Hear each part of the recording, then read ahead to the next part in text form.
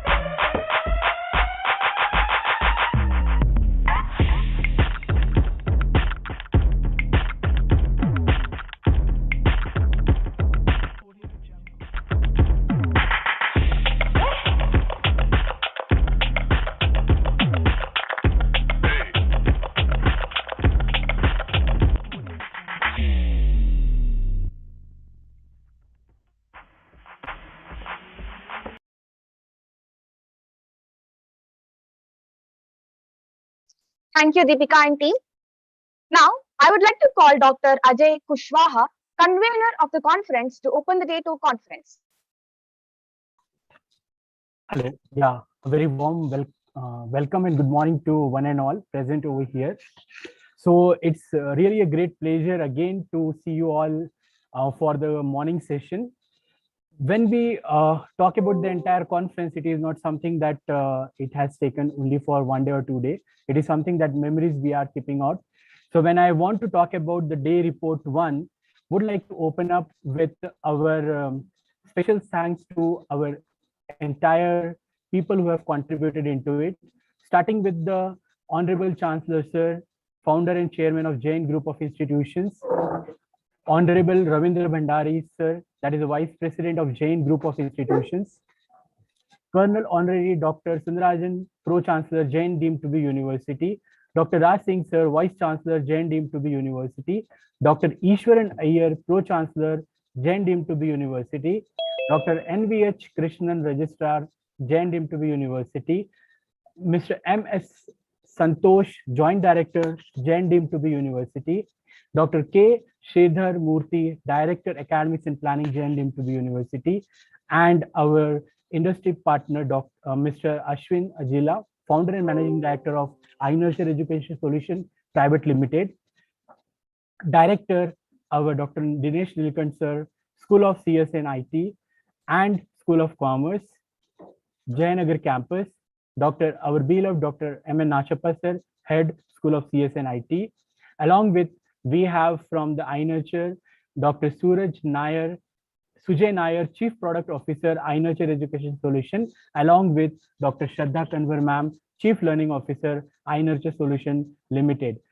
With their blessings, we have started the day 1. And when we have started the day 1, it was the morning where we were delighted to have the Professor Dr. Luminita Moraru, Professor from Galati University, Romania. She has done our inaugural conference sessions on the talk of on the cancer prediction and its remediation. Then later on, we have blessed with Sarang Kadsait. He is the Security Consulting Manager at Accenture Solutions. He was ex-Deloitte CA, ICICI Bank, International Resource person, who was there, who has talked about the cybersecurity, its ethics, and how it is going to prevail. So that was the session handled by our international conference for day 1. After that, when we have started with sessions. We have conducted 4 parallel sessions for yesterday. When I talked about the entire diversity of this conference, ICRD-STEM 2022 has emerged. When I say as an emerge, it was our yesterday's success. It has provided the techno platform to connect education expertise, passionate educators, and all over the nations who have come across multidisciplinary. When we talk about our name STEM, we included the science, technology, engineering, and management. We have reached almost 26 countries, from which we have received a different research projects and the papers from various students, research scholars across the country and from the different nations. So when we talked about the session, after the session, we have blessed with our session chair. Our session chairs handled in the parallel. We were blessed with Dr. S.B. Kishore sir. We have Dr. Santosh Henge. We were having Dr. Anant Oja sir. We were having Dr. Sunita ma'am. We were having with us who have taken all care of the session. Yesterday, we were almost done the presentation, more than 50 papers for it, and today we are there. So when it comes to the total count, I would be very happy to inform you all that we have received almost 245 papers from all the different streams, including science, technology, engineering, and management, out of which we have almost accepted more than 120 20 papers, if I'm not wrong, and all of them were present on 8 different sessions. So all the 4 today's sessions we are going to run into the parallel mode, which is going to starting at 11:30 in 2 different platforms. When it comes to talk about the session and all, we were very delighted to tell you that for all the sessions, we have separate what we call the prize and the appreciation part. When it comes to the today's session, we were happy to welcome our today's resource person, Dr. Nitin Goje sir. He is there with us. Very shortly, we will introducing him. Thank you, sir, for joining us. So in the entire team, Yes, thank you. Yeah, thank you. So I was just talking about the papers and all. So let's see our today's session. We were having almost more than 50 plus sessions into it. And we were expecting everyone to present with their all enthusiasm and the passion. So to promote all these activities, to make our student onto the platform so that they can deliver, they can appraise. So we are here with ICRDSTEM 2022, the student conference hosted by Uttunga. Uttunga is a student research forum under the aegis of School of CS and IT, Jain deemed to be University, Bengaluru. So on behalf of all the team who is continuously, tirelessly taking the effort for making this successful, with your all blessings, I wish for the today's session and would like to hand over the session to our student coordinator, Vidya. Yeah, thank you. Thank you, sir. We have with us today's keynote speaker, Dr. Nitin S Goje.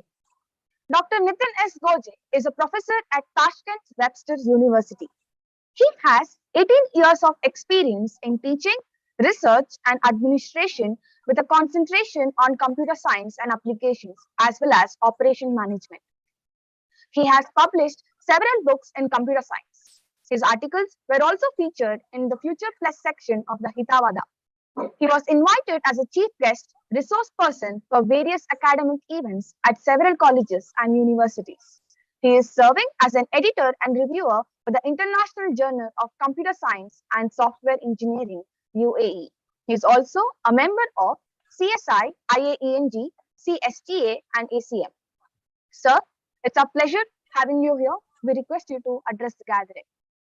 Thank you so much. Can I share my screen? Yes, sir. Is it visible, everyone? Yes, sir, it is. Just a minute.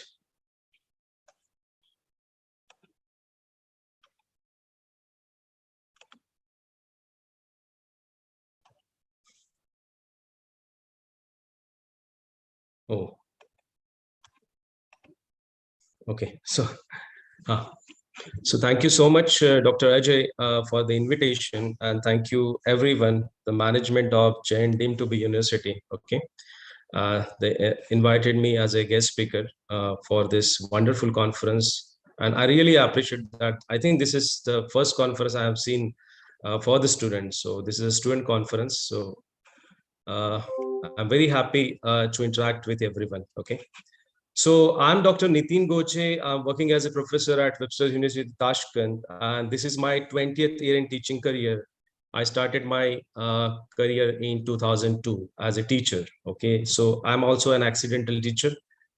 I went for a software job, but unfortunately there was a recession in 2001, and then I accidentally came into the teaching field. But now I'm in a teaching field, and I completed 20 years in the teaching field. Okay.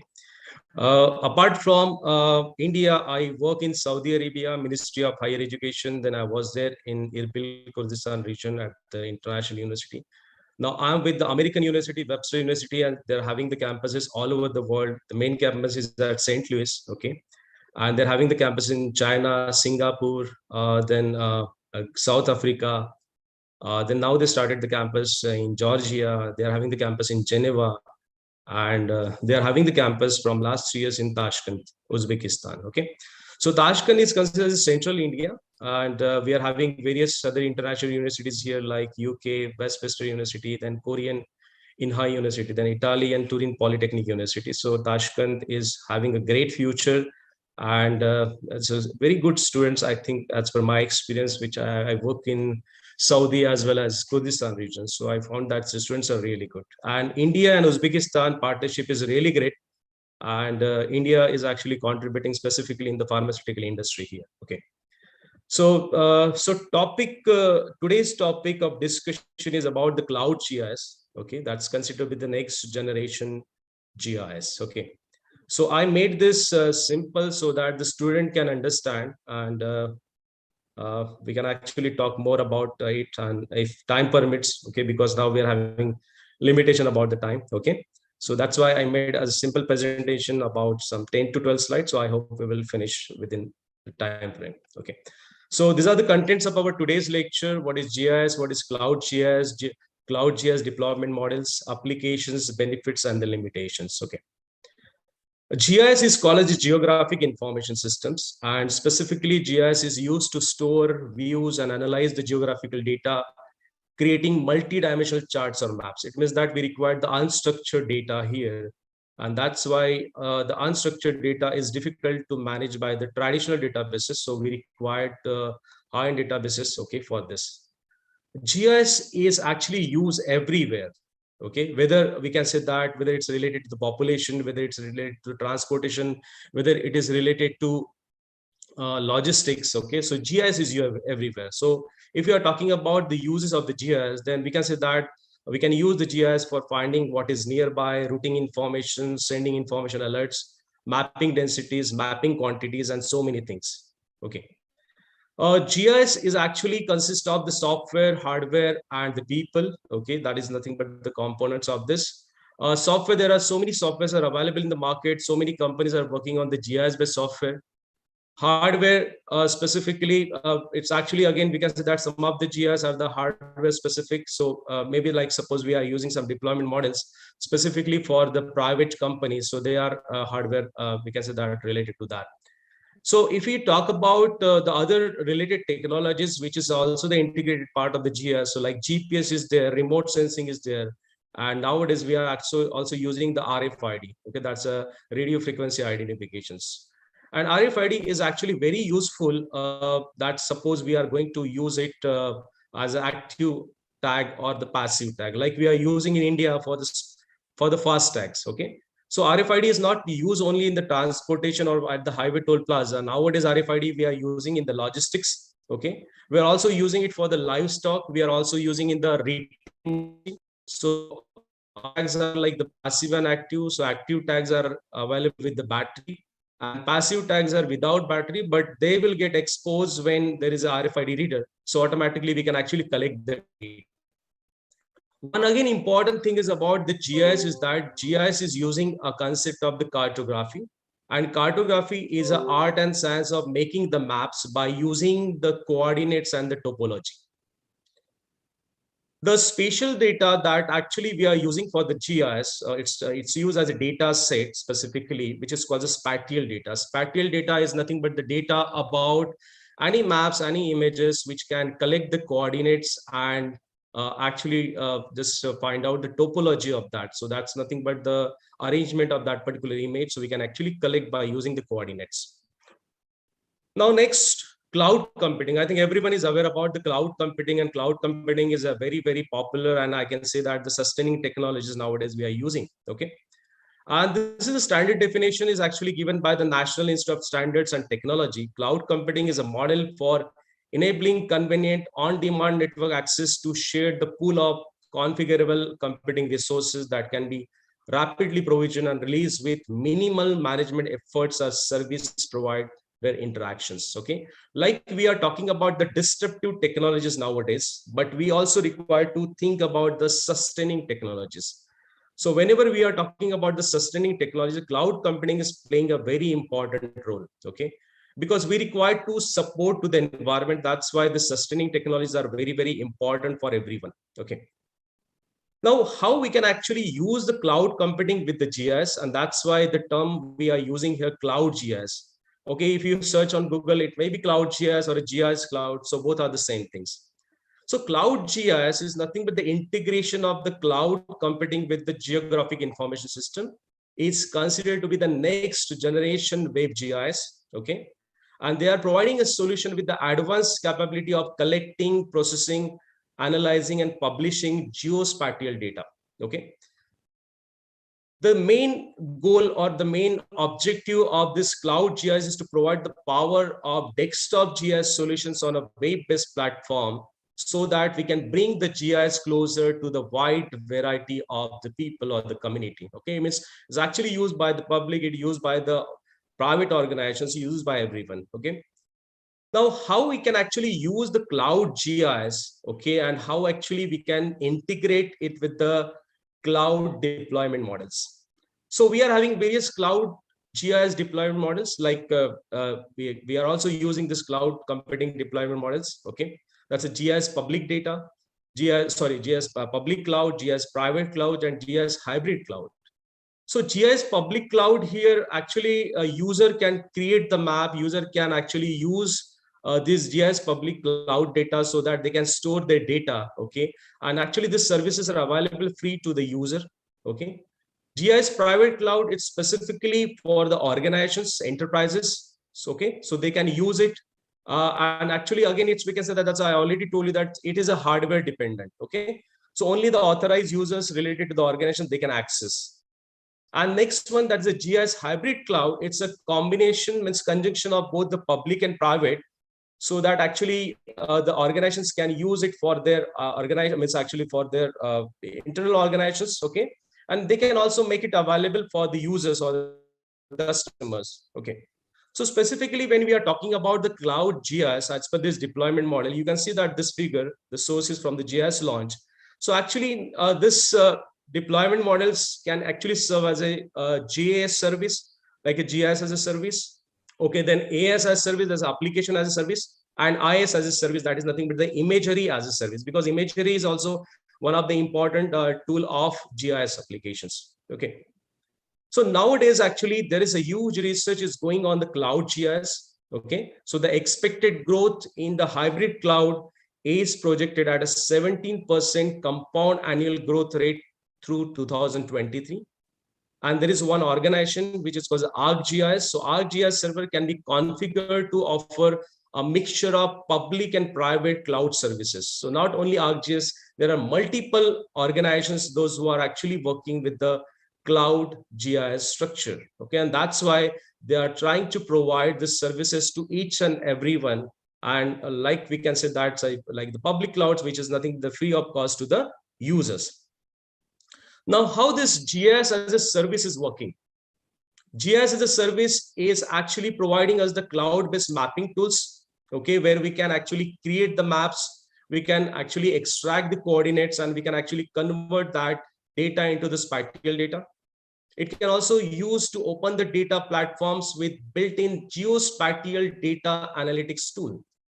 Now, how we can actually use the data analytics in the Cloud GIS?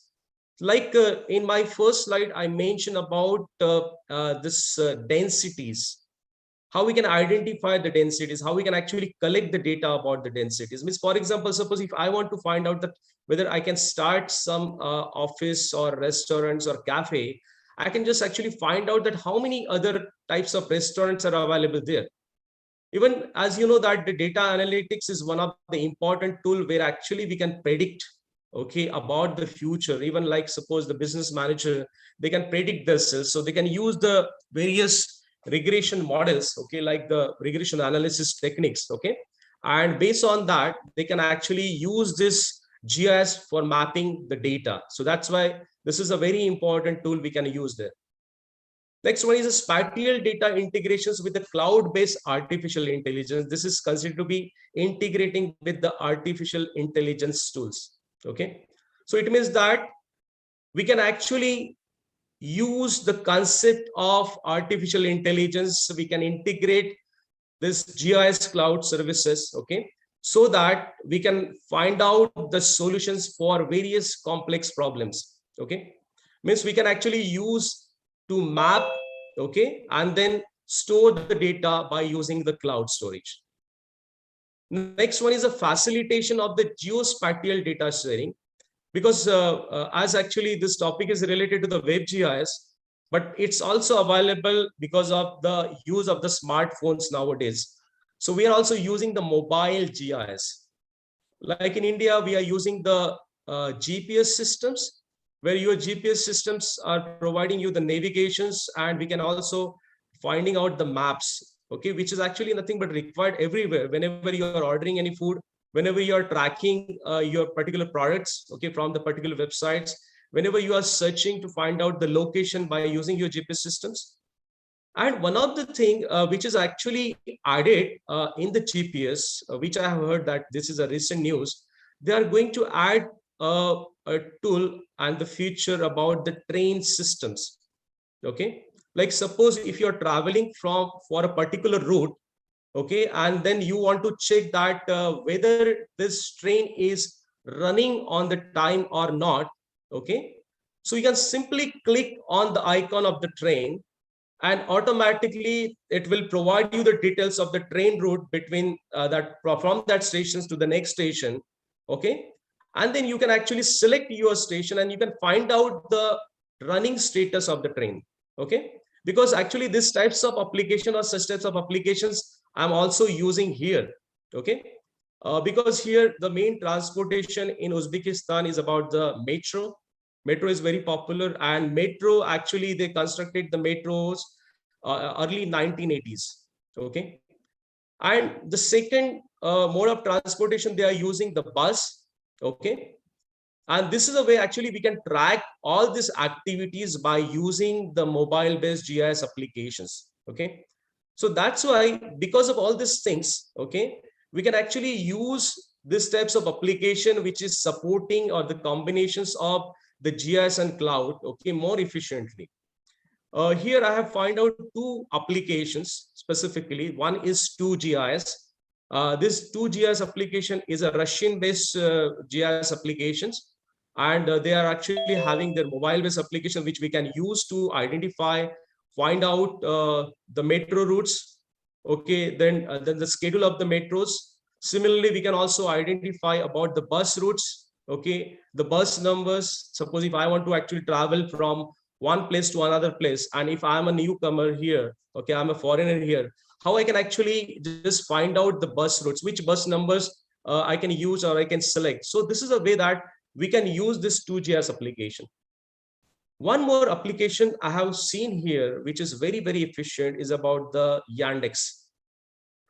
Like in India, we are having the Ola and Uber taxi system. So similarly here, we are having a Yandex taxi system. Again, the Yandex is a Russian system, okay? So it's actually specifically used in the USSR, okay? And similar to that, the advantage of this Yandex is that they're also providing the Yandex map. The advantages about the Yandex map is that you can also get all the information which is provided by the 2GIS application, but at the same time, by using the Yandex, you can actually call a taxi which is not available in the 2GIS. So this is a way that you can connect with the Yandex taxi if you are not able to find out the metro or the bus. So that's why this is a very, very efficient for everyone, whether it's a local user, whether it's a foreigner, because this application is available in multiple languages, that the local languages, that's Uzbek and Russian, as well as in English. So I found it that this is a very, very useful tool. And actually, thanks to the cloud GIS that actually we are now using here. Okay. So as I talk about that integrations of the cloud inside or with this artificial intelligence. So actually, cloud computing is considered to be integrating with the artificial intelligence, and now they are actually started working on the strong AI rather than the weak AI actually we are using now. So they are trying to use it for the high resolution imagery, okay, because again the high resolution imagery required the high we can say that the technology, and that's why this is a way actually we can use to integrate with the artificial intelligence. Okay, so that's why we can say that it's also providing you the services specifically in the field of the artificial intelligence. There are multiple applications of the GIS. Okay, specifically after integrating with the cloud computing, like map editor is there, map viewer is there, map portal is there, mobile data collection is there, crowdsourcing is there, geocoding is one of the important application of the GIS.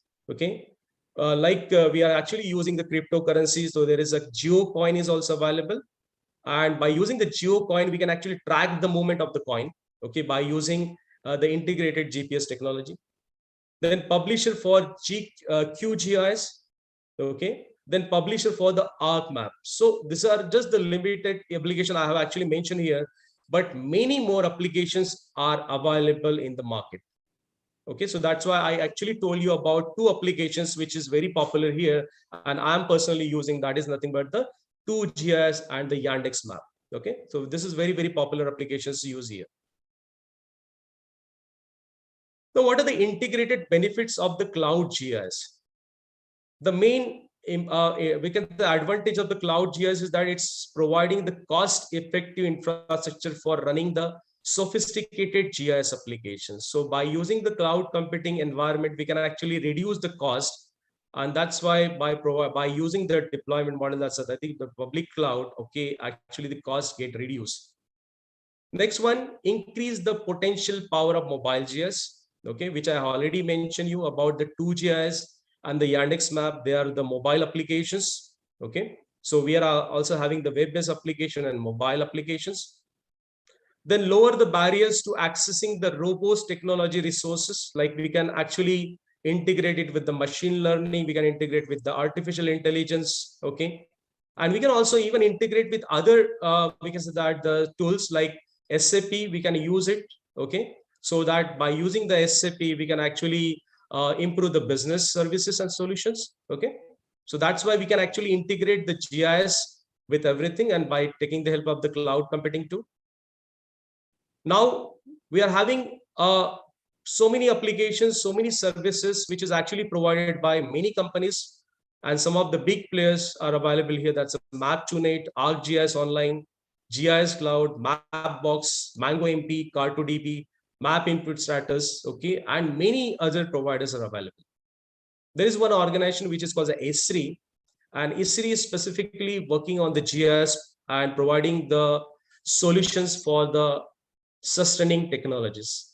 Specifically, they are working on the environmental issues, okay, like forest fire problems are there, maybe water related problems are there, okay, maybe population related problems are there, maybe resources related problems are there. So all these problems are actually nothing but carried out by this history, and they're actually now started using this cloud computing, okay, with the GIS. So that's why we can say that this is also one of the important advantages of the GIS, okay, by integrating with the cloud computing. Now, like we are having the benefits of the cloud GIS, but at the same time, we are having some limitations. Now, what are the limitations that we are having about the GIS? These limitations also, we can say that we require to improve, okay, in terms of our technology, okay, that way we are using, and we can actually overcome this limitation. But let's actually talk about the limitations too. Okay, the limitation is that we require the reliable and the fast network, which is very, very important. Okay, because so much of data we are actually transmitting from one place to another place, we are accessing the data, and that's why we require to use, like suppose if I'm using the private cloud, even I'm using the public cloud, or even I'm using the hybrid cloud, okay, I require to actually share this data, I require to download the images, I require to, okay, find out any particular route. So that's why we require the reliable and the fast network. That's very important. The second issue is about the volume of the GIS data. And GIS is a very vast topic. And when I say that the geographical information system, it's nothing but the information systems of everything. Okay, whether it's related to the natural resources, whether it's related to the population, whether it's related to transportation, logistic, everything we can actually consider the part of the GIS system. Okay, so that's why how we can handle this volume. So it means that we require to implement, or we require to integrate it with the big data analytics, where it can actually able to process both the structured and unstructured data. So where your traditional database systems were not able to actually support, So we require to use the multi-dimensional databases. Okay, so that's why we can actually overcome this issue by this way. The next problem is about the security of the data in the cloud. Okay, so like either you are using the public cloud, private cloud, or the hybrid cloud. So this is the responsibilities of the provider. So they should provide the security to the users. Okay, so that's why this is one of the major concern here.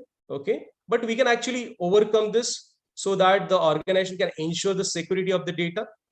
Okay, because actually most of the information we can actually store at their physical equipments. Okay, so this is also very important.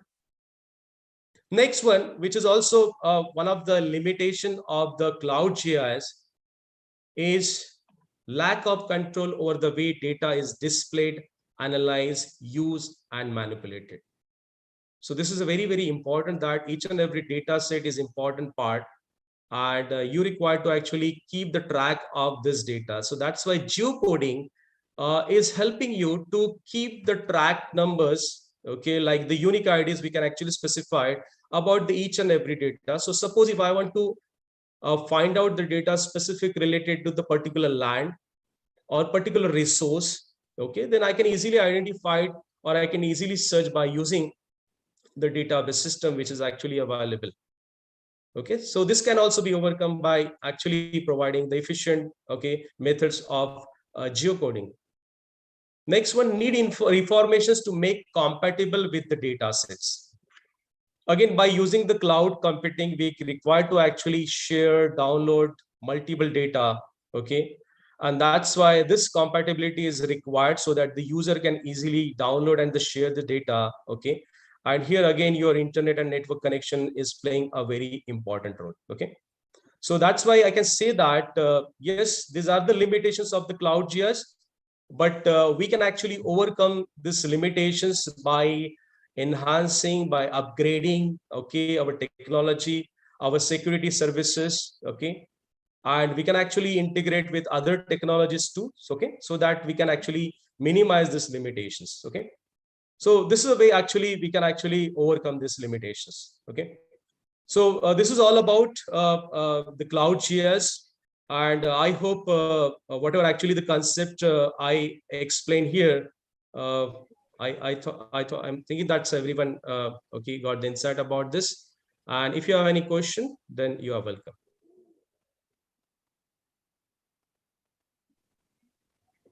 Yes, can you hear me, everyone? Yes, sir, you are very audible.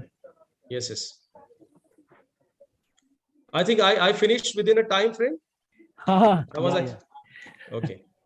So because I was thinking that whether I can finish in the time frame or not. Okay. Okay, it's okay. First of all, the moment when we are getting certain questions, I would like to extend thanks and a gratitude to Dr. Nitin Goje sir. So when it comes to sir, we actually have not yet met, but we have a very strong bonding and relation almost from a couple of years. Yes, yes, yes. If I'm not wrong, yeah. So when it comes to that, I'm really happy that sir has not only joined only to provide the session, a wonderful session, but he has a very vast experience, and that too overseas experience is very important. So when it comes to that, sir has also helped us in various other ways, like how we should go on the things, what are the collaborations has to be done, what are the things that we can do as a faculty, how intercontinental, even if suppose we see the Tajikistan, what sir is now, and if we talk about the Webster University. So we have a lot of discussions and all, and it was really a fruitful discussion. I strongly thanks him for accepting the invitation. And not only, if you know the yesterday's session, Sarang sir recommendation was actually given by Dr. Nitin sir only. Sir, his session was also wonderful. And Sarang is my student. Yes, and of course he is your student. Sorry, I forgot to mention that. So it was really a way that when we see our students, na sir, it really gives a lot of pleasure. Yesterday when I was there at home, I got a lot of calls also, and he was said that, oh sir, I missed that particular part. I could be. So students from US, 2-3 are even in the Canada also. So they all come and they greet. So this is how what called a virtual social network, what we connect. So yes, LinkedIn yes, is yes, a tool, and this kind of conferences actually brings up. So on behalf of the entire team, Uttunga team, ICRD STEM team, I really thank you, sir, for your Thank you so much. Thank you. over here. In the meanwhile, I can see one of our today next session is from the Ajit Yadav, sir. Sir is already here. I guess we got a question, sir. Let's take a question. Yes, please. Yeah, Please. yeah. So I should not waste their time. Yes. Actually, it's a vast topic, but I tried to actually finish in a short time because multiple things are there we can actually discuss. Yes. Yes, Amarnath, JL. Yes, sir. Good morning. It was a nice presentation, and the topic is also good.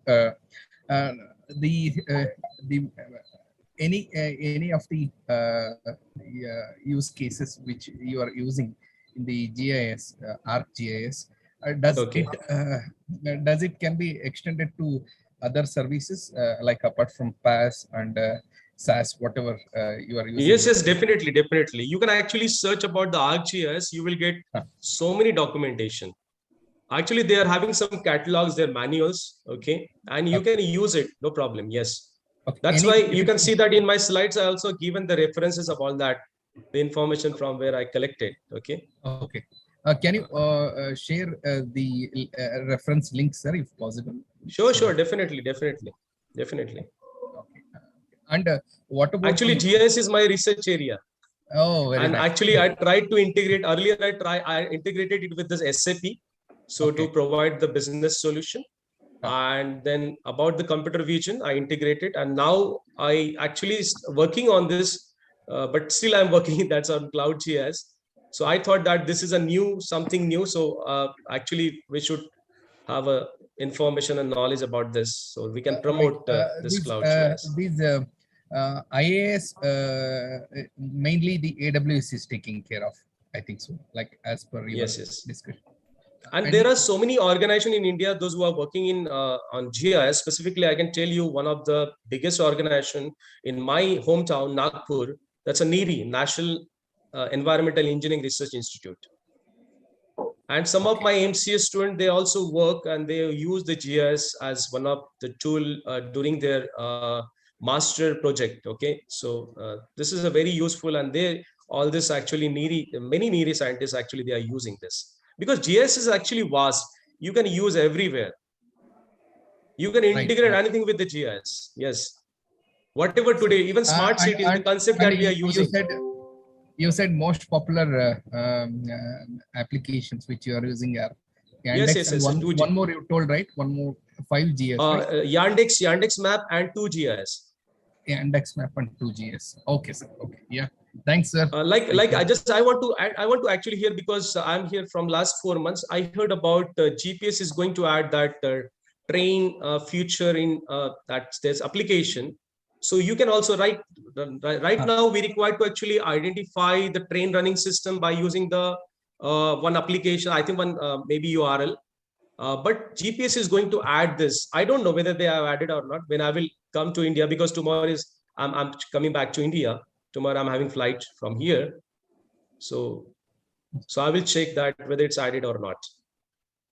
Here it's not available in the GPS, but it's a part of Yandex and 2GIS map. And the formula what we are seeing, we can implement this to our Bengaluru Metro Transport Corporation. Sure, definitely. That will be huge advantage for the corporation. Yes, this is a real good application. That's why I showed you. You can even prepare a project on this. This is really good. Yes, sir. Thank you, sir. You can connect. You can even talk with Uber or Ola. You can connect with them. Yeah. Okay. You can connect the taxi systems. You can connect. Maybe you can connect the local taxi system if they are not allowing you. Then you can connect your. We can say that like the maps are working. You can connect the train, metros, everything. And yes. Any possible like the services for the IaaS apart from AWS, any other cloud systems I can use? That's why I mentioned the names of the companies. You can Google it, okay? Or maybe I will also provide. No problem. Okay, thank you. There is an Indian-based company. I think GIS Launch is an Indian company. Okay. I Sir, mentioned the sources. Yes, yes. Yeah, please share the links of the resources. Sure, definitely. Yeah. Definitely. Thank you. Once sure will share, I will just share with you, sir. Sir, we have some questions, sir. Shall I read the question for you, sir? So how reliable is the security of GIS in the cloud environment? Could you please address data privacy issues that may arise in GIS? Yes, actually, that's why I told you that this is one of the limitation, but this limitation can be overcome by using that's like suppose the private cloud deployment models actually provided by the organization. So they should provide the security. Similarly, the public cloud. So this is nothing but the responsibility of the organizations. So that should actually provide, okay. And whatever actually the effective method that required to actually provide the security, okay. And data privacy is one of the, we can say that the important, we can say that the tool is required. And that's why the specific agreement between the organizations, like, because nowadays we are actually facing the problem about the globalization, specifically in the globalization about the trans-border data flows. Okay, so like suppose there is there in India where the Twitter is going to keep their server. What about my data? If you are using the MI-based mobiles, what about your data? Whether your data is actually stealed by China? In the data privacy, but this is we can say the responsibility of the organizations, so they can provide. Yes, this is one of the limitation, and this is the limitation of the cloud computing too. Right. Nitin sir, wonderful answer. There was a lot of requests from me that being a convener, I should just request you. So it is not only from the students, but also from all the faculties also. We would like to really incorporate you in future if there is any kind of collaboration kind of a part, like a student exchange program, something like that. If it is possible from your end, please do let us know. The problem is only is that we are a management university. Correct. And we are having only one major, which is called MIS. So I'm the professor at the MIS. And there is a limitation in MIS that MIS is a combination of both management and computer science. Correct. So if the students are interested for this, like they can learn about history, they can learn about the marketing, they can also learn about Python. They can learn about, yes, actually, yes, the syllabus is very, very advanced. I actually taught, I also learned many technologies here while actually working, because the syllabus is set by our main campus, St. Louis. Okay. But in our other campuses, like in Singapore or in St. Louis, we are having the masters in cybersecurity, masters in computer networks. So many specializations are there, but not in Tashkent. Maybe in future, we will actually, maybe we will start this types of program. We actually talk with management also. We talk with our rector also. Please start, because Amity is here, and Amity is providing master's and bachelor programs in computer science. Okay. But the Webster reputation is different. Yes. So basically, what happened? If we talk about collaboration, it kind of a mentorship also. So yes, sure, sir. Definitely. Yes, students can actually come here and they can do their graduation. The good thing is about the Webster, if you are taking admission at the Tashkent campus and you are trying to actually suppose plan for the study abroad program, is 2 years you spent here, and remaining 2 years if you want to spend in another campuses. So this facility is provided by the Webster with the same tuition fees. You don't need to pay the fees at the America, okay, because actually the fees at the Tashkent is different and the fee at the St. Louis campus is different. So around, we can say that the $25,000. Oh my God. Okay, we can say that for the course fees for the entire course. It's a master. It depends upon the type of course. I'm just giving you the example. So it's really great, sir, because what happened now when we talk about the higher education means if suppose someone want to pursue in some specialized, so many students basically ask that, sir, how to proceed and all. I think this could be an eye-opening session for all the students over here. So they have an opportunity to go for the master specialization if they are really willing to go from one country to another. Like what sir has told, that if you are at the particular university, you can just jump to the American university at the same cost without paying extra and all. Wonderful, sir. And the fact but the only problem, I'm sorry to interrupt you. We don't have a master program. Again, the master program is in education. Master program is in MBA program is there. MBA. And I'm actually also teaching to the MBA program, and there is only one course related to the computer, the information support for decision making. Wonderful. Good, sir. Good. So it was really nice to interact, sir. Your valuable you so presence much. was very important. And of course, I guess sir will always ready to help us in any form of mentoring, guiding and all. So that is all what required. This could be one of the outcome of any kind of a student international conference when we are uplifting the student, making them from a normal traditional way of education, way of understanding, taking into the next level, how the research, how the things has to be done. Research is something which is not a single field that only doing the PhD and all. It is now everywhere. So Yes, if yes, you're yes. taking a small decision to only buy a pen, also we do a lot of research till the lot of innovations and things happening into it.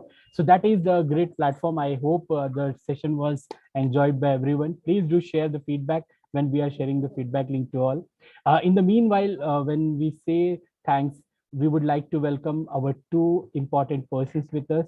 Dr. Ranjan Kumar, Assistant Professor, VIT AP is available with us. I request him, sir, if you are able to turn on your video. We have my friend also, I can say my friend, uh, Ajit. Ajit Yadav is present from Ireland. I'm very happy to welcome Ajit, sir. If you can turn on your video, we will be very happy to see you. Thank you, Ajay, sir. Give me a second. Yeah. Wonderful. Very nice to see you after a long time. Okay, so now. So I just sorry to interrupt you. Yeah, please. So yes, so can I leave because yes. If everything is done. Done. I just just a minute, sir. Huh.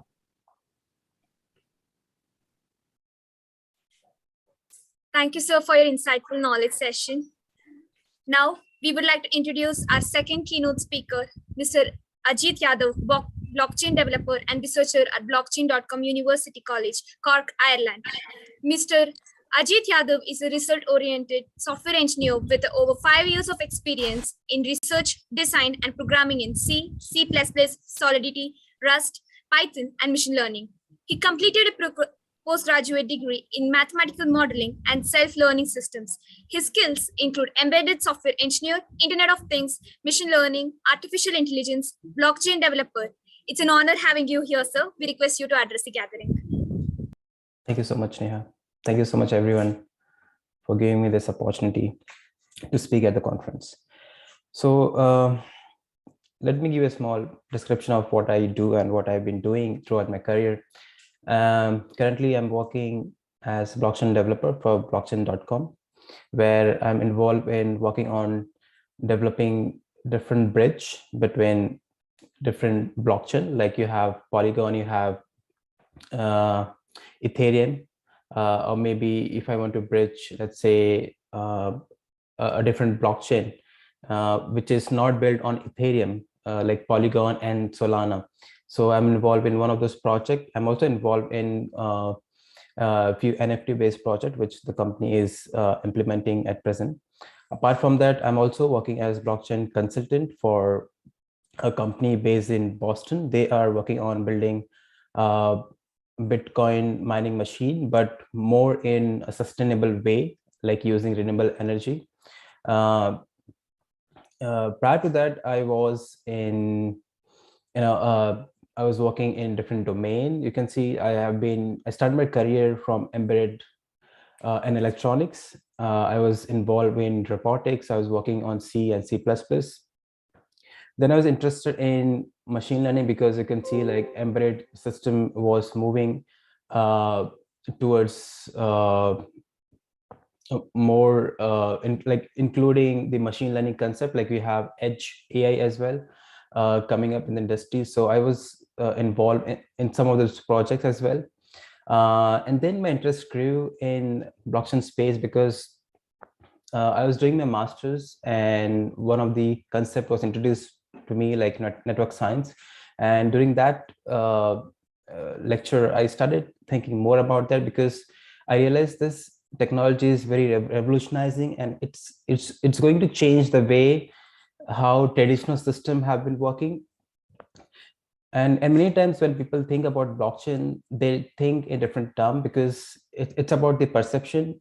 You have like a lot of tokenomics, like when we talk about Bitcoin, Ethereum, or different crypto coins, these are the things which are driving it, but that is not what blockchain is. Like they are built on top of blockchain, but they are driving it. They are part of tokenomics. But blockchain as a core technology is very revolutionizing, and it is going to change, and it is changing many industries even at present. So let me start a small presentation.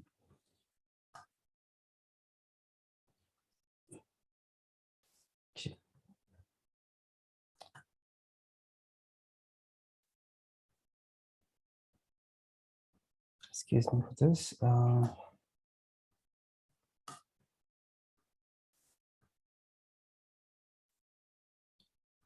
Okay.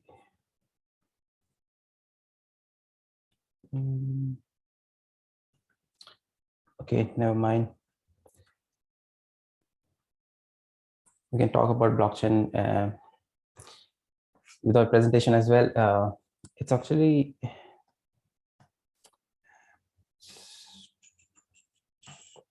never mind. So when we talk about blockchain, the first question comes to us like, what is blockchain? I mean, what do you mean by blockchain, and why is it called as blockchain? So see, blockchain is kind of a technology where you can imagine it as you have different blocks. In simple term, you have different blocks which are chained together, and something is happening. So just imagine in terms of block which are chained together. This is called as a blockchain, or just a very simple way of describing this thing. But eventually, blockchain is a peer-to-peer distributed ledger. It's a peer-to-peer led technology. To give you a simple example, I'm sure like you guys might be knowing about uTorrent, which we used to use long back. I know it's restricted in many countries at the moment. I used to download I used to use that to download a lot of movies, music, because that time there was not easy access. Like right now we have different platforms which you can use, like you have Netflix and Amazon Prime, but during that time it was not easy for us to get access to those movies. So even torrent was built on peer-to-peer led network, where you used to download a copy of digital file which used to exist in someone's network. So blockchain relies on same type of concept. Sir, I'm really sorry to interrupt. Sir, are you sharing any PPT, sir? No, not at the moment. Actually, I'm using a very different laptop, and it will take a while for me. Okay. It's fine. Thanks. Yeah. Okay, Thank you, Nia. So you can, as I was talking about uTorrent, like it's a peer-to-peer led technology. So the blockchain works in a similar concept. You can say it's a peer-to-peer kind of a distributed system where different parties are involved in doing some, let's say, activity. In blockchain term, we call it transaction. Whenever you are reading something or writing something or maybe storing anything in blockchain space, we call it transaction. That's a very simple way of describing what is a blockchain. Now when we talk about blockchain, there are different types. You have private blockchain, you have public blockchain, you have consortium blockchain. So now what are these different types? Now when we talk about public blockchain, you can think about, let's say, Bitcoin or Ethereum base. One more thing I want to clear this, when you hear about these different coins like Ethereum, Matic, or let's say you have Solana, you have Polkadot or Bitcoin, these are not only coins, but these are also a different blockchain who are using different mechanism to do a transaction. I mean, if you see that the transaction per second, like taken by, let's say, Solana, it's like I think they process about 65,000 transactions per second. But on the other hand, you have Bitcoin, which takes about, I think, 10 to 15 minutes to process a transaction. Now, when I'm saying process a transaction, I'm talking about sending and receiving, or maybe reading or writing something, in the peer-to-peer network. So whenever I use the term transaction, just think it as in a way like I'm talking about reading, writing, or storing something, in a peer-to-peer network. So these are different blockchain, and they come under category of public blockchain because everything is open. Now, if I talk about Ethereum blockchain, now they have a website called as etherscan.io. You can see all the transaction happening in that space. Who is sending, let's say, money to someone, who is reading, who is writing, who is doing what. It's actually visible to everyone. So that's where the transparency comes in, and that's where this is one of the key feature of blockchain: transparency. So everything is transparent in this space. It's not hidden. Anyone can see what's happening, how much, let's say, how much money or token is owned by someone, who is reading, who is writing, who is sending what. Everything is visible in this space. Now, other feature of blockchain is that immutability. Now, like in traditional database system, there's a chance that those database can be at risk, and any data can be rewritten. I mean, I can, if I have the central authority, I can somehow change the database or change some value, and I can present, okay, these were the actual values. But in blockchain space, that cannot happen because everything is decentralized.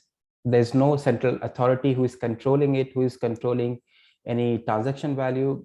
So whatever happens in blockchain space, it's completely decentralized. It's not centralized. So you cannot change a record in a transaction in blockchain space.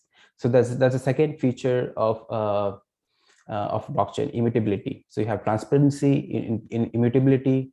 You also have one more feature called as security. Now, blockchain is very secure.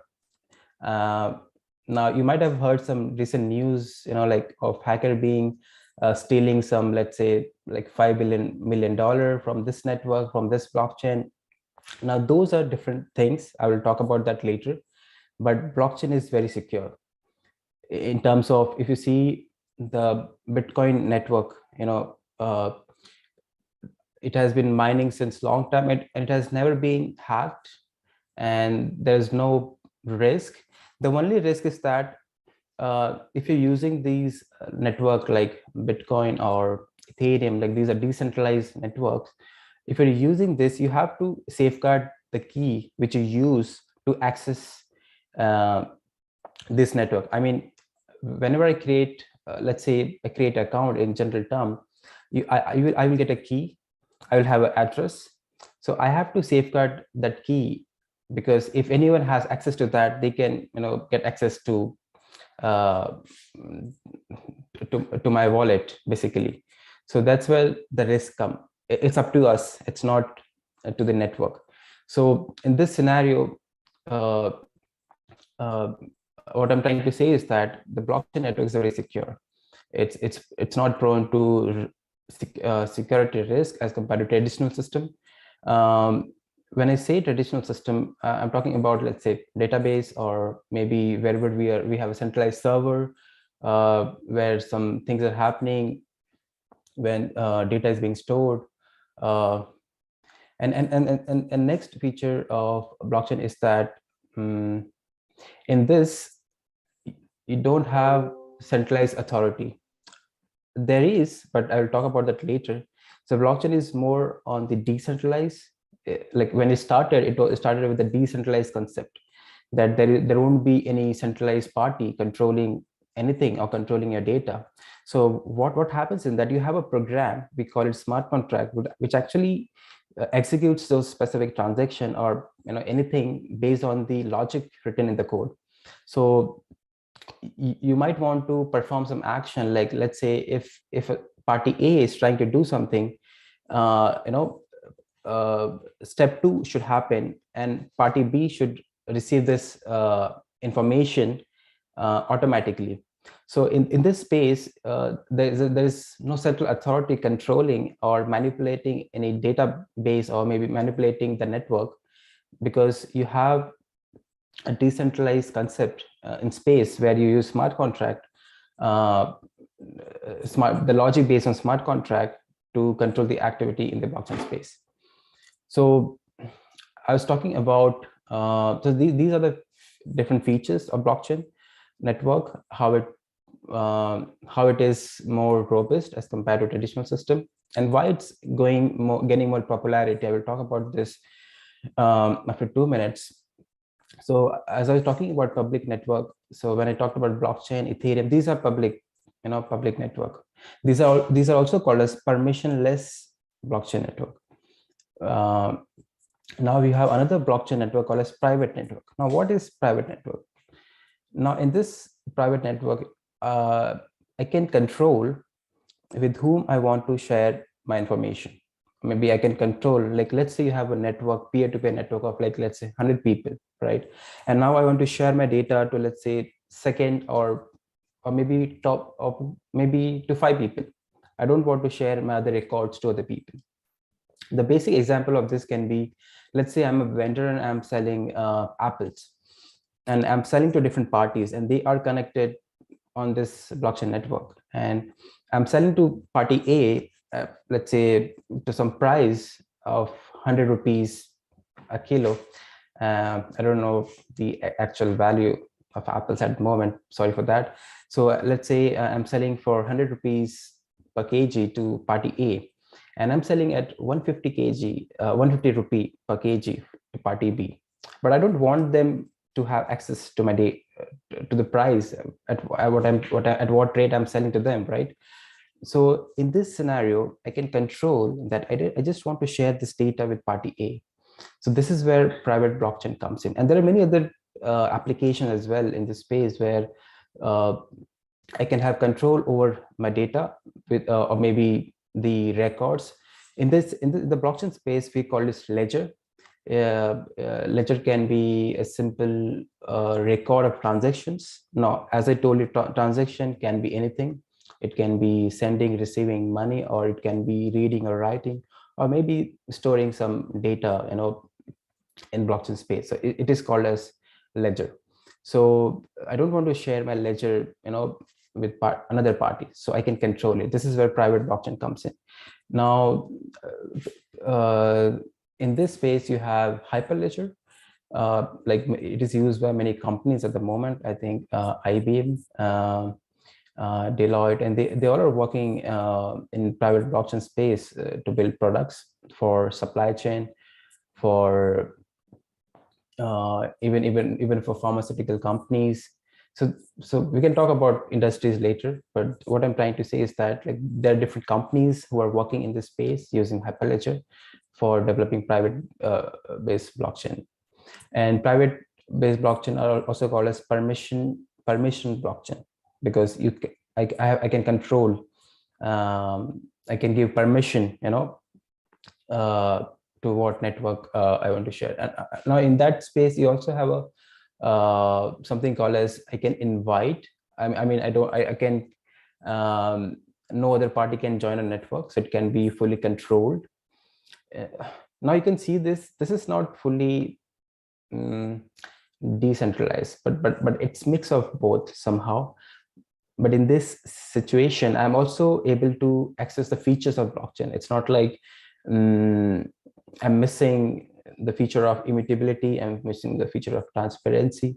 Yes, but I don't want to share some data to another party, right? But it's transparent between party A and B, right? And it's even secure as well. So these are a few types of blockchain. Now, when we talk about blockchain, many people think about how things are actually working, at the core, what this technology is all about. So the main thing in blockchain is consensus mechanism. Like when we talk about peer-to-peer network, when we say, like, there's a population of people, and they come to conclusion of something, And that's how consensus happens. So in blockchain space, you have, before going to that, let's talk about two different types of consensus. You have proof of work and proof of stake. Now, proof of work, as you know, Bitcoin works on proof of work concept, where you have different mining machine, different miners who are doing like heavy computational work to find out something, to solve some mathematical, let's say equation to find a value. And based on that, they come to a consensus. Okay, this is a value, and that's how a transaction is added to the a block in blockchain. Now, proof of work is very energy extensive. It consumes a lot of energy, and that's the reason like many were against this, because it was causing environmental issues. And on the other hand, you have proof of stake. Now, proof of stake is it's a very simple concept. It works on principle of, let's say you have different validators, and each validator will have like a ledger, and based on that, a consensus is approved, or any transaction is added to the block. And that's how things work in proof of stake. These are very on a high level, but if we go on in depth, it's in simple term, it's just what is trying to happen over here, like why we have this proof of work, proof of stake. I mean, why do we have this consensus mechanism? It's purely for the security purpose. Let's say I want to add some record to a ledger, I want to add some data or maybe some information to a database, right? But there has to be some party which has to approve it, not the value, but that this data is coming from a, let's say, valid source, or maybe this data is a valid data. For example, I'm sending some, I'm talking in terms of tokenomics, I'm sending some money to like party A, and I can change, right? Because this is not controlled by someone. So let's say I can change that I own $1,000, but I actually have $100. So I can change the record. So to prevent that, you have a consensus mechanism in blockchain space where things are actually validated before it gets approved and added to the ledger. That's why you have proof of work and proof of stake concepts.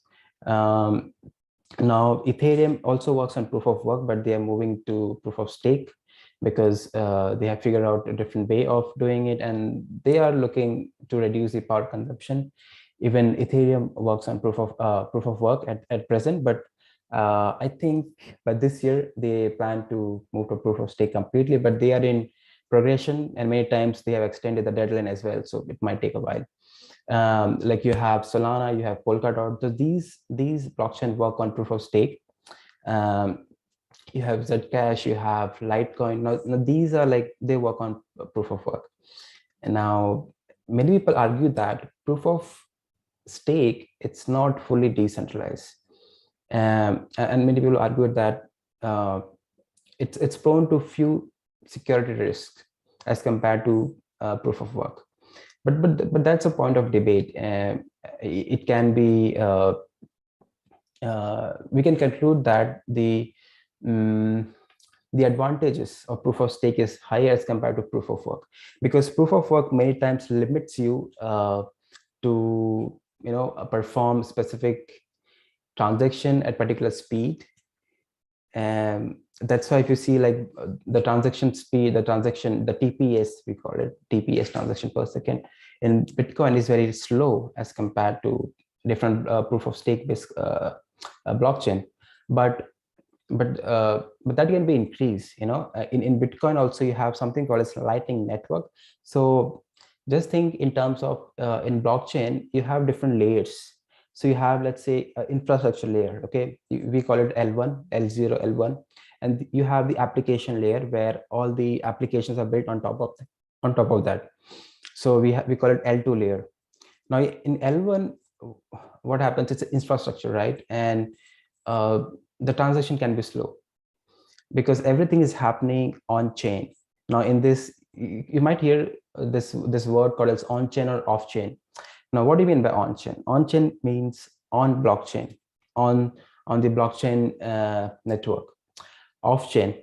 Now, these layer 2 solution, what they are doing to increase, let's just think about Ethereum. Okay, Ethereum is a layer 1 solution, but you pay a high gas fee for doing any transaction. Now, what is a gas fee? I mean, initially even I was confused about that, like what it is talking about, but gas fee is nothing but a fee which you're paying for doing any transaction, or maybe storing data, or maybe reading or writing. This is called as a gas fee. I mean, that's a different term. So in blockchain space, you have a lot of different terminologies, but it's not quite different from what we have in current system. It's just they use different terms. And that's the reason many people find it difficult to understand the blockchain concepts. So in Ethereum, you have gas fee, and this gas fee, let's say, even if you're, for example, you're sending $10 to a person, sometimes this gas fee is around $60. And that doesn't make sense. I mean, I'm sending a $10 to someone, or maybe I'm doing some transaction or saving some record, or performing something on Ethereum blockchain. I have to pay $50 for that, and it's very costly. And if you see, Polygon Matic is built on Ethereum, and in that the transaction cost, let's call it gas fee, is around $0.001. So you can see how this layer 2 solution has reduced the gas fee. Now you might wonder how this is happening, why you have such a high reduction in the gas fee if it is built on Ethereum layer. Just for information, Polygon Matic is built on Ethereum. There are different blockchain which are built on top of different blockchain to increase the speed, transaction speed, to reduce the cost, or maybe to make it more have some centralized. So there are different aspects to understand in blockchain space, how different blockchain are using different technologies, different techniques to improve something, and you might compromise with other thing. So we call this like we call it trilemma. In blockchain space, you have a trilemma. So it's a triangle. So each in triangle you have 3 different points, and each point represents one of the point represents the security. The other point represents the decentralization. Okay, so you have the security, you have the decentralization, and what's that word? I'll come to that point. So I'll come to that point. I'm not able to get to that exactly. So you have the security, you have the decentralization. Okay, we'll come to that. So what's happening, like in Matic, what you're compromising? You're compromising with a bit of, let's say, decentralization and security. Now this happens whenever you build any next layer on this blockchain. You compromise with one of these feature of blockchain, because to increase the speed or reduce the gas fee, you have to perform some logic, you have to create some different solution, and that's the reason you might compromise with these aspects. Even you have a Binance coin, Binance blockchain that is built on Ethereum. So there are a lot of different blockchain built on Ethereum, and they have different solution, and this solution especially comes in modification of how consensus is happening, how consensus mechanism is happening to improve the speed and reduce the cost. So this is all about consensus mechanism. I mean, there are different types of like proof of work and proof of stake. Even in proof of stake, there are different types. You have proof of history, you have proof of history, proof of time.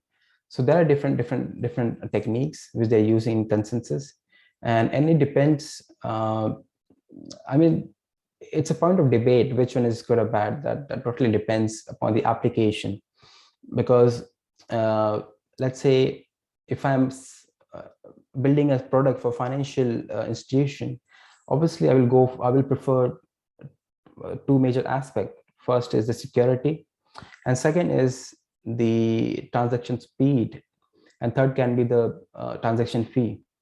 So that depends upon the application, which blockchain to choose. I mean, not only the proof of consensus, but also a blockchain, which blockchain to choose. Now, these blockchain are different in terms of the infrastructure they use, in terms of consensus, the speed, security. So we have to consider a lot of aspects when building any solution in blockchain space. I cannot just go and decide, okay, I will use, let's say, Hyperledger today, or I will use Ethereum blockchain today, or I will use Solana blockchain.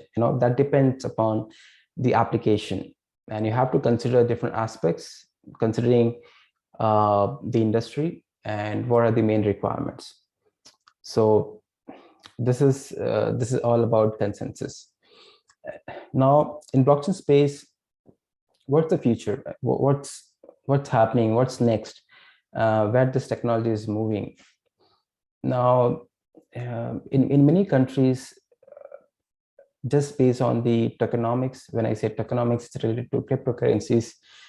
The technology is not able to develop further because it's banned because of decentralized nature of blockchain, because there are a lot of negative aspects as well. If you see any technology, you'll have good and bad sides. So the bad side is that there are many activity where it can involve money laundering, and I mean, I can send millions of money to anyone in the world. That's actually a good feature if you see in blockchain space. Like in traditional banking system, you have to send to bank. No. I mean, if you're sending to someone, it goes to three different steps, or maybe two different steps, depending upon whom you're sending and what bank it is. So there are a lot of parties involved in between. But in blockchain, it's like if I'm sending money to party A, it's straightforward. So there are not, I mean, a central party or maybe any authority in between. So it also reduces my cost of transaction. If you see, there was some data related to a money transaction done. It was about, I think, millions. 5 million or something, I don't remember exactly, and the guy just paid $50 for just transferring $50 million on blockchain network, and that's a huge saving. If you're doing with a traditional banking system, I don't know, the cost is very high for sure, but that's one of the advantage of using blockchain in financial institution, in financial industry. So where this industry is heading now, you can see now many companies are trying to implement this solution. For example, MasterCard. I'm just talking about financial institutions at the moment. Visa, MasterCard, Amex. They are trying to include blockchain in the solution somehow, because eventually, if they don't cope up with the changing industry trend, they might be left behind. Now many people say that Solana is the next Visa, but that's a point of argument. I don't want to talk about that actually.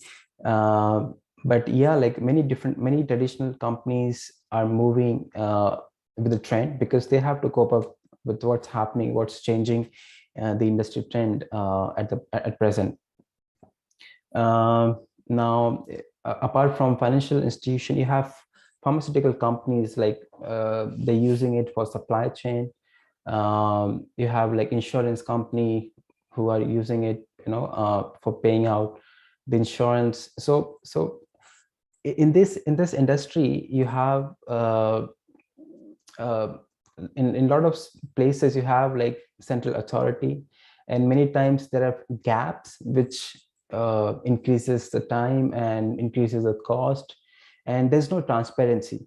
So blockchain is changing those industries where transparency is required, and eventually wherever there is more centralized control, it's going to reduce, because blockchain is going to make them a bit of decentralized, open to people and open to organization.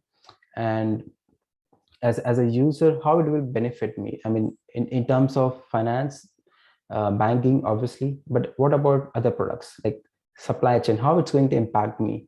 Let's say you're buying some product and there's no transparency from where this product is actually coming. I mean, I can create a fake record and I can tell you, okay, this product is coming from, let's say, Africa for some reason, and I can say this product is coming from Africa, from the city, but I can create a fake record of that. I can modify that. But if you use blockchain, it cannot be modified, and it can be transparent to the end user as well. Like, okay, this product is coming from this place, and this is how it was. It came through the different channels to me. So these are few on a high level how it is it's impacting different industries. Just to stop over there, like, do you have any questions, guys? I can proceed further. If you don't have, then I'm ready to answer your questions on blockchain or anything related to that.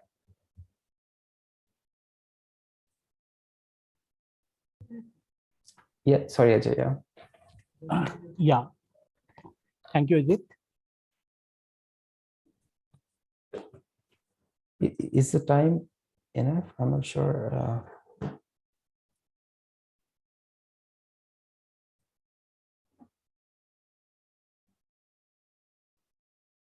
We can also talk about NFTs after this, how things are working. I mean, many people are unaware how this trend is working and moving in what direction. We can talk about Web 3.0 as well. What is Web 3.0 and why we call it creators economy, all those aspects. I'm just waiting for any questions. If someone has, I can answer it. Yeah, Ajit, if you can check the chat, many questions are there. Okay, sorry, I guys. hope you like to answer them one by one. Sorry, guys, I didn't check that. Okay, great. Not a smart contract. Blockchain is centralized, decentralized, both. That's correct. Thank you, Dr. Tusky. What is smart contract? What is smart contract? How do you blockchain with cryptocurrency or the major application of blockchain? Give a please introvert consensus mechanism. How hash is used in blockchain? Okay. How different it? Okay, that's a very interesting question. Now let's come to what is smart contract. Now, smart contract is actually, you can say, a code logic, which is once deployed, it cannot be modified. So I know, like, this is very different. The terminology is very different. Why it is called a smart contract? You can say, like, contract is something which is once signed, it's done. You cannot do anything about that. So you had a deed with someone. Okay, I'm going to follow this, and these are the implications. Or just the logic is not like that. Actually, I'm just giving an example. Okay, these are the deeds, and two people sign it, and okay, done. Now it cannot be modified, and you have to act according to the deed. Now that's the reason it is called as a contract. Now, smart contract is actually a piece of code. Now, if you're building any application on Ethereum, the smart contract is written in Solidity language. I think you can also use Viper, but Solidity is more widely used for building application on Ethereum. And now I don't want to go in depth how smart contract works, what is EVM. So, like, if you go in depth, there are a lot of things to talk about and discuss. But on high level, smart contract is a piece of code written in Solidity if building application for Ethereum or EVM based chain. Now, when I say EVM, is called as Ethereum virtual machine. So you have Matic, you have Binance. So these are like EVM based chain. If you're building application on that, then you have to use Solidity. So Solidity for smart contract, not for the dApps or or different websites. It's for smart contract. Now, if you're building smart contract for Solana or Polkadot, you need to know Rust language, because they use Rust language for the smart contract. And now there's one more language, Caro. I mean, there are different variation of different languages, but again, like on high level, these are like piece of code where you define different things, and based on that, the code will interact with you, with the user, and with the with different parties. That's what the smart contract is. How do you differentiate blockchain with cryptocurrency? Now, when I was talking about blockchain, I was using the term tokenomics, and maybe let's say tokens, right? Now, they're actually different if you see, because blockchain is a technology, right? Blockchain is a core technology which is doing some activity or transaction or whatever things are happening in this space. Now, cryptocurrency, you can say it's kind of a something which is driving it. Now let's talk about to understand this. Let's talk about proof of stake consensus or proof of stake blockchain, right? Now, in that, you have different validators, right? And different validators, how do you incentivize them, right, for running the network? Because if you're building something, there should be incentives for those validators to be part of the network, because it's a peer-to-peer network, right? So why will I become part of that network if there's no incentive for me? I mean, I cannot keep running on cost. And that's what these miners are doing. They are becoming part of network. They are becoming a peer in this network, and they are getting incentivized for for mining. That's how this thing, cryptocurrency, comes into play. It doesn't have to be part of blockchain solution. It's just part of the network to incentivize the validators who are approving your transaction. I hope that has answered your question. What are the major application of blockchain? So, as I was talking about application, to understand the application, you need to understand what's the unique feature this blockchain technology is offering, and what are the things we can solve using this technology.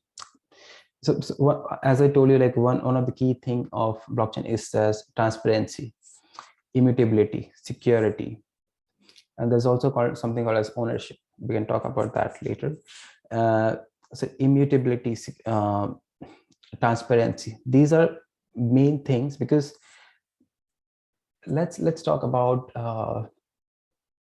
simple voting system, right? I mean, we talk about creating a voting system which is secure, which is digital, but how it's going to be secure, how it's going to be free from risk related to security or hack, or maybe I can fake something and I can vote into the system. But yes, there are different ways this data can be changed, and and it's hidden, right? Whatever is happening behind those centralized platforms, we don't know what's happening. So there is a bit of control by some central authority over there who can modify that data. Now we're using blockchain that can be more transparent, like and a single person cannot vote twice. That's also a solution which can be which can be offered by blockchain. Like one person cannot vote twice, and it can be transparent. It's immutable. No one can change the records. It's secure. So this is just one application of blockchain. So what I'm trying to say is that based on its feature, it can be used in different industry, even in banking system. Now it is changing the banking system in a broad way, in a very different way. Now, if you see JP Morgan, they have created their own, they're working on their own blockchain network. They have created their own currency. Now that currency is actually, I want to use the term called as pegged to a dollar. Now the value is not in this. There are two types of cryptocurrency. One is stable coin, and other is like, which is very volatile. The value goes up and down. Now, when I say stable coin, the value is pegged to a dollar. So you can create a cryptocurrency and you can peg its value to any country's currency, like INR. So we can create a stable coin and we can peg its value to INR, and the value of that digital currency will be equal to 1 rupee. Okay, even if the market fluctuates, anything happens, the value will be equal to 1 rupee. So it can be used. So like by using this concept, JP Morgan is working on that project, and they are building different application for the clients. So it's changing the way financial institutions run. It's changing the ways how supply chain runs. It's changing the way how pharmaceutical companies are creating a new drug or something like that. It's changing the way how ownership works. To understand ownership, we can talk about NFTs, how things work in that space. I hope that has asked you complete your question. Please give me about consensus mechanism, how hash is used in blockchain. Okay, so I'll just give it, I will try to make it short because we might be running out of time. So Dr. Tashkent is asking, please give an intro about consensus mechanism. So when we talk about consensus mechanism, there has to be few parties involved, right? Like, let's say there are four, I'm sitting with 4 people, and we need to conclude to something. Okay, yes, this is right. No, this is wrong, right? So in consensus mechanism, you have validators. Now we can talk about proof of work, a consensus mechanism, or proof of stake. In whatever it is, you have different validators. So in proof of work, you have miners as validator who are validating the transaction or the activity in the blockchain network. And in proof of stake, you have validators. Now, what are these validators? This can be anything. It can be a computer system, or it can be a system deployed on cloud. Nowadays, all these companies, they are deploying that validator on AWS, GCP, or Azure, because you have to keep these validators running 24/7. There should not be a downtime. And to prevent that, they are running same validator on, let's say Azure or GCP, or just in case if, let's say, AWS down, so you have a backup. Now in this situation, the validators are actually validating different transactions happening in the network. Now there are different types of validators as well. You have like archive validator, you have full node, you have, so it's what are basically a validator? They are like nodes. So you have full node, half node. Now when I say full node will have the record of latest transaction. So now just imagine like there are 4 people, and so one let's say one is acting as full node, and one is acting half node, and one is archive node. So as an archive node, I will have list of transaction which happened from the start, right? But I may not have the latest one, but I will have the older records or older transaction. Again, when I say transaction, it can mean anything. It doesn't has to be monetary. It can be read, write, storing, writing, anything, that sort.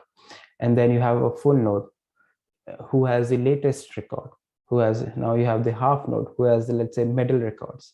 So that's how different validators are divided. and based on that, they are incentivized in the network for approving the transaction. So it forms part of the security of the blockchain network. How hash is used in blockchain? Hash is very important because now what is hash? You need to understand that why we are using hash. Now this forms a key thing in blockchain because of cryptography. You want that the data or anything has to be secure. Let's say you have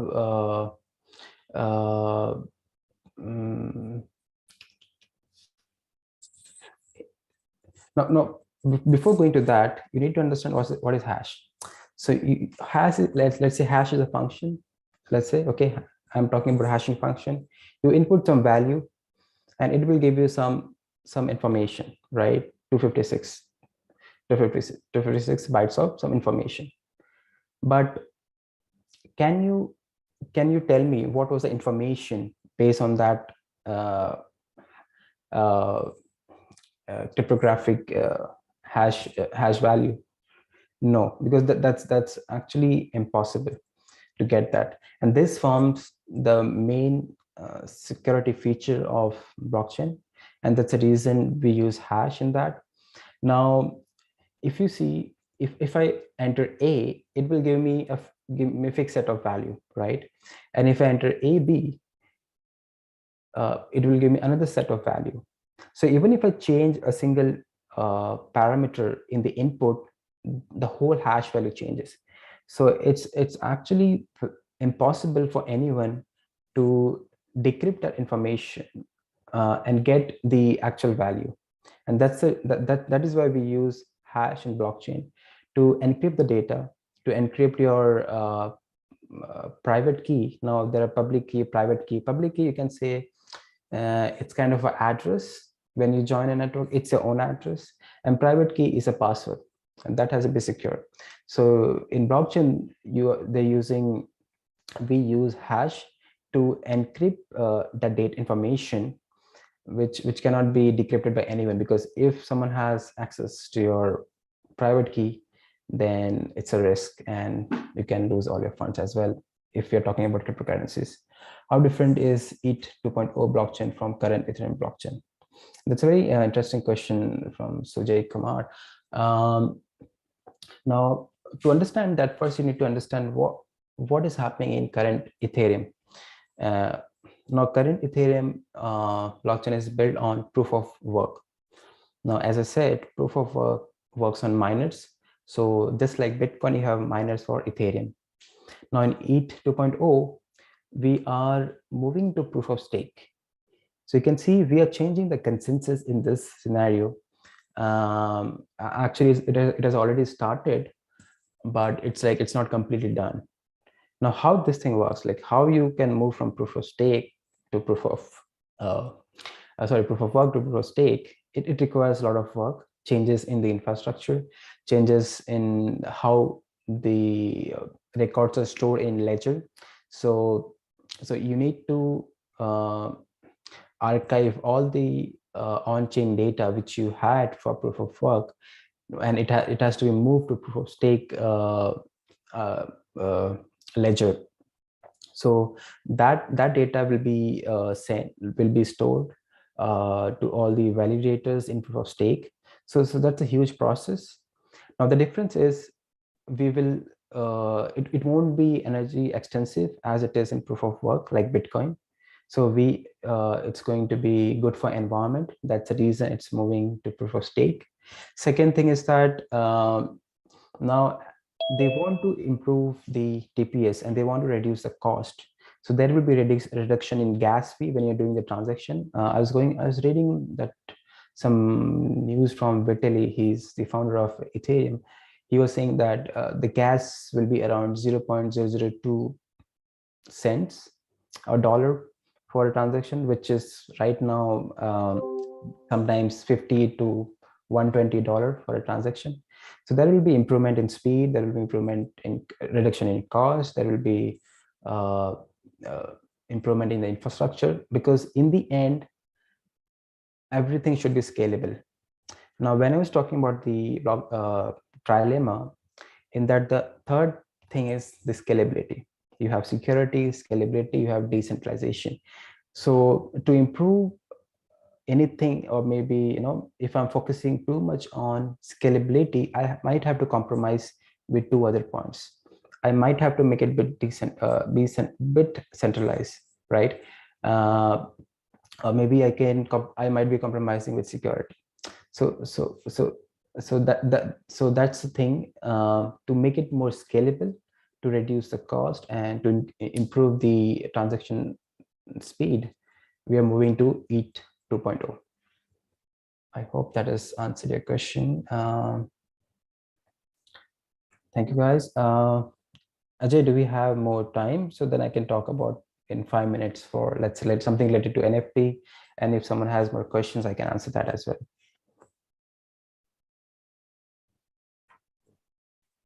Yeah, thank you, Ajit. I guess you have answered all the queries.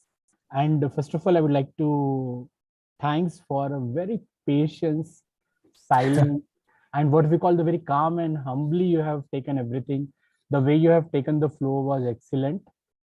And the queries you have taken from the scratch, basics, and going to the advanced, it's wonderful. So it's we are very delighted to have you. Would like to mention one thing for the Ajit. Again, Ajit and me have into the virtual friends, and we have connected to each other. I would like to say that Ajit, when he is there in the university college in the Cork, and now he have a startup. Okay, still startup, you can go and see in his profile also. I wish him best of luck for his startup. I wish I could contribute something into it if he provide me the opportunity. Of course, Ajit, being a very scholarly person and being into the international, when you see the things happening, I feel that you will be always getting connected to us for sharing the insights. And if there is any opportunity for our student, when it comes to blockchain, when it comes to cloud computing and all, we have specializations in our Jain University. If there is something possibility, definitely we are looking forward to get connected for certain kind of mentoring and a collaborative part. Thank you, Ajit sir. I hand over the session to Neha for carry forward. Thank you so much, Ajay. Thank you you so much, Thank you guys. so much, sir, for sharing us so many things about blockchain features, everything in detail. It was really interesting. Sir, you will be look forward you for our upcoming events also, sir. Thank you so much, sir.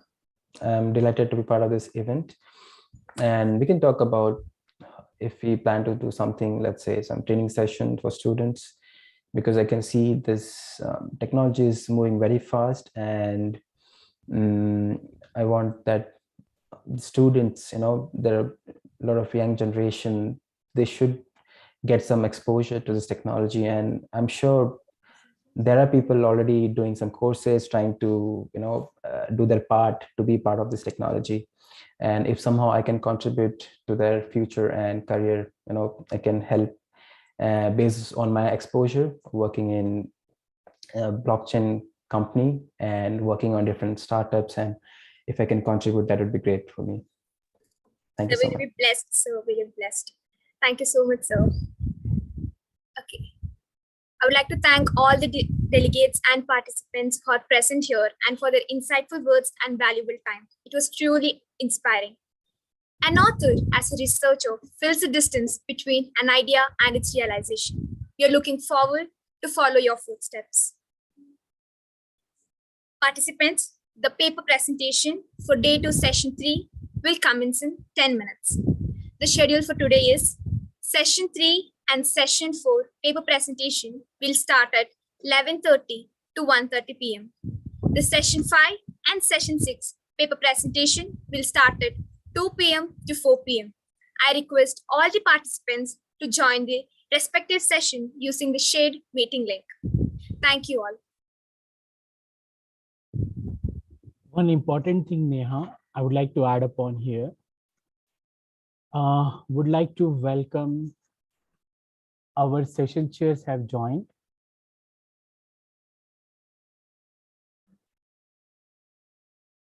Neha, could you please introduce them? Yeah. Sir, I would like to hand over it to Vindhya.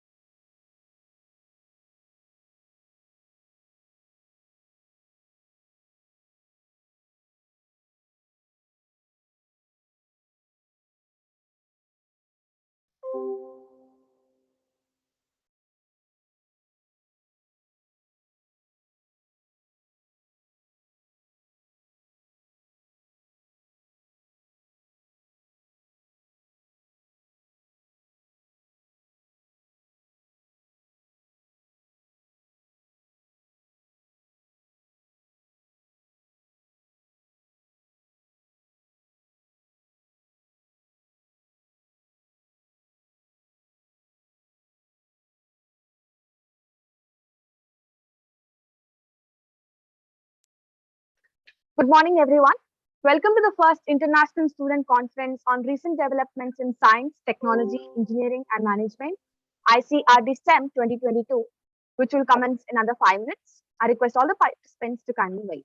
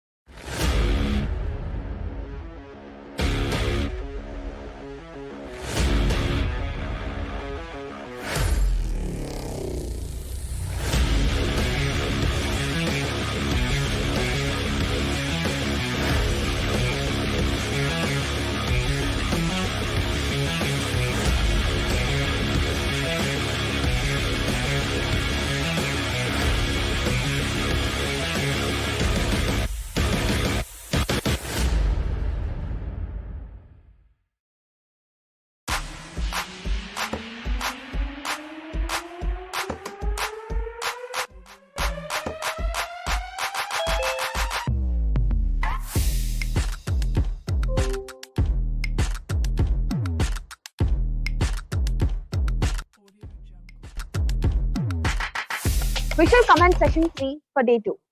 Now, I would like to call upon Professor Shimil Sijo, Assistant Professor, Department of BCA, School of CS and IT, to welcome our session chair.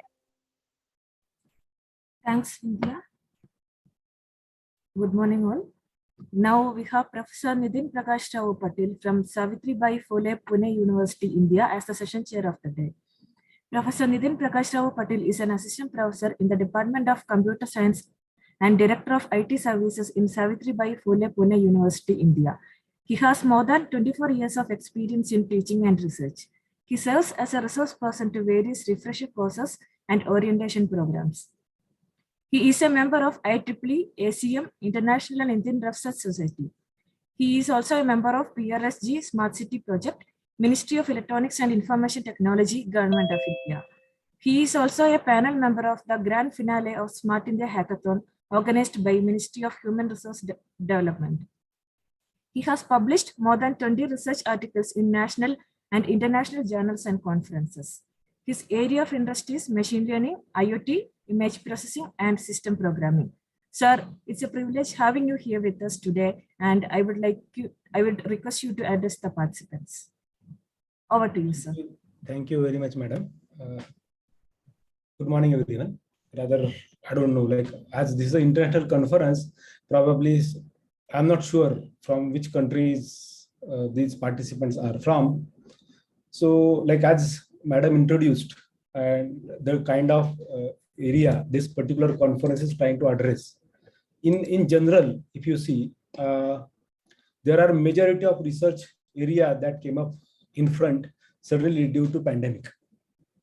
Now, like cyber security was been one of the important part of it, or one of the major thrust research area. The reason behind, like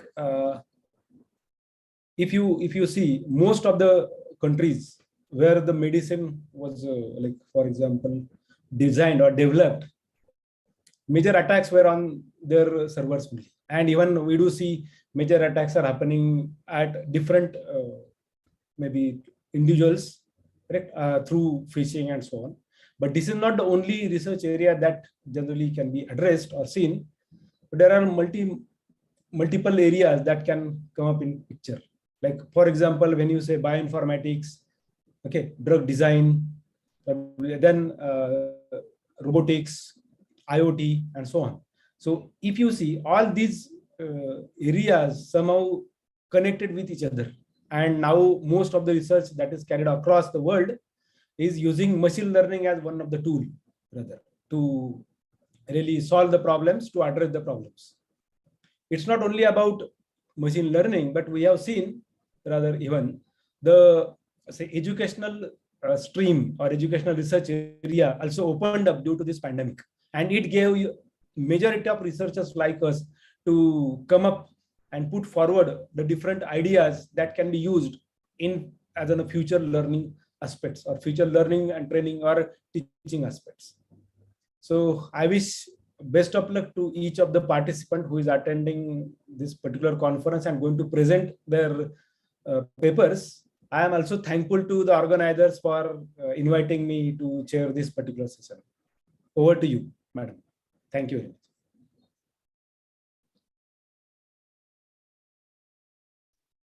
Thank you, sir, for your valuable time and inspiring talk. Now, I will take this opportunity to welcome our session co-chair, Dr. Tashkent. She is an associate professor, School of CS and IT, Jain University. She has more than 10 years of experience in teaching and research. She has guided 2 PhDs in cloud computing and networking areas. Her area of interest is cloud computing, ad hoc networks, and distributed computing. Now let's start with the briefing of the session.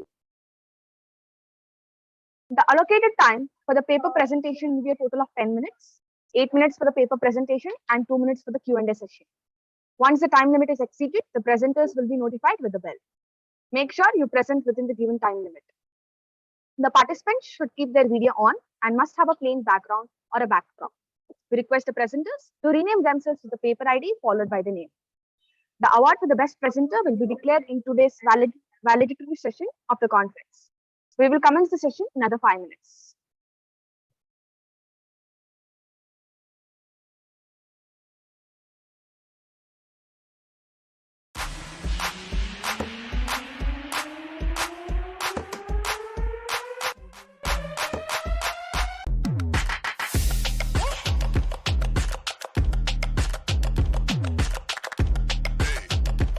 Paper ID 7596. Please, you can start this.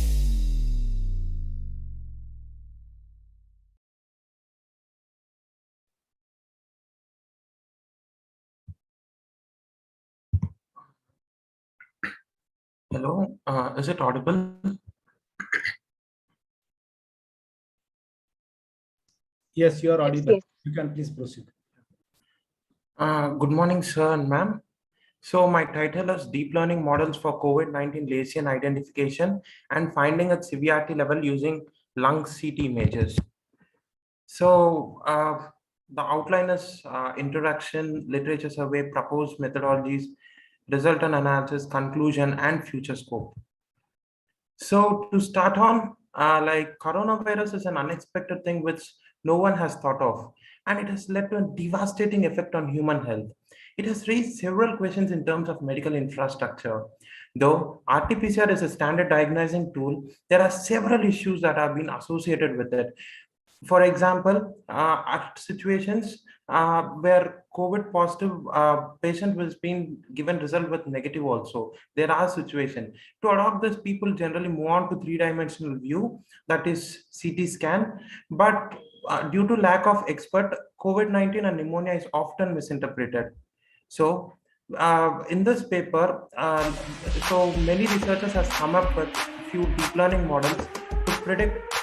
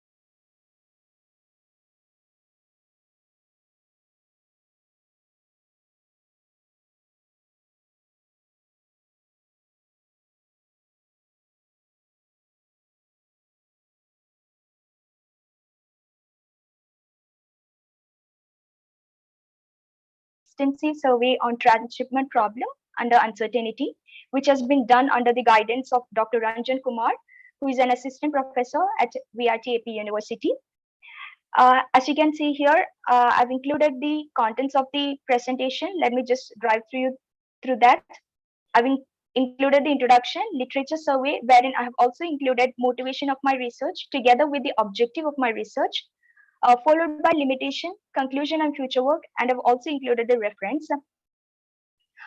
First, let me introduce what is an operation research. Operation research is the application of quantitative methods, tools, and techniques for decision making and unbinding new problems for quantitative analysis. It as a discipline came into existence in the wake of World War II, when there was a dire need to manage the scarce resources. There are a lot of problems that can be analyzed with the help of operational research, which includes transportation problems, shortest path problems, job scheduling, project management, assignment problem. And my area of interest would be transportation problem. Transshipment problem was introduced by Alex Auden in 1956. Transportation problem is a specialized optimization problem to lessen the transportation cost while transiting the trade of articles from different origins to the destinations. But at some situations, intermediate nodes can be used to reach at the final destinations instead of transporting the goods directly from origin to the destinations. Hence, the transshipment problem can be used to ship the available materials to the respective destinations through some intermediate nodes at some reasonable cost. Here in this particular slide, you can see the various applications of operation research, like LPP, simplex, dual simplex, CPM for transshipment problem, game theory, queuing theory, sequence theory, Markov chain. And transshipment problem can be solved in two different environments, like certain environment and uncertain environment, which will be further discussed further in detail in the upcoming slides. And here in this particular table, you can see some of the major applications of operation research in real life, which are being given by various researchers, like Charnes et al. Worked in LPP for financial budgeting and costing of funds.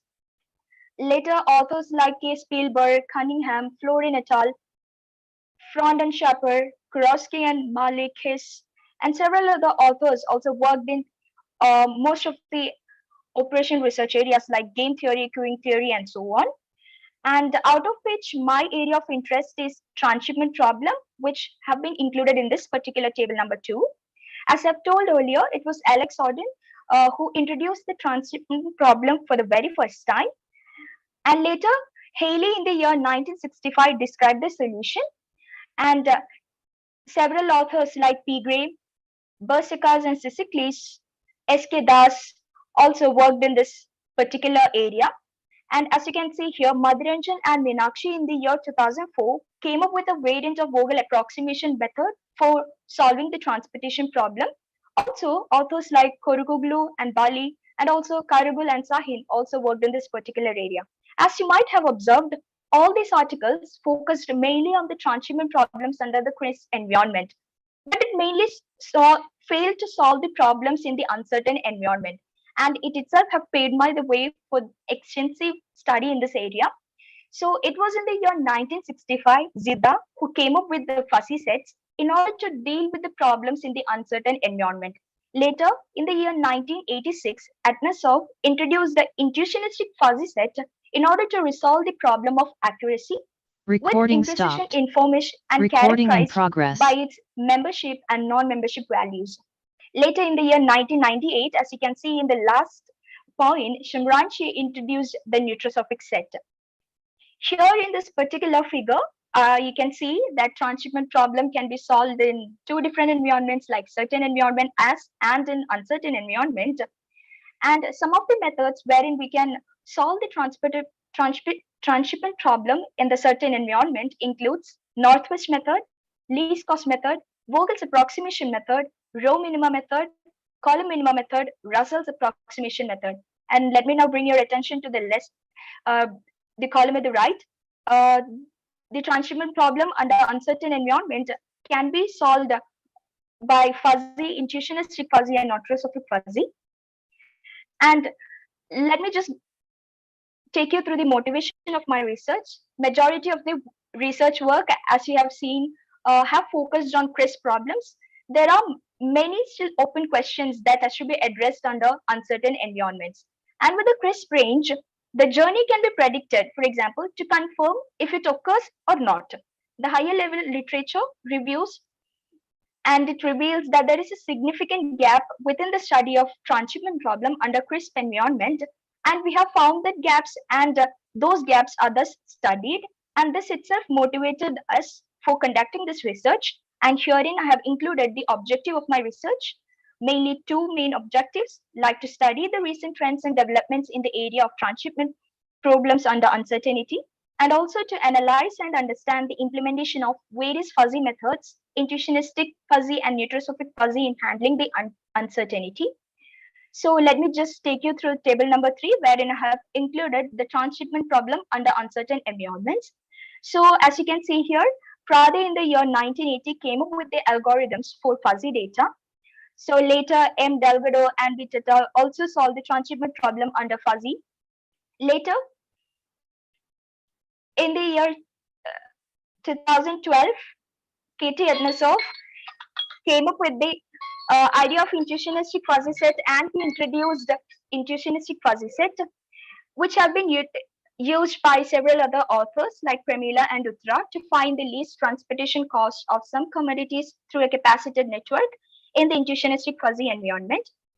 And later, Tamraselvi and Shantai and the other 2 authors have utilized the nutrosophic set to solve the transportation problem.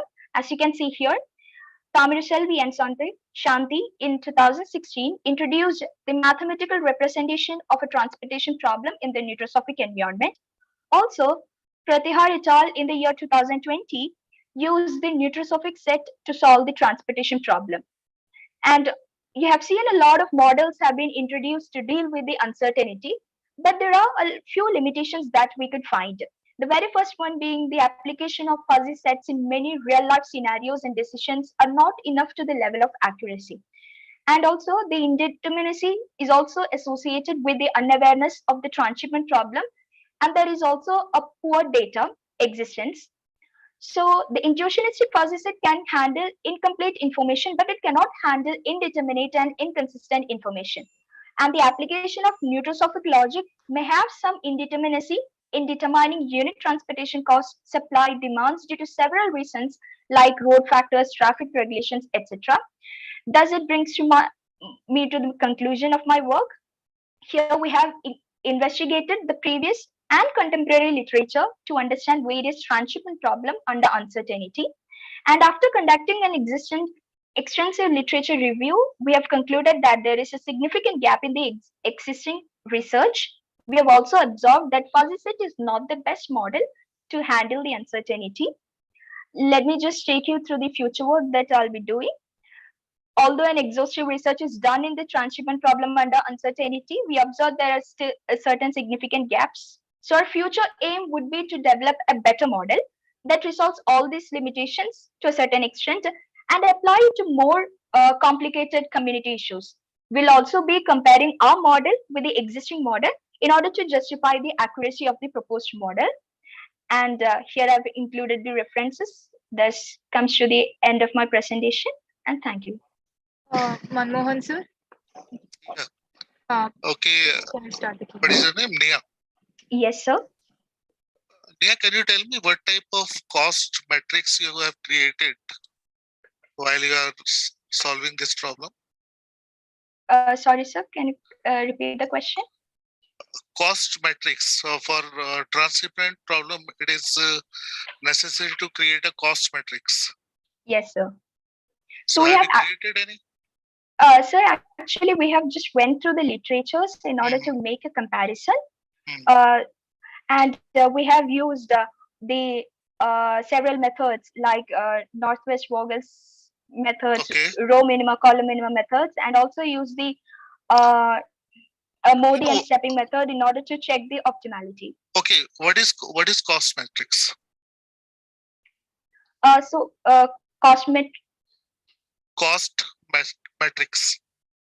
Sir, it includes some. Because this is very important. Have you studied any of the cost metrics related to the problems or related to the models you have studied? Sir, not in depth.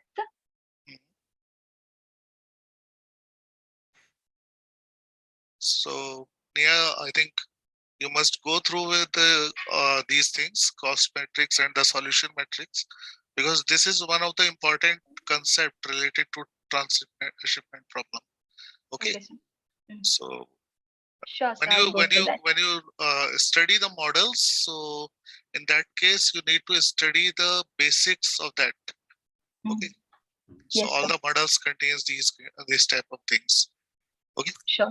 So okay. Best of luck. Yes, sir. Thank you so much.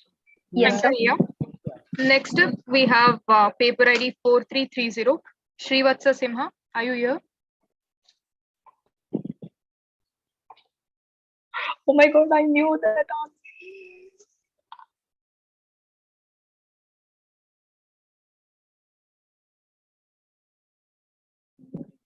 Srivatsa, are you here?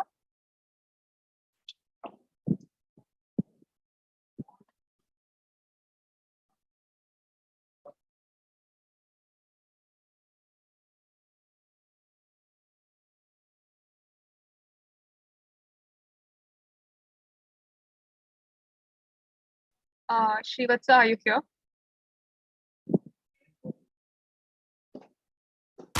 Hello, am I audible? Yes, you are audible. You can start with the presentation. Sure, thanks. I'll just start with sharing my screen. Yes, yes.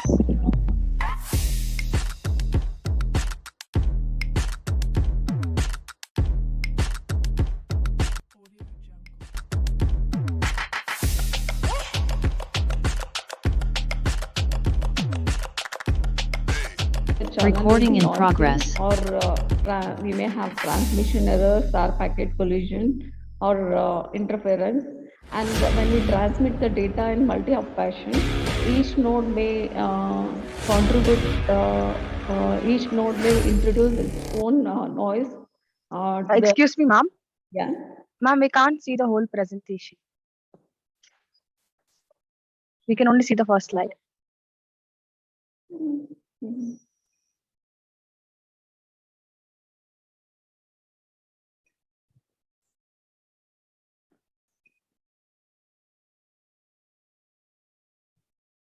Is it visible now? I'm in slide page number 4, wireless communication architecture. Yes, ma'am. Yes, ma'am.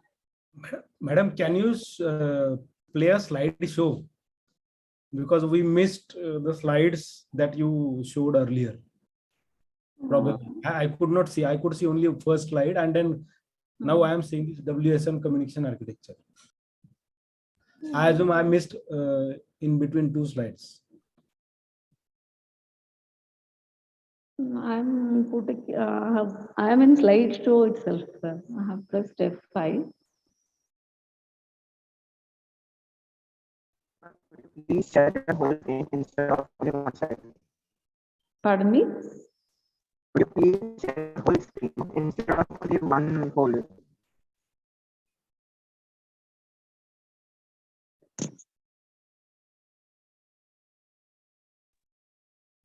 Share the whole screen. Hello. Hello. Yeah. Can you press Yes, F5 and start? Share the whole screen and start presenting.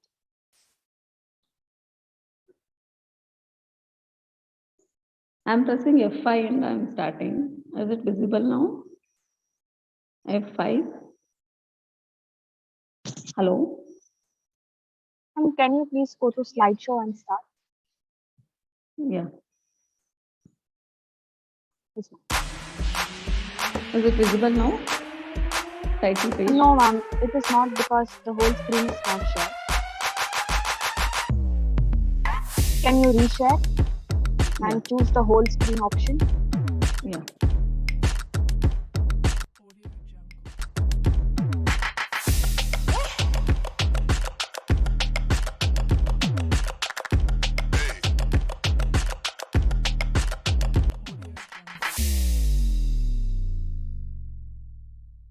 Is it visible now?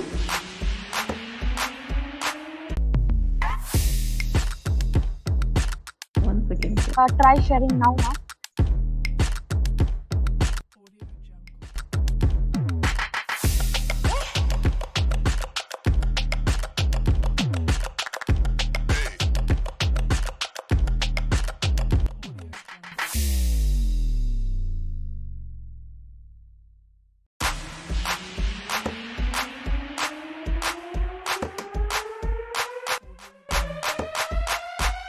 Recording in progress. This will result in the team producing less amount of output. Second thing is they'll try to take up new challenges which are not relevant to the product or not useful to the project.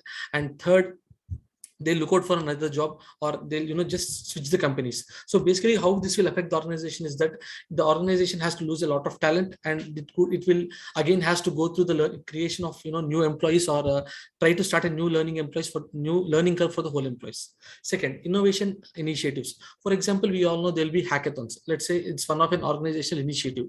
The problem with hackathons is, though they will try to intend to create new innovative proposals, the problem is they are not very continuous in nature. So it will happen once in 6 months, once in 1 year, and in case if there are certain challenges, it might not even happen. Second, the thing is they will not have a continuous focus. So whatever are the winners of, say, the current hackathon, so it will not be, there will not be a lot of much progress. The second hackathon might look for an entirely new domain altogether.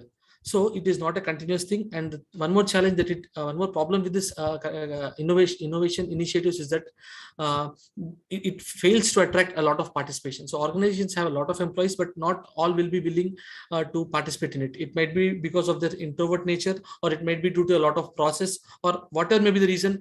The organization failed to capitalize on the innovative or the creativeness of the employees. And third is upcoming generation of software developers. So we all see in the organization organizations saying that nowadays even colleges are challenging students to take up new and creative challenges, solve them, provide hackathons, create hackathons, coding hackathons and everything. The problem is when they jump to a really corporate structure or an organization, they might not always come up across this kind of work. They might even have to do some mundane things. So it might be really de-inspiring for them. It might not be inspiring them so much. So these are some of the challenges. These are hidden, but these are very obvious and they are affecting the organizations as well as the employees. So what do we do? So are there any attempts which were done previously to address these challenges? Yes. For example, Google has had, I'll say the word had, because it's currently not, it's almost non-existent. Google had a rule called as 20% rule. So what they can do is they can put 20% of their time, of their productive time as part of the organizational time into their own activities, or which will benefit Google. 3M also has a 15% rule where employees can work on their pet projects. The problem with these kind of initiatives is the whole burden shifts onto the employee. So employee has to come up with innovative initiatives, and if they are failing, they will be punished. So because they will not be productive on the project side, nor they will be productive on the innovation side. So it becomes a risk on the side of the employee. So employees will not take the risk to take up these kind of activities. So what do we propose? So the proposal basically aims to integrate the innovative initiatives into the current software development process. And we are saying especially agile development processes. And when we are asking why agile, so nowadays the whole corporates or whole software development activities or methodologies is entirely drifting towards agile. 71% of the companies are moving towards agile.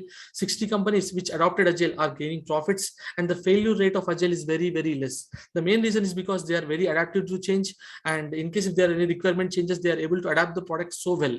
So that's why agile is giving excellent results. So it is at this level, it is at this methodology we want to integrate our model. So if you look at a current any software development process that's using an agile methodology, for example, a Scrum, this is how it looks like. So it will start as a product backlog, which is the product you wanted to create, and there will be a lot of iterations called as sprints. So in each sprint, you will develop small parts of the product, and at the end of multiple sprints, you will have a complete product. So this is a conventional sprint development model. So what are we trying to do? We are trying to integrate, like I've already said, innovative initiatives into the process.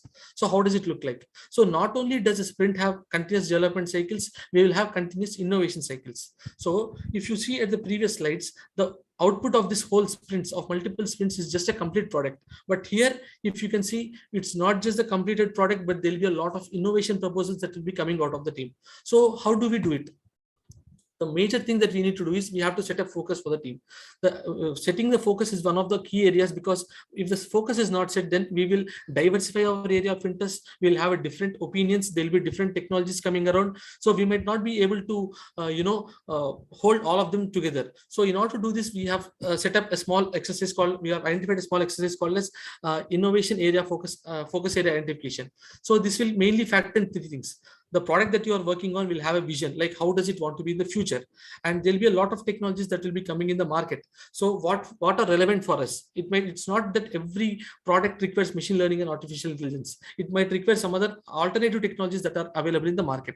And third is team's area of expertise and interest. So the whole exercise mainly aims to identify a single area of focus, so that whatever innovations the team comes up with this, it will be aligning to all these three things.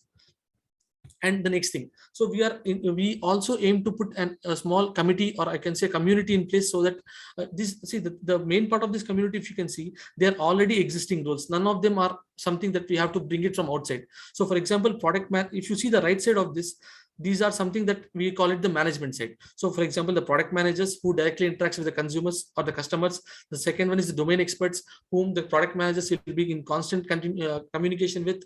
The solution architects, who will give a whole picture of how the product will look like in the future, so that they can scale it accordingly. The vendor analysts, the sales or vendor analysts, so they'll do a third-party analysis or the competitor analysis and say, okay, how good is our product? How are the existing items in the market, and how can we improve? And final thing is, if we can directly, he has the accessibility to consumers or the customers. So this we all can take it as the management side. And the left side, you can see the product owners. They are the ones who are associated with the software development teams. So these are the two. This is the activity that we are planning.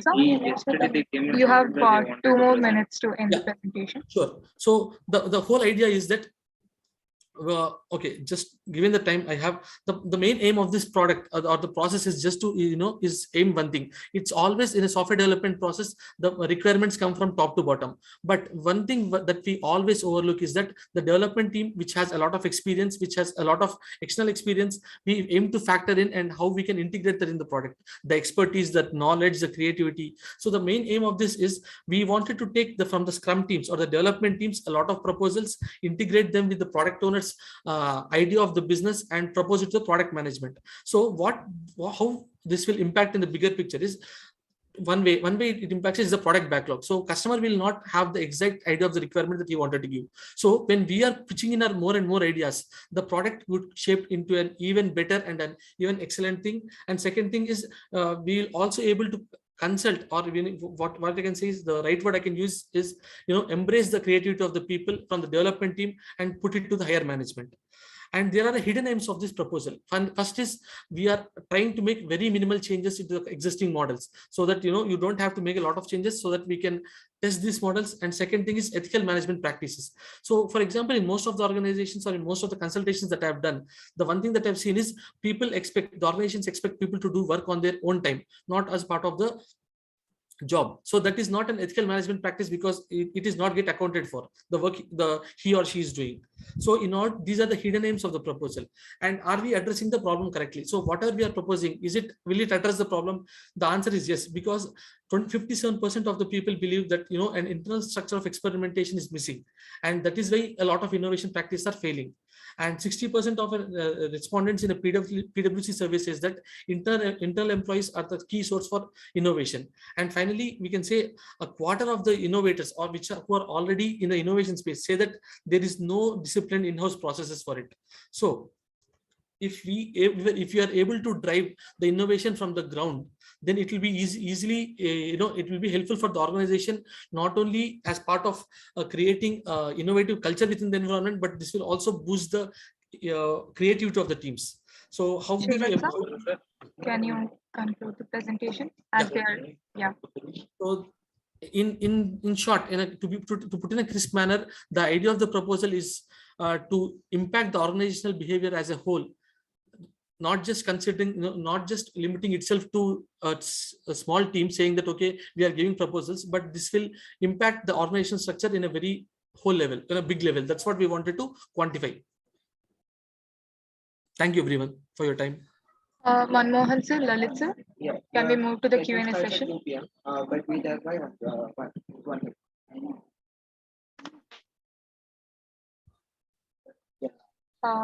Dr. Manmohan sir, Lalit sir. Yeah, I am here. I'm just waiting for Manmohan sir. Okay. So you are working on the Scrum, huh? Sir? Sorry, sir? You are working on Scrum. Am I audible? Yes, sir. Yes, sir. Exactly, sir. Okay. So can you tell me what is planning poker technique?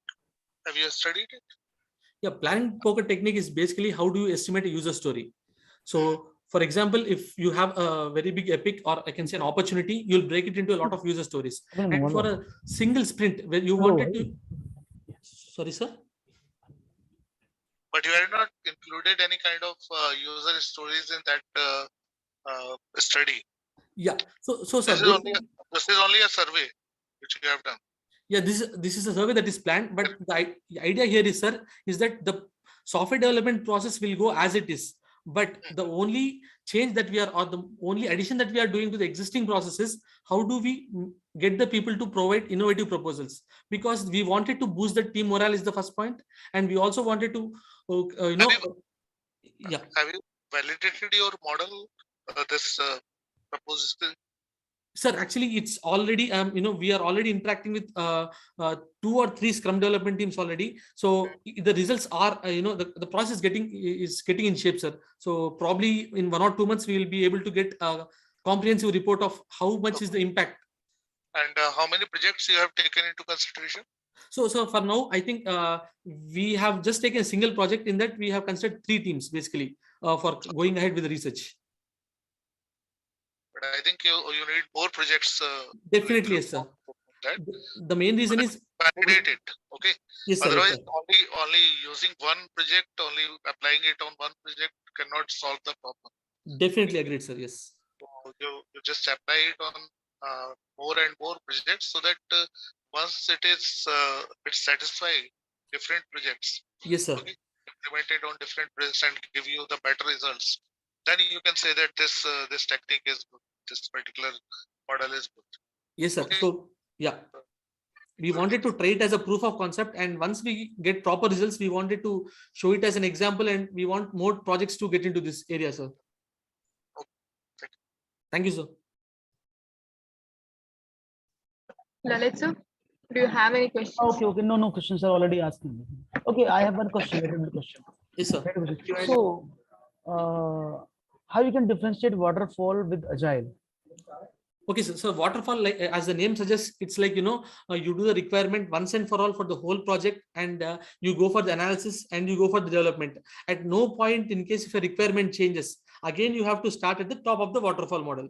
But when it comes to agile, you will be doing the whole software process, development process in iterations.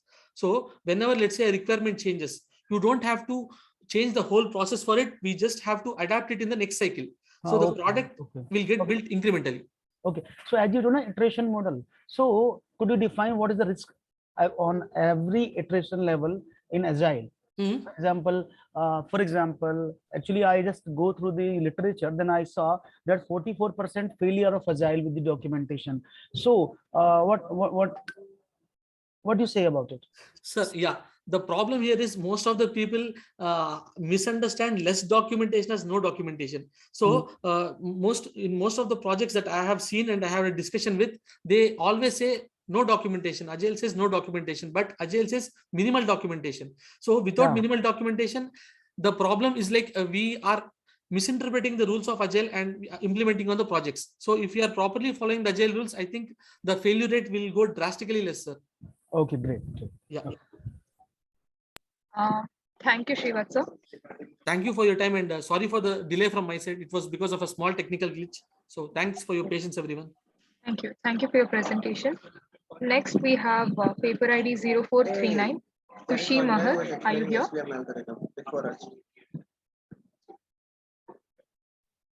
Hi, yes, I'm here.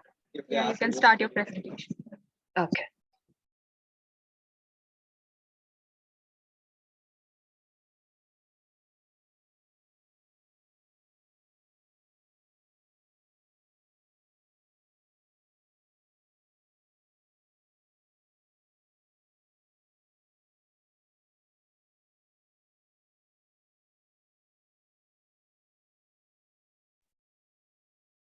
Hello. Yes, Kushi. Can I start? Yeah, you can. Okay. Good afternoon to everybody. My name is Kushi Singh Meher, and I'm a student of VIT-AP University pursuing MSc in Data Science. I'm basically from Bangalore, Karnataka. So before I get into my topic, I'd like to extend my gratitude to our chair and co-chair. And I'd also like to thank Jain University for giving me this opportunity to present my work. So as you can see, my topic for today is an extensive survey on CPM and PERT problem under uncertainty. And this has been done under the guidance of Dr. Ranjan Kumar, who's an associate professor at our university. Before we get into it, let me walk you through what this presentation is going to have. We'll go into the introduction and then do a literature survey where I'll talk about the motivation and objectives I have from the literature survey, then the limitations that we have observed while doing the study, and then finally conclude and talk about my future work. To start off, let's first understand what operations research is. Operations research is an approach that helps compare all possible actions and their alternate on the basis of outcome and then analyze the solution to change or error in numerical values. It was a little about its history. It was in World War II when Operation Research has come to face, and it was by this dedicated group of specialists from the British Air Force who formed this radar OR unit and then came up with Operations Research. We have known that Operation Research has a wide range of application, ranging from linear programming, goal programming, game theory, inventory control, information theory, etc.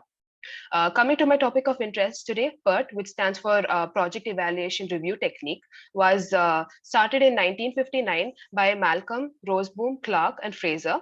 Well, they were a research group in the US Navy who used to guide the Polaris nuclear submarine missile.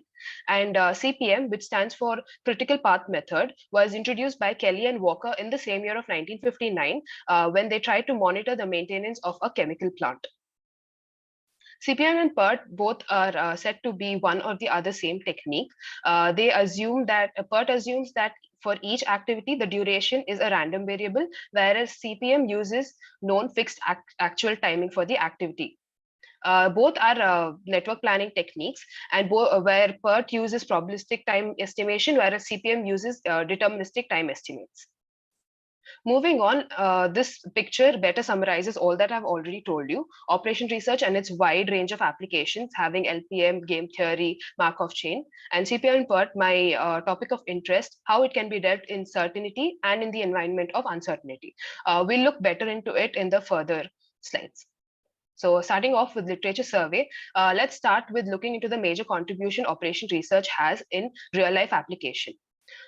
In this table, you can see Flood in 1954 used transportation problem to schedule a military tanker fleet so as to have the shortest distance possible.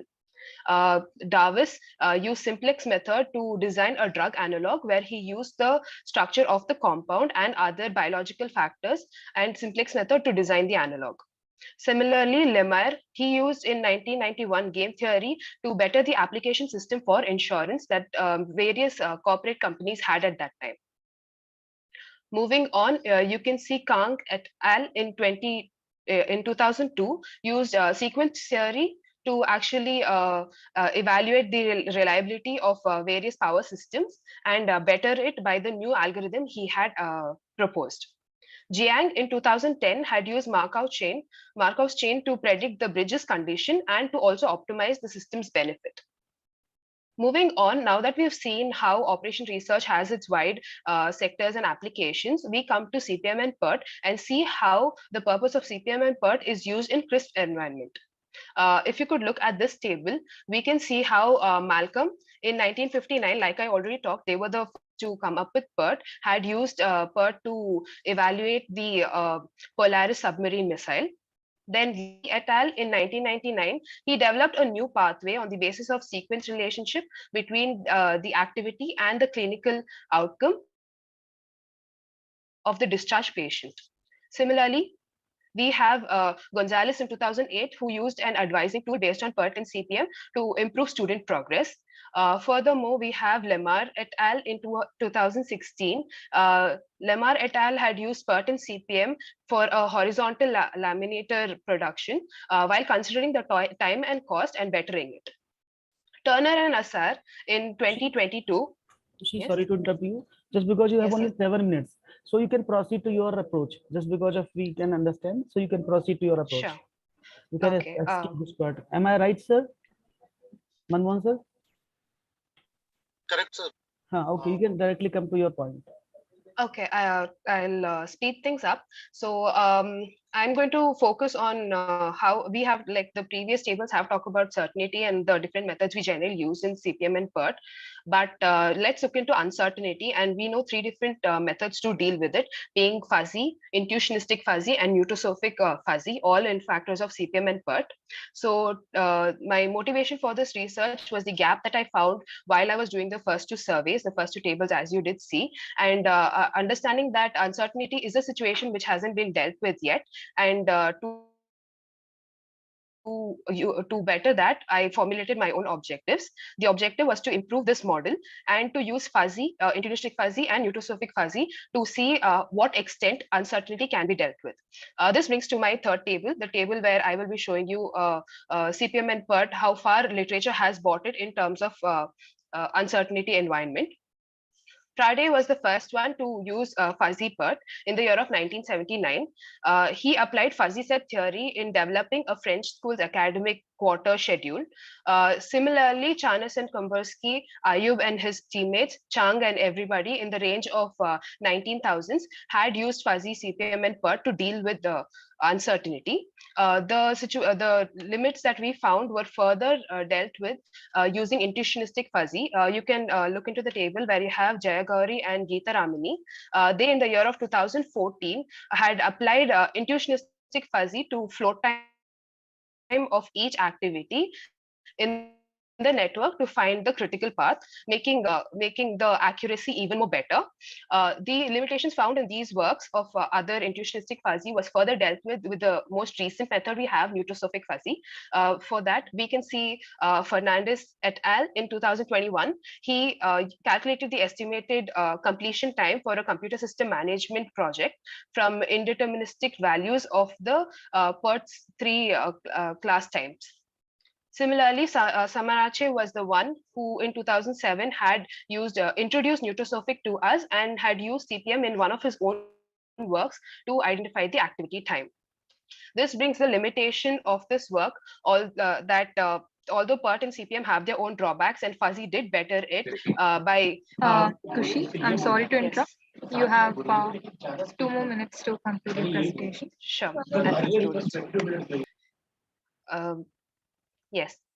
So fuzzy was found to have many inaccuracy because the results were heavily reliant on human assumption and their expertise.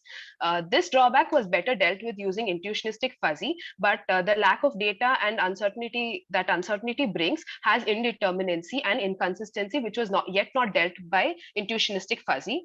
The most recent, in 1995, nutrosophic fuzzy did evolve into the best result to deal with these issues, but it still has an issue with indeterminacy and the randomness, unpredictable factors that uncertain environments do bring.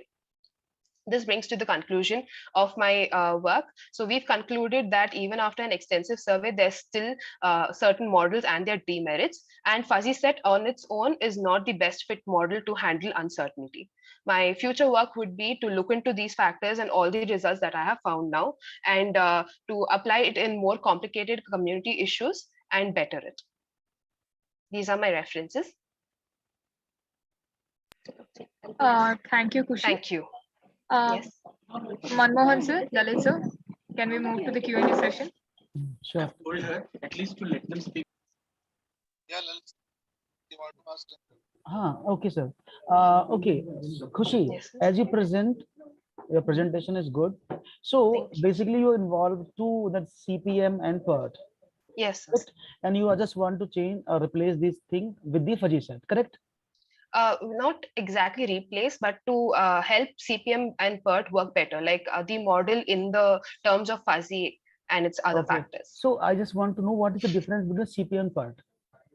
CPM and PERT in general, like while applied, do formulate to the same thing of like project scheduling in the best time possible. But PERT on its own is a probabilistic model, and you can use it when you're having let's say a project for the very first time and have no data beforehand.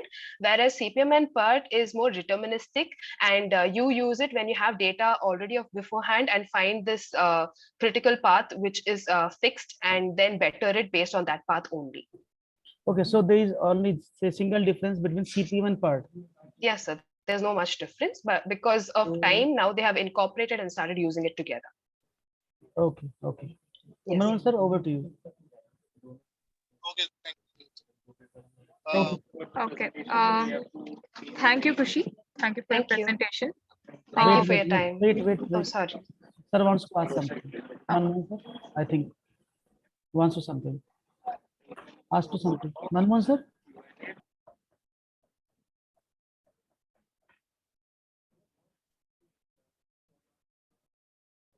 Okay, am I audible? Yes, sir. Now yes, you're audible. Okay. Kushi, can you just tell me how this PERT and CPM help in minimizing the different things like production delay or interruption or conflicts, etc.? Yes. CPM and PERT together, like we consider it right now, if you were to consider a situation where you draw out the critical path, as in you draw out all the path of all the production management and all the requirements you have for a project, and then you boil it down to only the critical points that are required, like certain steps that cannot be skipped in any cost. So after you have the critical paths, you have in mind that you're not going to skip them. So now you make arrangements and certain factors are reduced in the other factors that you are allowed to reduce in such a way that your cost is reduced while your time taken is also reduced. There is always a sweet spot as to where you can do it. I mean, it is limited to how far you can take it. So to decide the extent of it and the best way of it in like how you delay how many paths altogether or you delay all of them at once is done by CPM and PERT. Okay. So what type of model we are using in both the techniques? In CPM, you use a deterministic model, and in PERT, you use probabilistic model. So PERT is event oriented and CPM is activity oriented, huh? Yes, sir. So can we use PERT in place of CPM? They have used initially, that's how it went, sir. CPM was used and then PERT was an advanced version of CPM.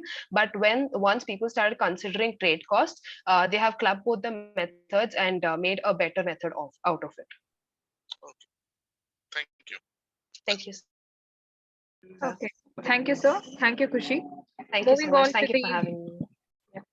Moving on to the next paper. We have paper ID 0033, Shreyas MR. Are you here? Oh, yes, I'm here. Yeah, you can start with the presentation.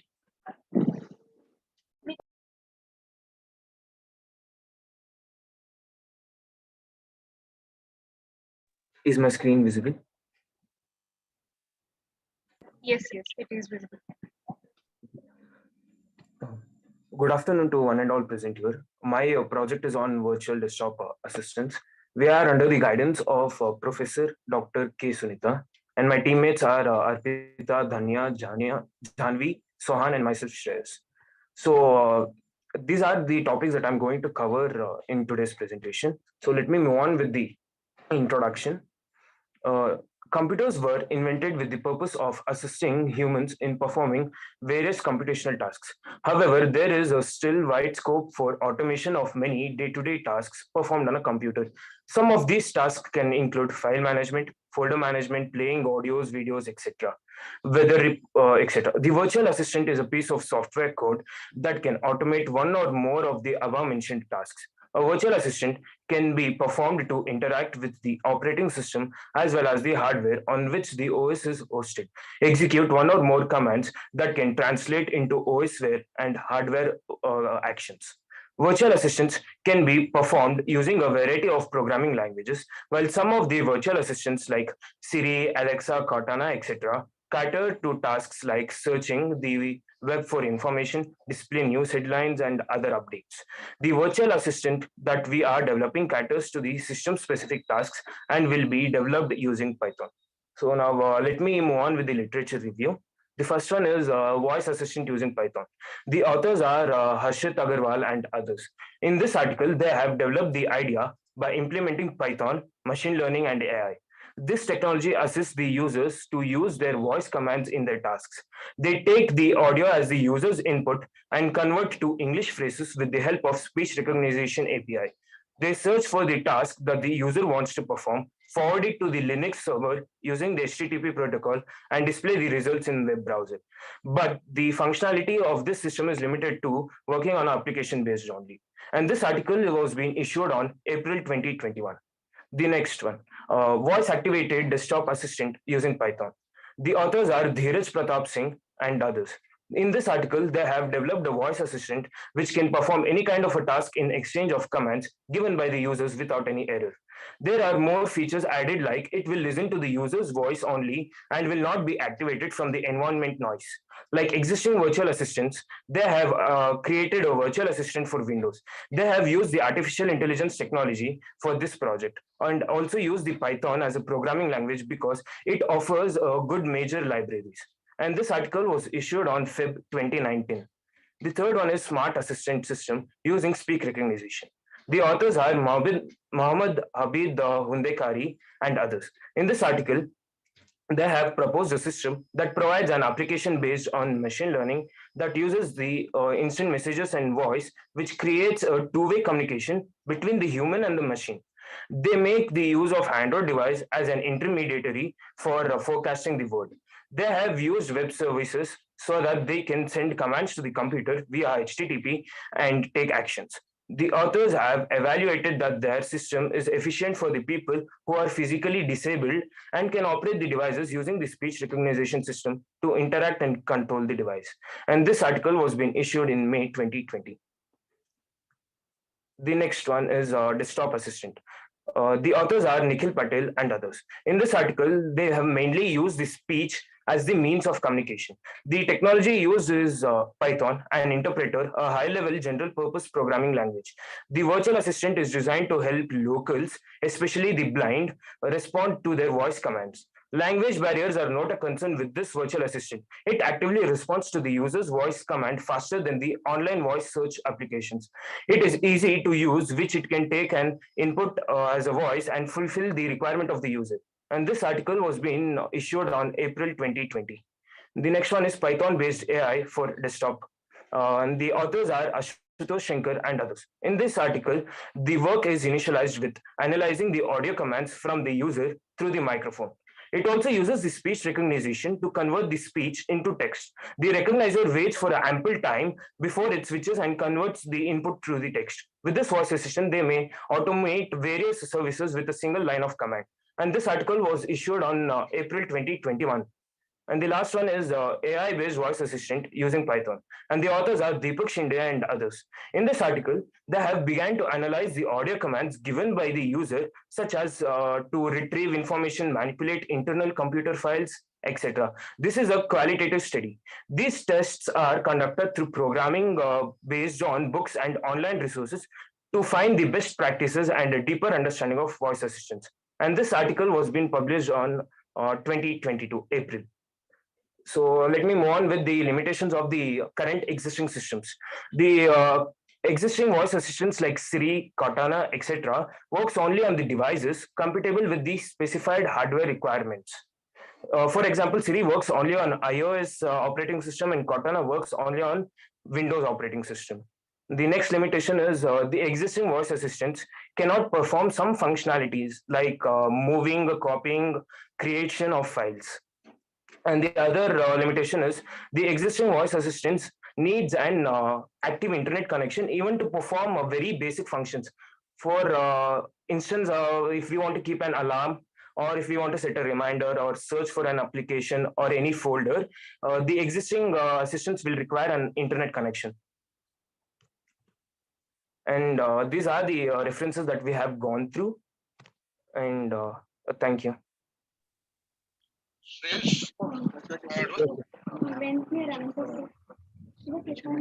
Yes, sir, you can proceed with the Q&A session. Yeah. Am I audible to you? Yes, sir. Okay, you have just tell us the limits.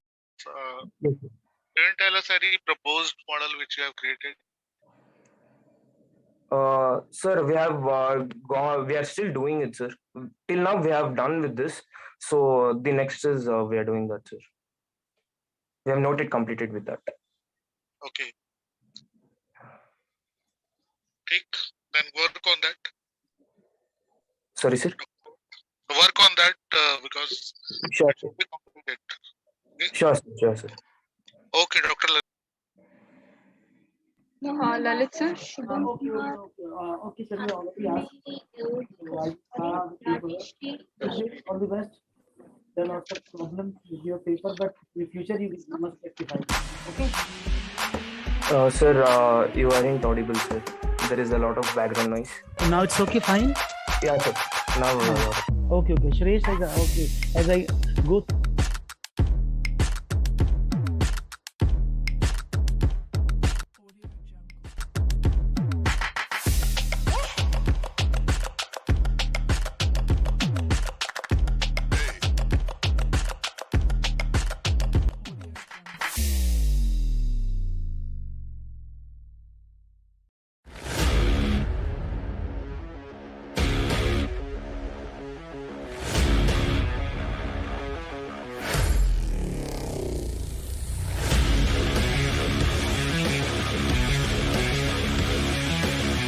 Recording in progress. Making it compatible with different MATLAB versions because not always using genetic algorithm takes huge amount of time for its development. The next report that we have is gesture recognition for Indian Sign Languages to 7-bit orientation. The following process, the shortcomings are the following process required approximately 6 modules and was a tedious method of recognizing signs. Recognizing the other report that we have over here is recognizing isolated Arabic Sign Language gestures in a user-independent mode. The shortcomings are the effectiveness of the purpose user-independent feature extraction scheme. It was accessed by 2 different classification techniques, namely KNN and polynomial networks. Next slide. Hand gesture recognition based on digital image processing using MATLAB.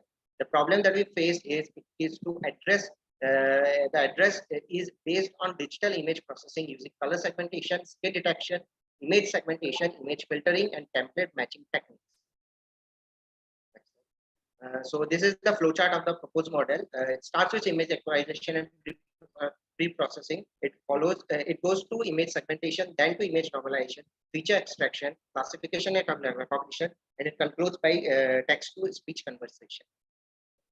This is the block architecture diagram of the proposed model. So I will take over now. This is the data flow diagram of our model where the user gestures towards the camera through the video stream, and the OpenCV tool extracts the hand and send it to the CNN classifier for predicting the gesture. And through OP label is again shown to the user in the English alphabet. So methodology and implementation. In our sign language recognition system, the feature vectors extracted from the input image perform a huge role in determining the accuracy of prediction. And to achieve the maximum accuracy, more neat and detailed features are required. So these 4 basic parameters we have taken: hand shape, hand location and position, hand orientation and motion. All these 4 parameters greatly affect the data that is to be extracted from the input image for processing and forms the base on which the actual prediction is made. The various modules of the proposed system includes image acquisition and pre-processing, image resizing and scaling, image segmentation, thresholding, image normalization, feature extraction, classification and recognition, and text-to-speech conversion. So the first step in the process is image acquisition. Image acquisition refers to acquiring the image of hand movement during runtime using an inbuilt webcam from the user. The captured image with the most well-defined features is acquired and compared to the images stored in the database for studying different patterns and learning characteristics that make each gesture unique. Pre-processing of the input image is done by converting the given extracted image of hand gesture into a grayscale image. A regular colored image is made up of 3 channels, RGB, which opens to red, green, and blue. The conversion to grayscale image results in removing all unwanted noise from the image. Image segmentation is the process of dividing an image into multiple bits and pieces. Segmentation tries to make the image more understandable and easier to study by reducing and modifying an image. Arman, sorry to interrupt you. Can you come to your work? Okay. Yes. So, ma'am, it goes through these processes one by one for the classification and recognition part. And once it recognizes our gesture, it converts it into English alphabet. And when we show it different gestures, it put together the alphabets to form words, and from those words, it can turn it into a speech version as well. So the result, the proposed method is implemented in Python 3. The sign language dataset is pre-processed, scaled, and normalized, and provided to the CNN classifier for training the proposed model. So here, as you can see, like I'm giving it, I'm showing it gesture one by one. Like first, I'm showing the gesture for the letter I. Then it is taking a break for the next word. So then I'm showing it S, then E, then break, then Y, O, and U. From this image, you can see the last letter. I'm showing it U. And after this, like the classifier recognizes our words, it changes it into a speech version, and we can use the speech version to communicate then later. Here's another example with the word zoo. And our conclusion, in our work, we propose to normalize and rescale our images to 128 pixels to extract features and make the system more robust. We use CNN to classify the 26 alphabetical American Sign Language gestures and successfully achieve an accuracy of 99%, which is better than other related work. Sorry to interrupt. Yes, ma'am. You are left with 1 minute to conclude. Yes, ma'am, can you repeat? You are left with 1 minute to conclude. Okay, ma'am. So in future work, the proposed system could be enhanced to take even less processing time and modified so that it is able to communicate in both ways. That is capable of converting sign language to normal language and vice versa, which will improve further communication. And these are references. And thank you. Okay, what was the input data size that you took for this analysis? So the input data is the sign gesture which we show it to the webcam. Like for in American Sign Language, each alphabet has its own gesture, and we show it to the webcam opens up in our testing model, and we show our gestures to the webcam, and it like extracts our hand features, hand orientation from it, and extracts the features to check with the dataset that which alphabet I am trying to show by the gesture. But you must have taken some input comparative data. Yes, sir. Exactly I have used a dataset which consists of like 10,000 to 11,000 separate images, like for all the 26 alphabets into a training and testing part. From what source you took that data? I have taken it there is images available online for dataset purposes where they have shown gestures and you can use those gestures to train the model. I want specific answer in terms of from where you downloaded that or from where you took that data. So the dataset was available online, like it wasn't online. It should be available on some site, na? So I think it was available on Kaggle. Huh? Kaggle, sir. It was available on Kaggle dataset. It consists of almost 11,000 images.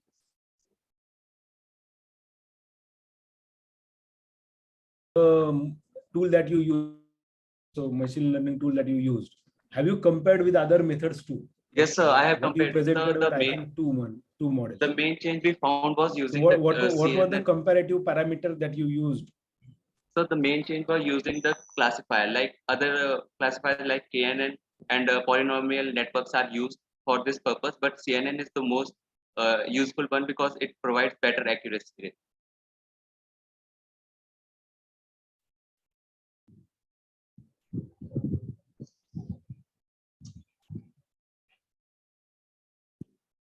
Thank you. Okay, thank you, ma'am.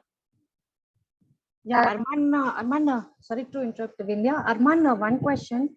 Yes, you are like saying that accuracy is more. How you said that accuracy of your work is more, or your we have result is more? tested it. We have tested the accuracy through 20 epochs. We have run our model for testing data set. Have you compared with any other existing? Yes, ma'am. We have like there is shown any comparative study in your work now. Okay, like here we haven't included, but there are like already done works using the networks like KNN and polynomial and other classifiers. So they had given the accuracy rate. It was around 70, 80, 85%. So we have done using the CNN classifier, which is the most useful one. Okay, thank you. Over to India. Okay, thank you, ma'am. Thank you. Sri Vasudev with paper ID 8925 had to leave the session because of technical issues. He will be continuing his presentation.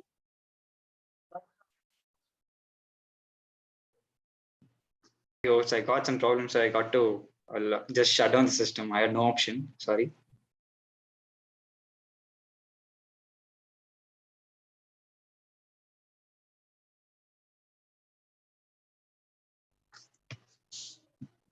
So as I was in the literature review, the bipolar occurrence predictive systems draws on a wide range of innovative technologies that are based on the powerful applications of deep learning and machine learning. Learning and analyzing medical data and making an informative predictions to assist health professionals in treating bipolar disease as early as possible.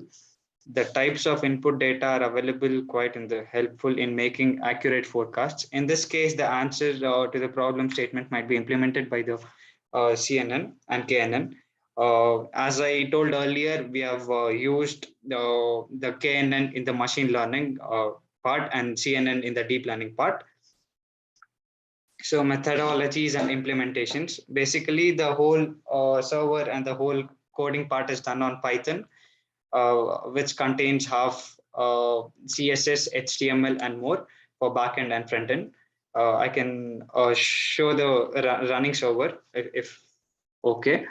So based on the trained data, we have the set of data like the population is around 6,000 or 7,000, which we have already stored in the Excel and stuff more, which has been activated by DB SQL3.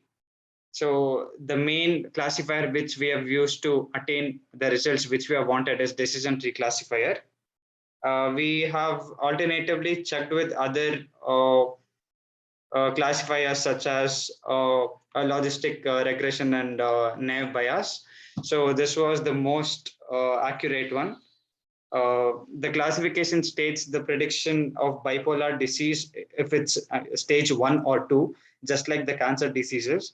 The thing what we have added more is this even combines with the physical health issues which might occur due to bipolar disorders. So that is also been classified in this. So tree classifier consists of parent node, subnode, and terminal node. It is constructed in a way that all the respective nodes contain sets of data that are to be processed further to satisfy the desired output. So results and conclusion part will be done by my friend Eze. So Eze, can you unmute and talk? All right, thank you, Vasdev, for giving me that time. And I'll be continuing from this point on. Basically, on this bipolar prediction system, we could be able to attain a reasonable amount of accuracy using this KNN algorithm model, which we applied during the implementation of this. So we can see that this most of the things that that has to do with this prediction has to do with certain constraints, or what we call symptoms. You see, symptoms is just like variables which can vary across different ranges of diseases. So from these symptoms which are already in a data set of a medical record, we can actually make a great prediction and then handle to a reasonable extent, putting the class in the way it should. So we can see that we are able to achieve a reasonable amount of accuracy up to 58.44% using MLP.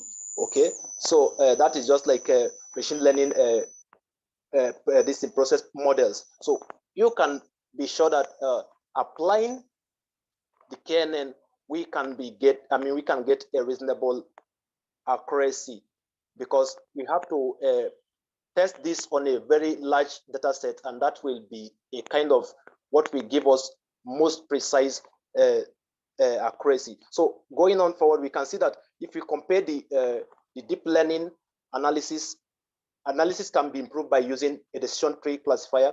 Of course, a decision tree classifier is one of the random forest algorithm model, which is just like integrating more than one decision tree, which makes it what we call random forest algorithm. And these are part of machine learning algorithm models. So with this, we're able to get a reasonable accuracy up to that 64.5 and 58.5.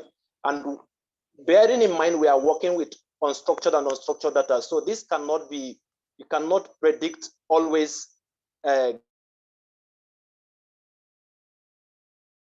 data might come from maybe real life diagnosis or from the previous medical records. So Vasudev, can go to the next slide, please. Okay, so in conclusion, and the future of this bipolar prediction system, we can see that when you apply K-nearest, that is K-nearest neighbor algorithm, we can, and the decision tree algorithm also, which I say that it's like an offshoot of a random forest algorithm. So when this is being used, or as it's being used, we can see that it's easy for us to diagnose or make a great prediction based on the symptoms we have in the database or data set, which can come from any medical records. So going forward, for an accurate prognosis, the person's living habits check-up information are taken into account in this general disease. So it's not only that, okay, you can have we can have an accurate prediction now, but to the patients or those that have been affected by this bipolar, they also have to take some measure in order to make this work for them, because can you conclude in 1 minute? Okay, so we can see that this is going to help the people in the workforce and be put in place. So if all these things are taken note or taking cognizance of, it will help in meditation, and also it will help the patients to live well. So thank you. At this point, I will be stopping. If you have questions. Tashkent madam, please continue. I could not hear anything because I got disconnected. Okay, sir. No problem, sir. Yeah, tell me, your presentation is so well, but you have not here only you have not shown any result, not any images and all. Could you please show us something what you have done? Sure, ma'am. That is in the other presentation. Can I just show that, ma'am? Yes, because we are not able to know what you have done, Sure, what you have predicted. sure, ma'am. Sure. Just a second. Yes.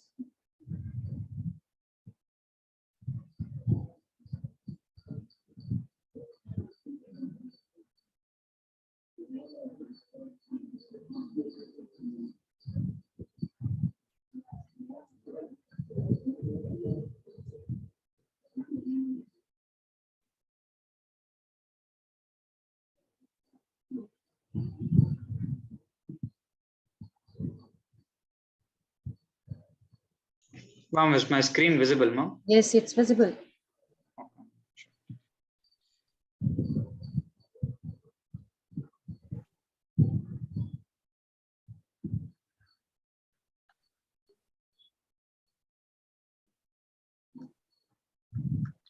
So as I told earlier, the whole Python program is launched in Anaconda, ma'am.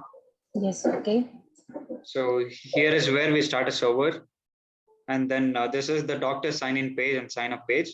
The doctor even can, n number of doctors can create their account and they can access through the patient's data and stuff, ma'am.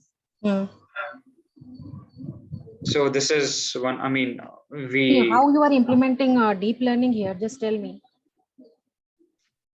Ma'am, as I told earlier, deep learning, in the sense we have used a classifier called CNN, ma'am, which abbreviates for convolutional neural network. In deep learning, it basically is a class of artificial neural network, ma'am.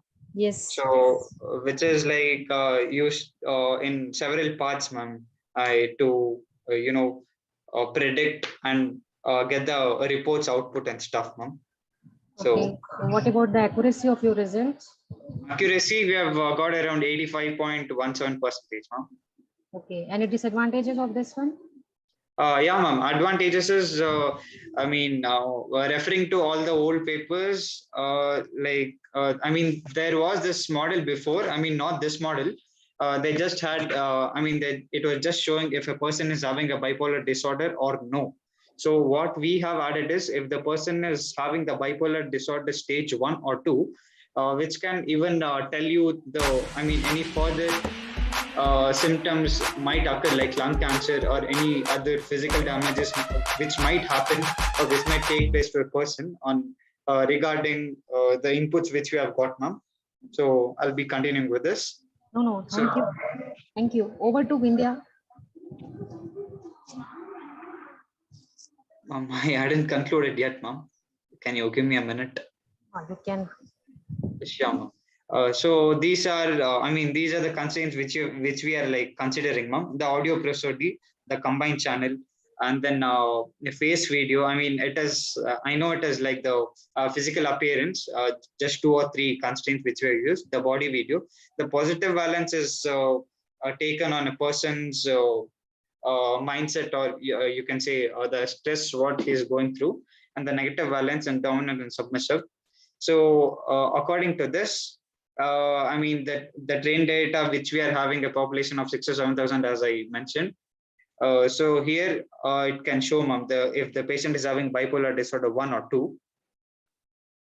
Where is the report?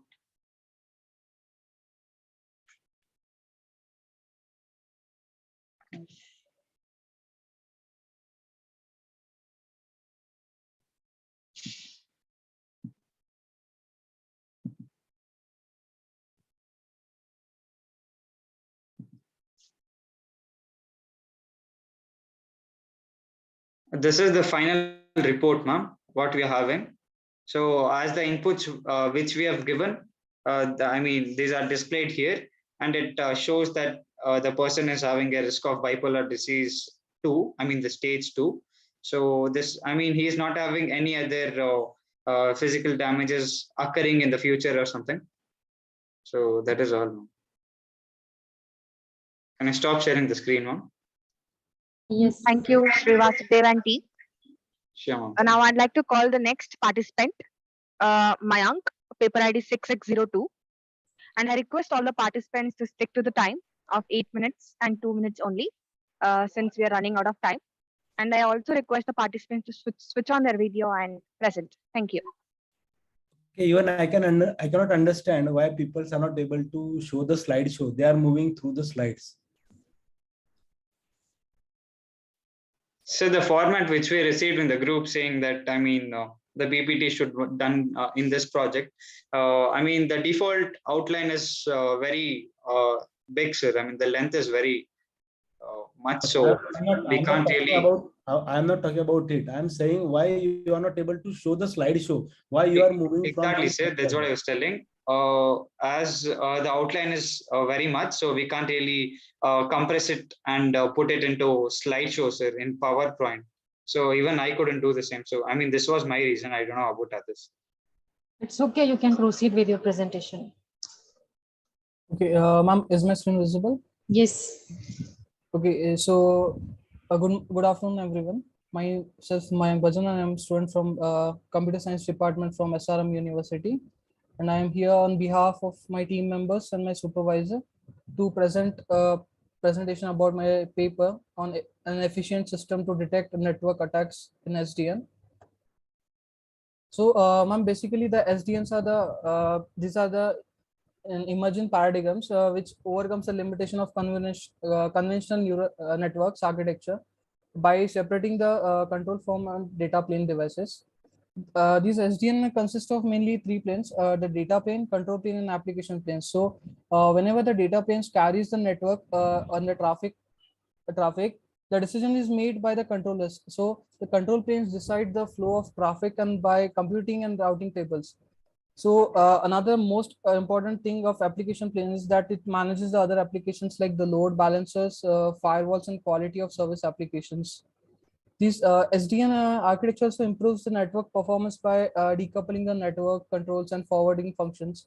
The control programs running in a logically centralized controller will also be helpful in multiple routers across the networks on the traffic. So the SDN decision is made by the used to build a design and hardware components virtually. So we can dynamically change the settings of network connections. Basically, in a traditional network, it's not possible to change this because it's a fixed connections. So this is a good approach, but still it is vulnerable to DDoS attacks. These DDoS attacks are menacing to the internet because this attacks makes the sites irresponsive and it affects too much financially and also results in the loss of the clients. So to prevent the DDoS attacks, we are proposing a machine learning algorithm that can be used. These DDoS attacks is multiple collaborative system that are used to target a particular server at the same time. So moving on, the distributed denial of service, that is DDoS attacks, it is a malicious attempt to disrupt the normal traffic of a targeted service or network by overwhelming the target or its surrounding infrastructure with a flood of internet traffic.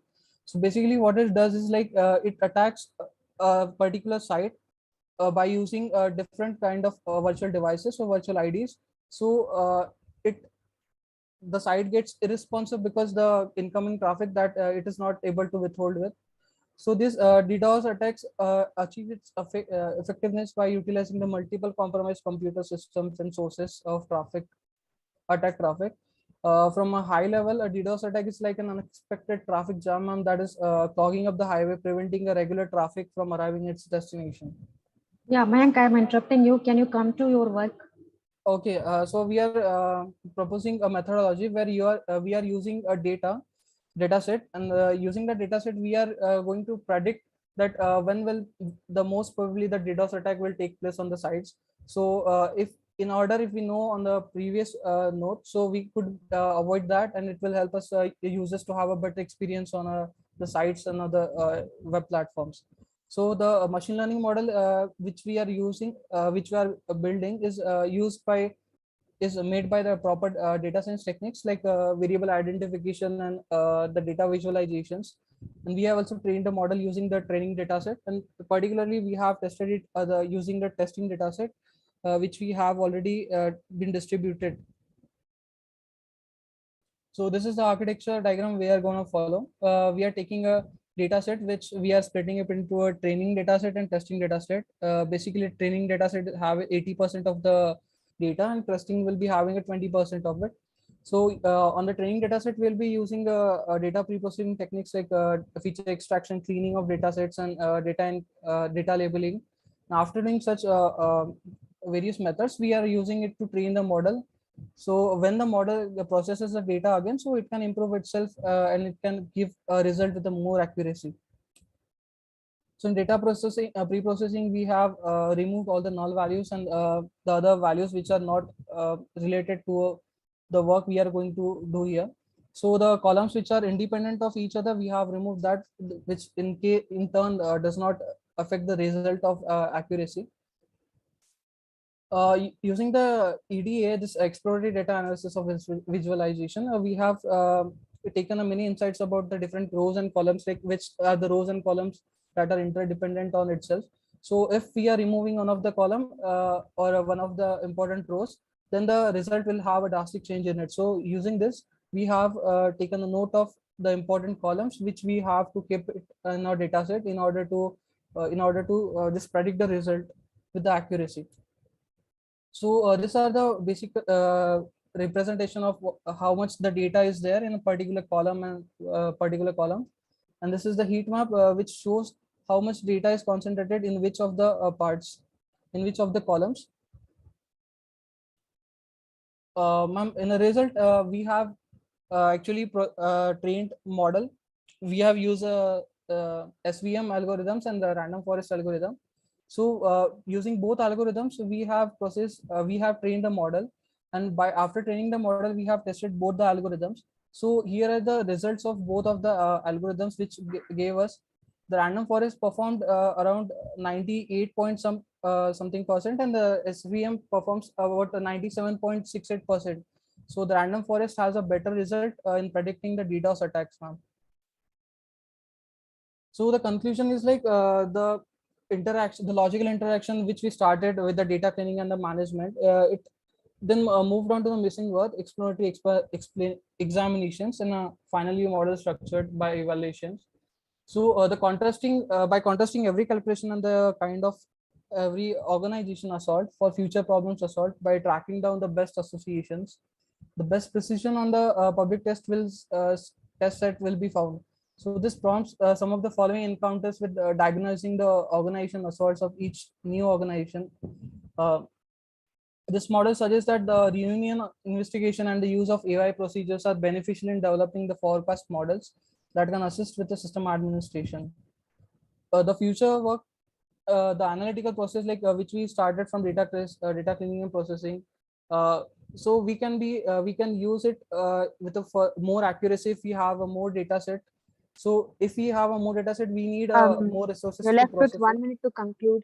Yeah, sure, ma'am. So if we have a large number of data set, we need basically a large number of hardware and resources to process it, because it cannot be processed with the normal devices.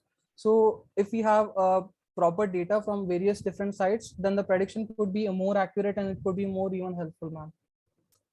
These are the references I have used. And thank you, ma'am. Okay, can you go to that references slide? Sure, sir. These are the two sites, sir.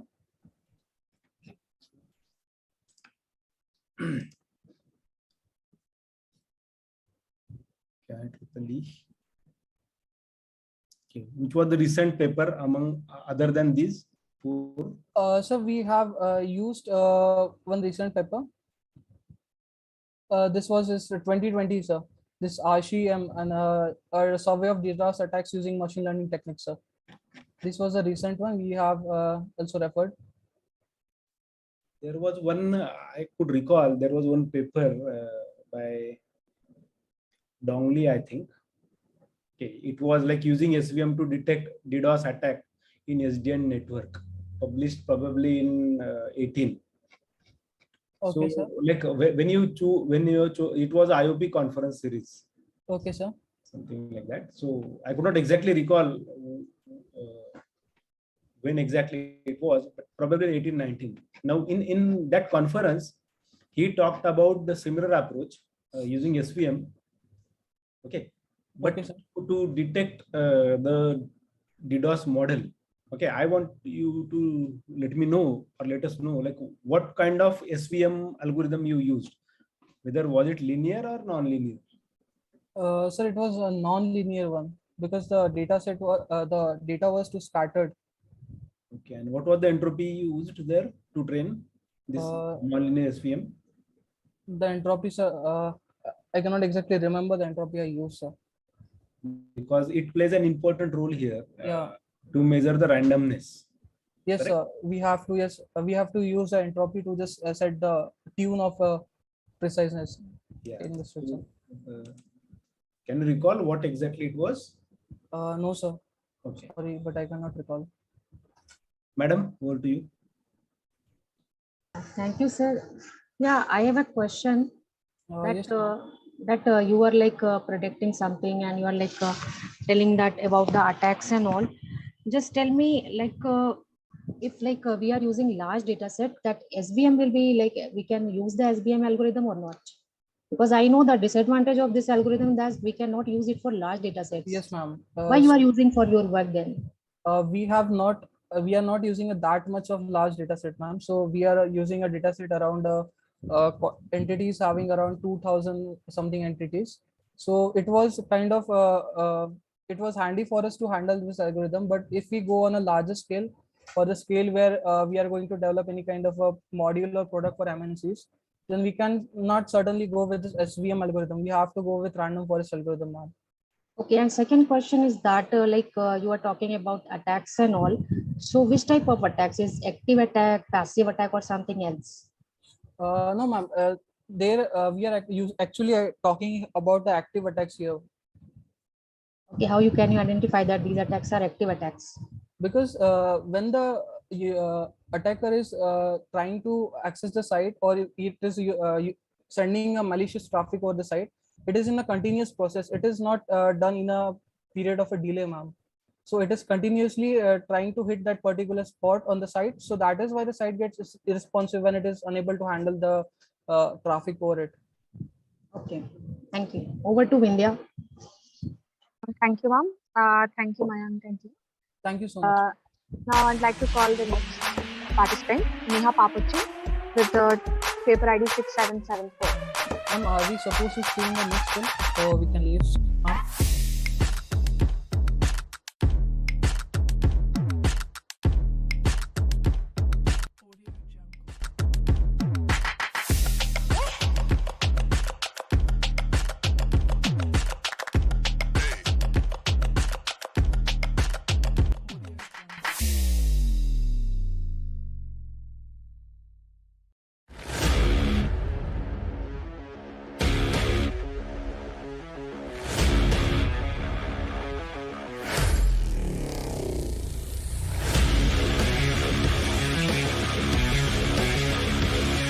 Recording in progress. The admins can add new users and NGO organizations or delete existing users and NGO organizations and review them.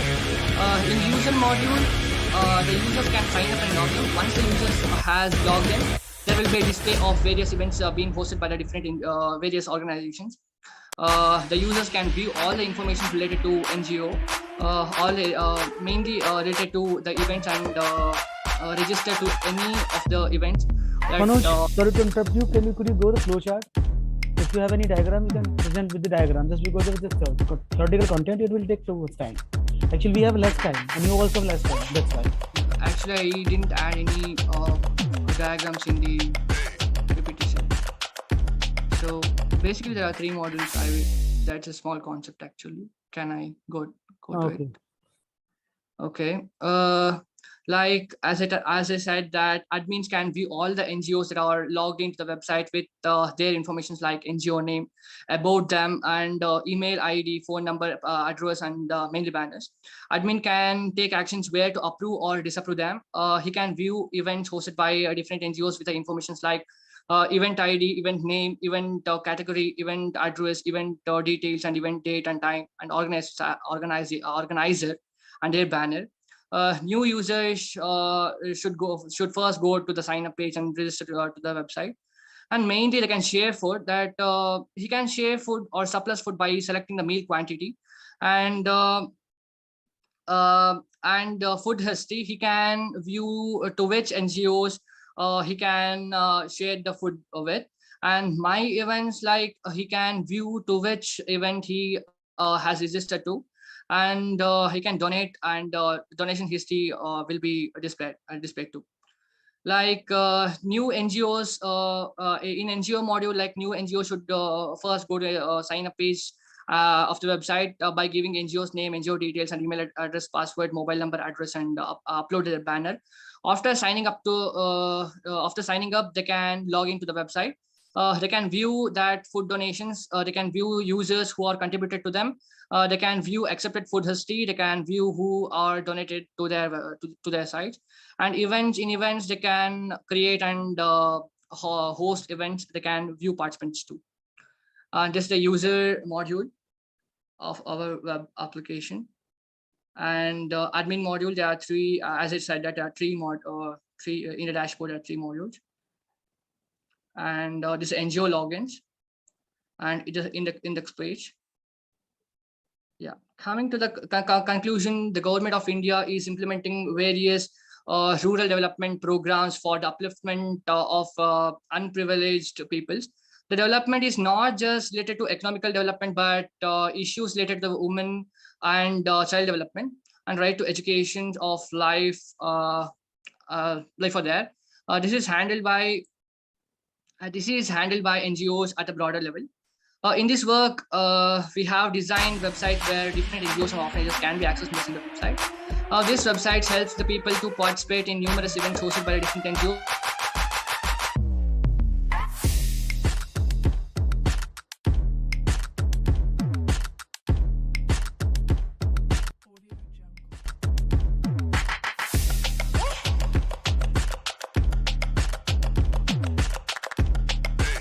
Recording in progress. Variables such as number of appearance, injuries, and so on. The second is the training results. The training results was provided in the survey paper itself.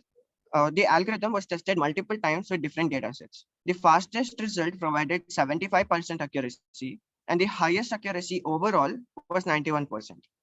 A customized formula based on the data set was provided. Qualitative approaches are used to collect data. As I mentioned, batch training method provided a static algorithm is based on support vector machine and Kalman filter. Training algorithm takes up a lot of time. So in case we need to do some offline work, Kalman filter and pitching prediction algorithm can be used simultaneously. The Kalman filter algorithm has 2 phases. The first phase is to estimate the number of uncertainties, and the second one is to train the model for accuracy. The pitching prediction algorithm is designed to estimate the frequency using the oscillating signals, such as musical tones or any other noise which has frequency. Kalman filter provides more accuracy compared to that of pitching prediction algorithm, but using pitching method along with Kalman filter provides more accuracy than raw KF algorithm. A fact about data collection is that collecting data and utilizing the dataset as soon as we receive it provides more accuracy. The SVM uses hypothetical short-term data along with actual data to predict the amplitude of tsunami. DAE and VAE are used to calculate time series data based on the forecast locations. SVM, DAE, and VAE are implemented based on time frames such as 60-minute time frame, 90-minute time frame, and so on. The 60-minute time frame provides more accuracy. ANN has time and again proven that it is the most ideal method to be used for predicting natural disasters in general. And ANN was trained using tsunami data such as fault displacement, fault length, fault breadth, and more variables.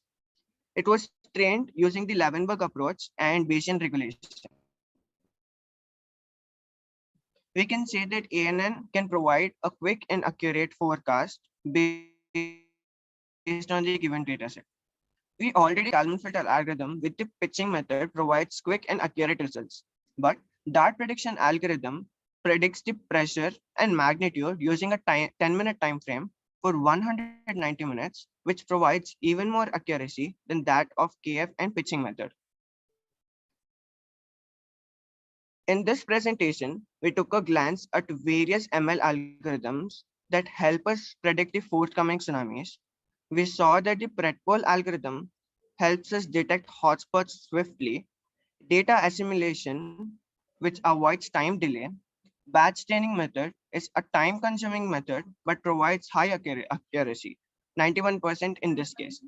Kalman filter algorithm and Dart prediction methods provides more accuracy than the combination of Kalman filter and pitching method. Overall, we can say that artificial neural network is the root of most of the algorithms. Thank you.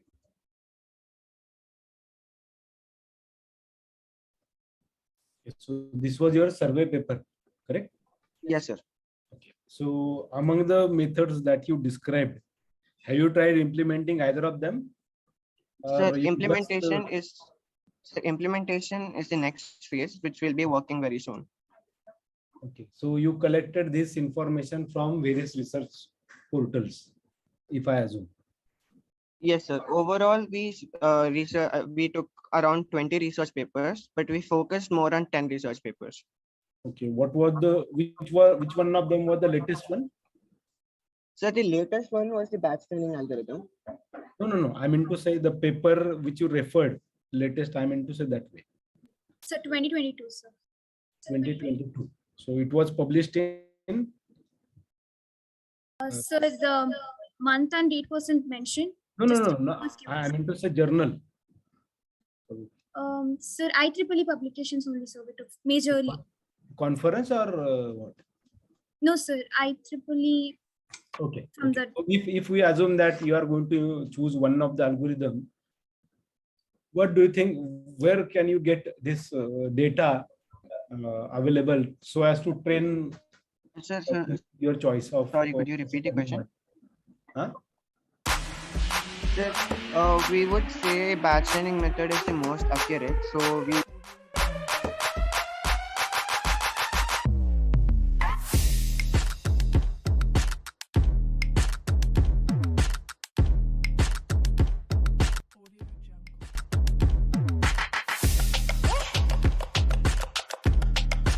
Recording in progress. We just leave the part production. Just come to the bring to your proposed approach and what you did.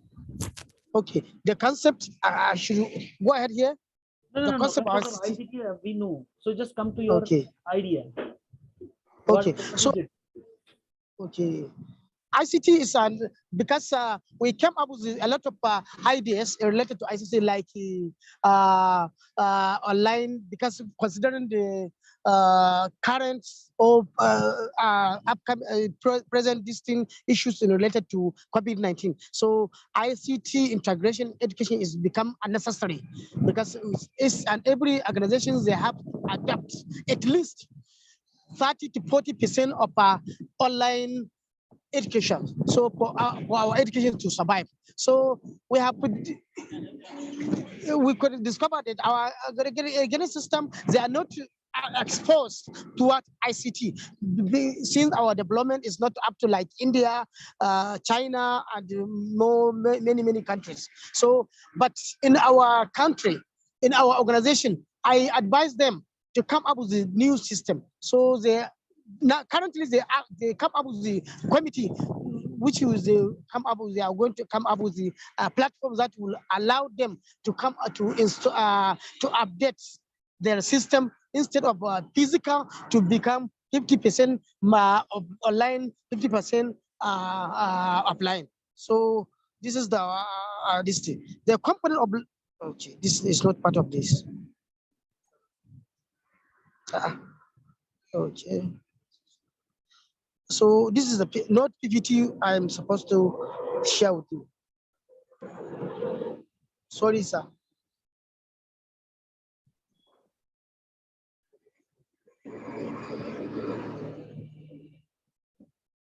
Sorry, sir.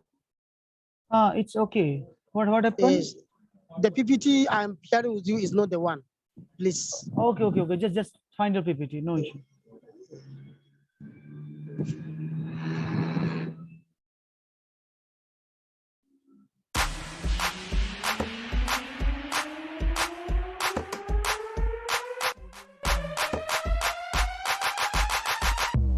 Sorry, sir. Suleiman, we can do one thing. Yeah. Just find out your PPT where it is and just come again. Okay. Then we can. It's ready. It's ready now.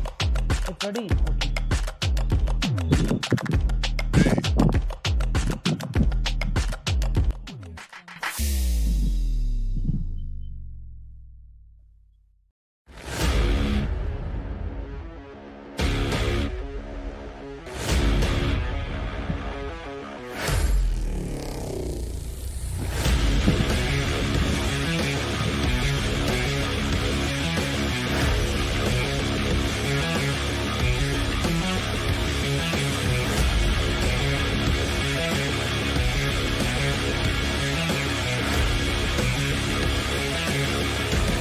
Yeah, I can come. It's not the one I have to update it again. I'll have to upload it again. Sorry, sir. I'll come back later.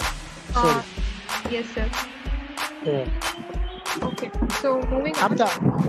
After this presenter, I will come back after 15 minutes. Sorry. Yes, sir. We will provide you a chance later. Okay. Please to come with the presentation. Moving on, let us move to paper ID 1734. Siddha Farhan, are you here? Good morning, ma'am. Can you hear me? Yeah, you are audible. Ma'am, can you make Swati the co-host and not me? Because she'll be sharing this paper. Is she here? Just a minute. Yes, ma'am. She is here. Okay. Also, I can switch on my video because I have some technical issues. Okay. Yes. Okay. Can I start? Can you please turn on your videos? No, ma'am. I can't switch on my video. I have technical issue and also I'm not well. I don't want to turn on my video. Okay, fine. All right. Okay, ma'am. Can I start? Can I start? Yes, Farah, you can start. Energy use is certainly an important consideration in the data center, and cloud solutions are more efficient than traditional systems, said Eric Woods. A very good afternoon to everyone present in this conference, chair and co-chairpersons. I would like to thank Dr. Lalit Kumar, my mentor, for his support throughout this process. My name is Fida Farhan. I'm from Jain University, Bangalore. Today, my teammate Swati and myself are here to present our research paper for this prestigious conference. First, let me give you an overview of what we'll be presenting. A topic is the study to compare green clouds and mobile clouds. We will introduce our topic first. We'll talk about the problem statement and the solution for it, and then we will conclude. Okay, and diving into introduction, computing means a global oriented activity acquiring benefits, forms, and creating computers. Green computing is environmentally responsible and eco-friendly use of computers and the resources. In broader terms, it's also defined as study of designing, manufacturing, or engineering using the disposing of computer devices in a way that it reduces environmental impact. Many IT manufacturers and vendors are continuously investing in designing energy efficient computing devices, reducing the use of dangerous materials and encouraging the recyclability of digital devices and paper. Green computing is also known as green information technology, green IT that is. Green computing or green IT aims to attain economical viability and improve the way computing devices are used. Green IT practices include the development of environmentally sustainable production practices, energy efficient computers, and improved disposal of recycling procedures. Mobile computing is human computer interaction by which a computer is expected to transport during normal usage. Mobile computing involves mobile communication, mobile hardware, mobile software, etc. Communication issues include ad hoc infrastructure networks, etc. Now, coming to the problem statement, let me just give just before I go into that, green computing is the potential environment benefits that green computing are potential environmental benefits which IT services deliver over the internet to the society.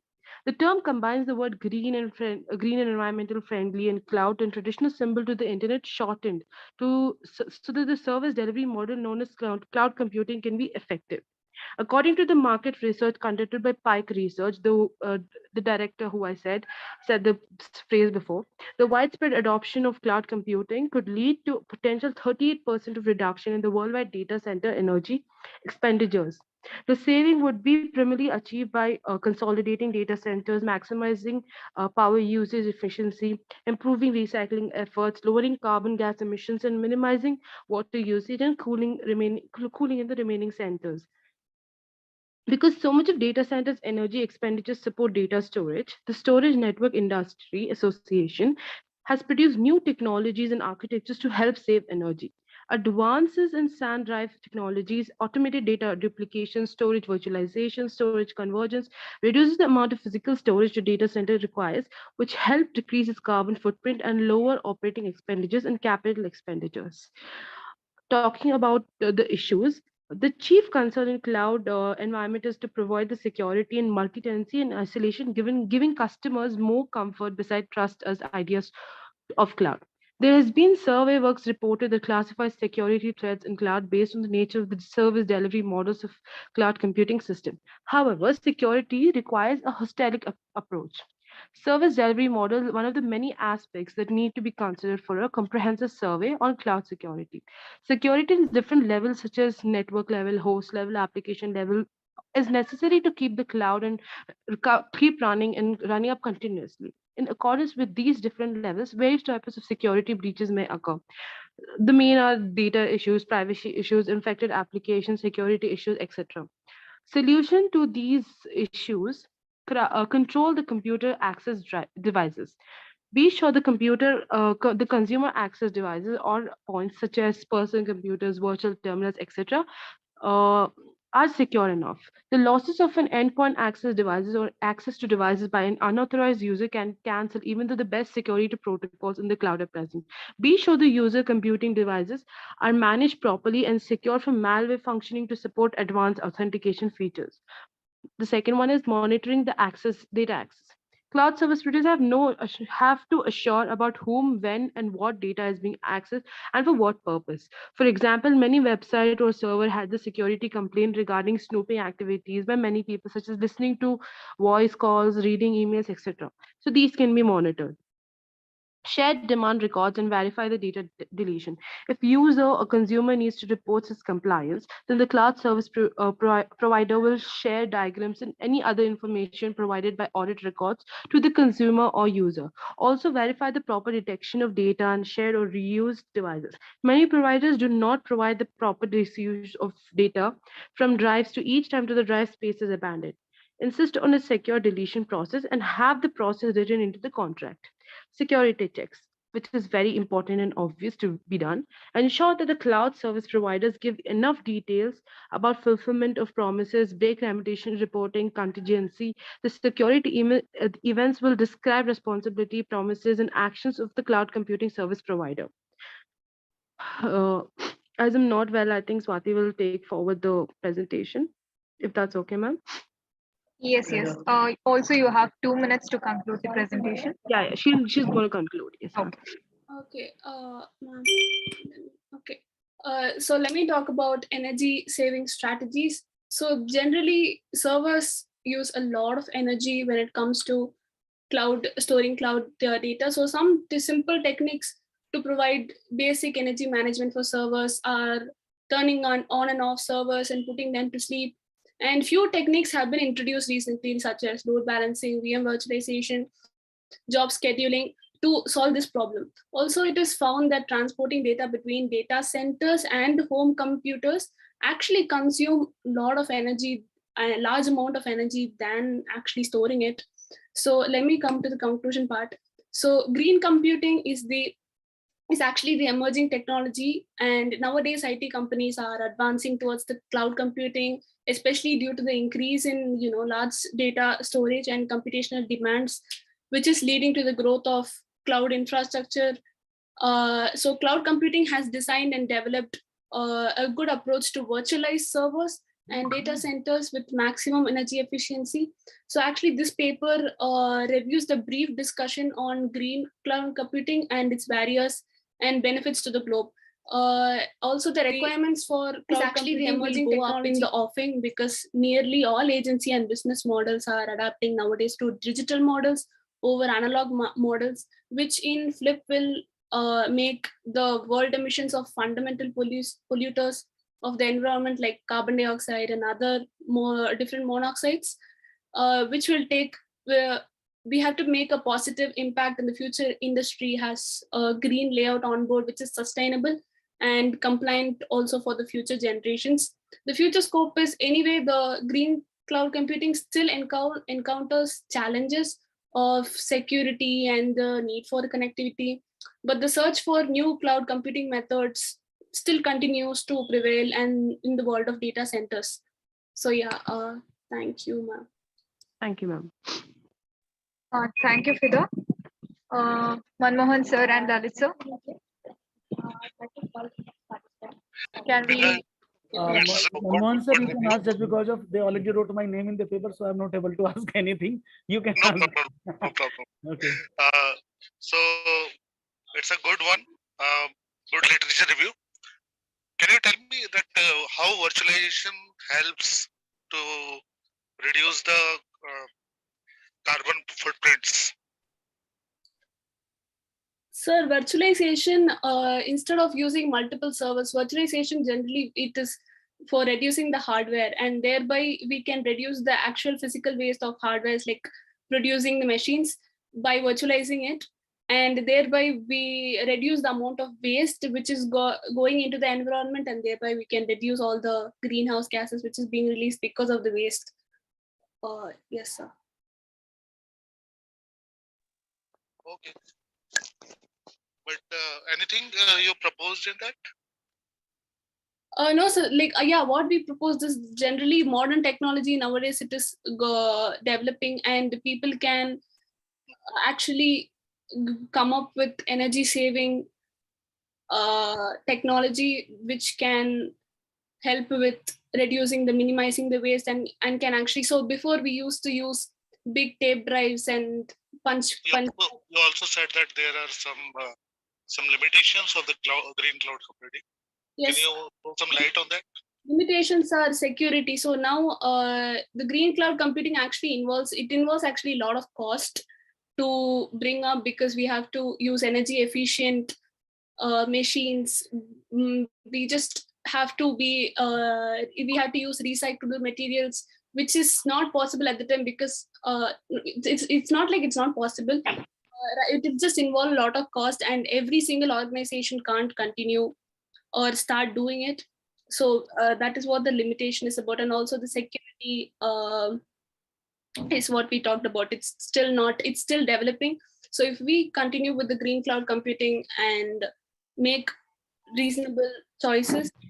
Yeah, there are trivial problems included also. There are data issues, for example, lack of manipulation for non-public data, insufficient statistics regarding how, where, and where to aid the data which is to be processed. Not many companies can, communications for the longer run private networks. Some they cannot attain the private network. Some run over less secure public server networks. Data can be as records. When it comes to privacy issues, sensitive data is stored in cloud, and that may be personal data which may be inaccessible to anyone. Additional password protection is required. These are very trivial problems which come under to adapting to green cloud computing. So the basis for our study was to compare how many users are continuously adapting to green cloud computing irrespective of these barriers, which in our graph we have around more than 400 million people, million users personally companies investing more than 400 million to adapt to green cloud computing. Thank you, sir. So you're not audible, sir. Yes, no, sir. There's a little glitch in your. Sorry, sir. Okay, now it's audible. Yes, sir. You are audible. Okay, we will move to the next presentation. Okay, sir. Thank you, sir. Thank you, sir. Thank you, Fida and Swati. Moving Thank on, you, ma'am. we have paper ID 0737, Mohammed Shafatullah. Are you here?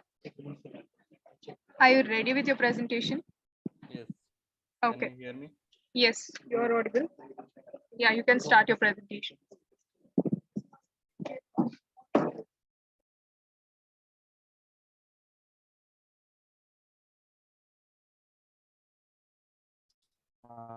My camera is visible. Yes, your screen is visible, but there was a little lag in your audio. Hello, can you hear me? Yeah, you're fine. Yeah, good afternoon. Welcome to our paper presentation. First International Conference on Recent Development Science in Technology, Engineering and Management. Our paper name is the Transfer Learning Based Approach to Detect Medicinal Plant in Rural Area. This is Sifatullah. My paper ID is 0737, presenting from Bangladesh, Daffodil International University. Here is some other authors, MD Sifatullah Mosaddek Hossain and MD Shahriar Kabir and MD Parvez Hossain. Here is some of agenda of my presentation. First of introduction, then motivation, methodology, result, and finally conclusion.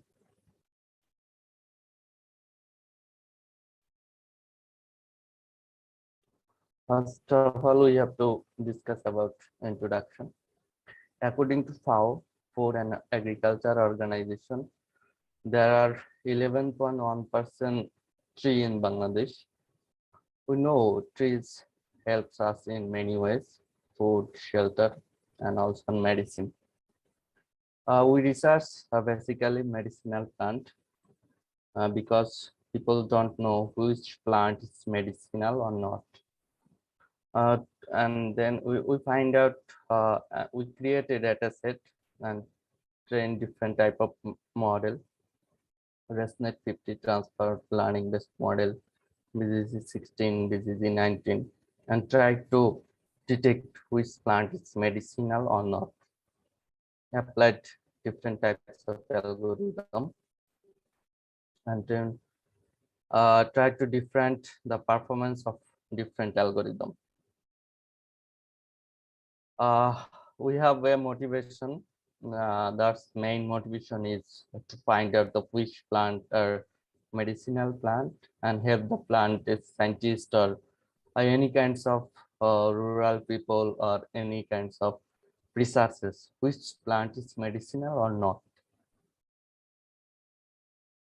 Methodology.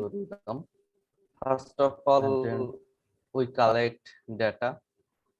Basically, we collect data from Dhaka, Australia, in a tree plantation, and we pre-process the data. And manually, we pre-process the data And data labeling, we label the data in manually. By capturing phone, we take a photo in different type of six types of plants. We capture photo, and we have later on we discuss our data set. Now I am continue this and train the data set in different types of algorithm. Here is ResNet 50 and BGG 16 and BGG 19. And we observe the accuracy in the three algorithms and select our best algorithm. Here is our data set. Our data set is basically 6 plant, curry leaf, poison leaf, mint leaf, neem leaf, and clover leaf. The data set is originality our. We made data set and by fields on 573 images of 6 different medicinal plants, and we sampling data, training sample, testing sample, and validation sample. Here is 80% for training sample, 10% for testing sample, and 10% for validation sample. Analysis, training and validation accuracy analysis. We train, here we can see the orange line and green line. The orange line moving about the 0.96 and 0.98 for the evaluating the accuracy, and then we can see the another orange line and a blue line. Here we can say the orange line is moving 0.5 to 0.6, and the blue line is plotting between 0.3 and 0.4 for evaluating loss and training and the validation accuracy. Here is our 3 best accuracy. ResNet 50, we find 99% accuracy. BGG 16, 96% accuracy, and BGG 19 is 87% accuracy. Our first model, our best model is ResNet 50. Can you hear? Hello? Yeah, please continue. Our best model is ResNet 50. Basically, we focus on transfer learning based approach because now trend is transfer learning, because it's helpful to find out our best accuracy and find out because of here is a 50 ResNet 50 algorithm. Because of here we can see the 50 different types of layers. Shafatullah, sorry to interrupt you. You have 2 more minutes to conclude your presentation. Yes, thank you. More things, Shafadullah. Just go to the previous image. Actually, this image is not clear. We are not able to see your image, what you have written in the box and all. Could you make this? Yeah. There is some, and there is I have no at the moment the clear image, and next I will cover it. The image is not clear, so how we can identify that this what is it? This is the ResNet 50 architecture model. Oh, continue. And here is a confusion matrix. We can see the two data in conflict, mainly from mentally slipped in 2 data. Here is our medicinal or not, and to increase the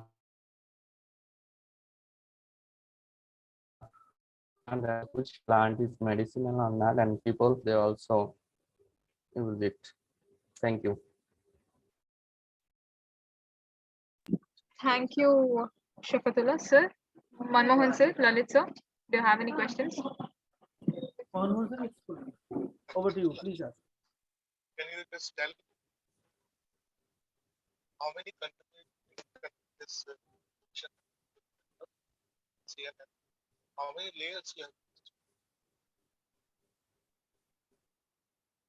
Sorry, sir. I cannot hear clearly because of some internet issue. So I'm just asking about the CNN in Resident 50 variant of Resident. How many contribution layers? In ResNet 50, there is 50 layer. 50.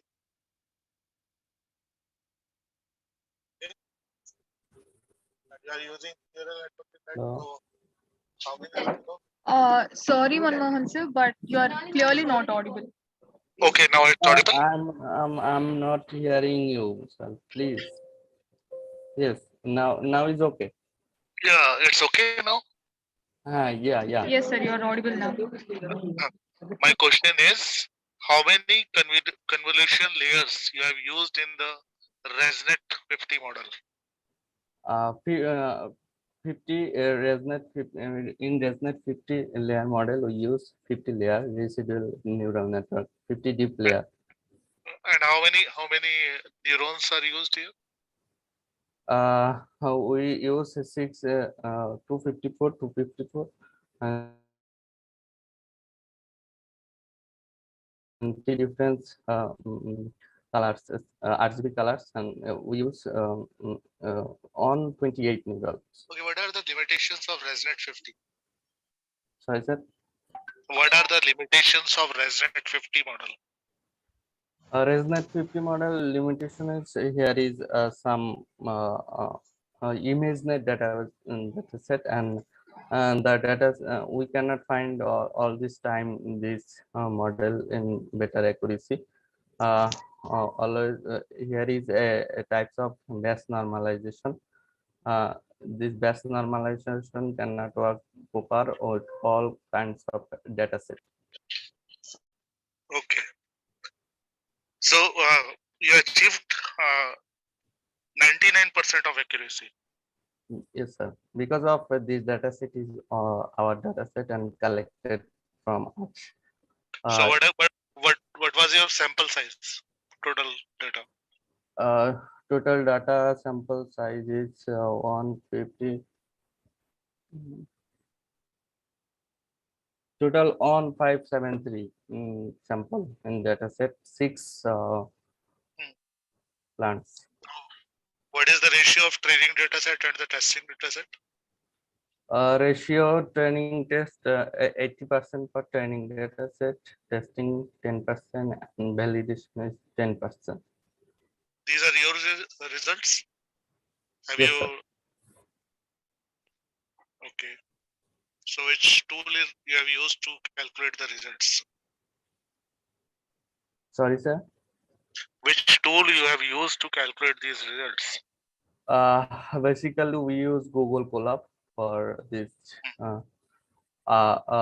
code and calculate this these images for manually.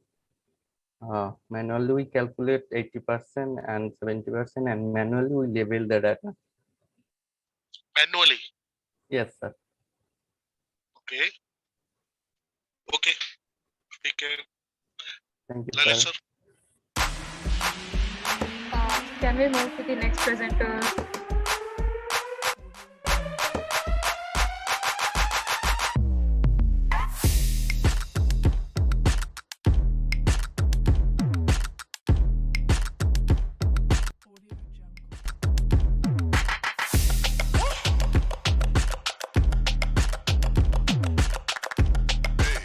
Recording in progress. Using these things, we can identify the person who have sent us the email. So there was a 5 biggest scams of all time using the phishing. Colonial Pipeline, which cost $100 billion. Sony Pictures, $80 million. Facebook and Google, it's $90 million. Celeron Bank, it's $75.6 million, and PAC, $42 million using this phishing. So it's a very big problem in the cybersecurity area. So we have created a solution for it. The first problem statement which we have taken is phishing attacks are increasing day by day. Many people are being victim of email phishing. They were not working properly and they are web-based only. So they can't be downloaded into the system and running. So there is a threat to personal information due to this. So there are two products which we have taken for right now. In later side, I will be telling about few more products. There was one government email header analyzer tool for email forensic, but it's down now and it's being paid now. And there is a MX toolbox, which is a web-based tool, and it will just show the email from this email header that if it's a DMARC SPF element are checked or not, if it's true or not. This much only information it will give. And the solution for that we have created our own proposed tool, which is user friendly and can be used by anyone. And the tool is not a web-based tool, and it's a command line argument tool, so it can be installed in any system and it can be run in offline mode also for just email header analyzer purpose. And the thing we have added with the existing system is, which is existing in the market, is the main advantage of our tool is it will track the IP location of the spoofer. If it's a spoofer, then it will loop back the IP address and it will save in the map format, and it's free of cost to use. So let me show the demonstration of this project. It's just a minute only.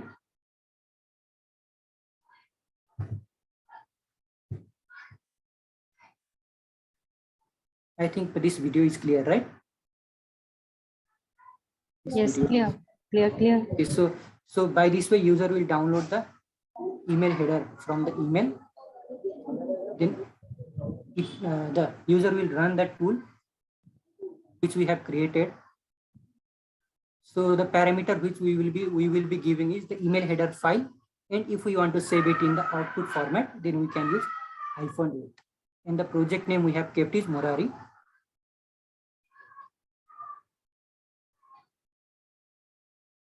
So if you just use F option, it will show if the email is SPF, DKIM, and DMARC are passed or not, and if it's spoof or not. So it's giving a spoof email address. So if we use -O to track the location of the file, it will show map saved successfully, and we can see the live location of the victim. Sorry, not a victim, the attacker. And if it's a genuine, then it will just show that it have been passed. Just like this, it will show the pass and it is authentic email received. So let me again go back to the PPT.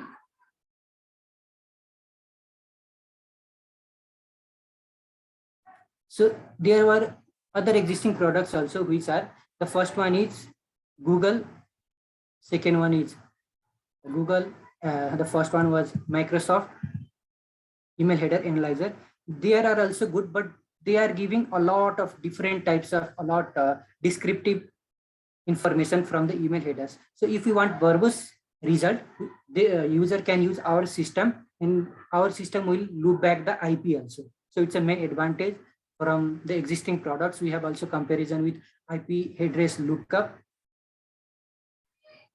So the main thing is who will be using our research-based project. So cybersecurity professional can be used, cyber forensic professional can use our product, research scholars, threat intelligence, cyber police can use our this products, and especially cyber security operations center. So in MNCs or in either it's a small company or it's an indie user, they will be getting a lot of emails. So from that emails, they will be getting some virus and all these things. They will be getting phishing emails also. So at that time, we can stop the threat from there. Asim, you can conclude your work.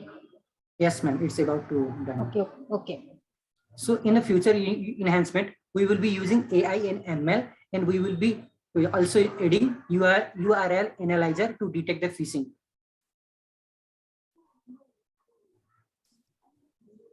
So in a conclusion, that I want to tell that our phishing detection system using email header analyzer helps the user to check for any spam or spoof emails to prevent themselves from attacks. This project will answer all the queries of the user regarding suspicious email and how to distinguish between legitimate and false emails.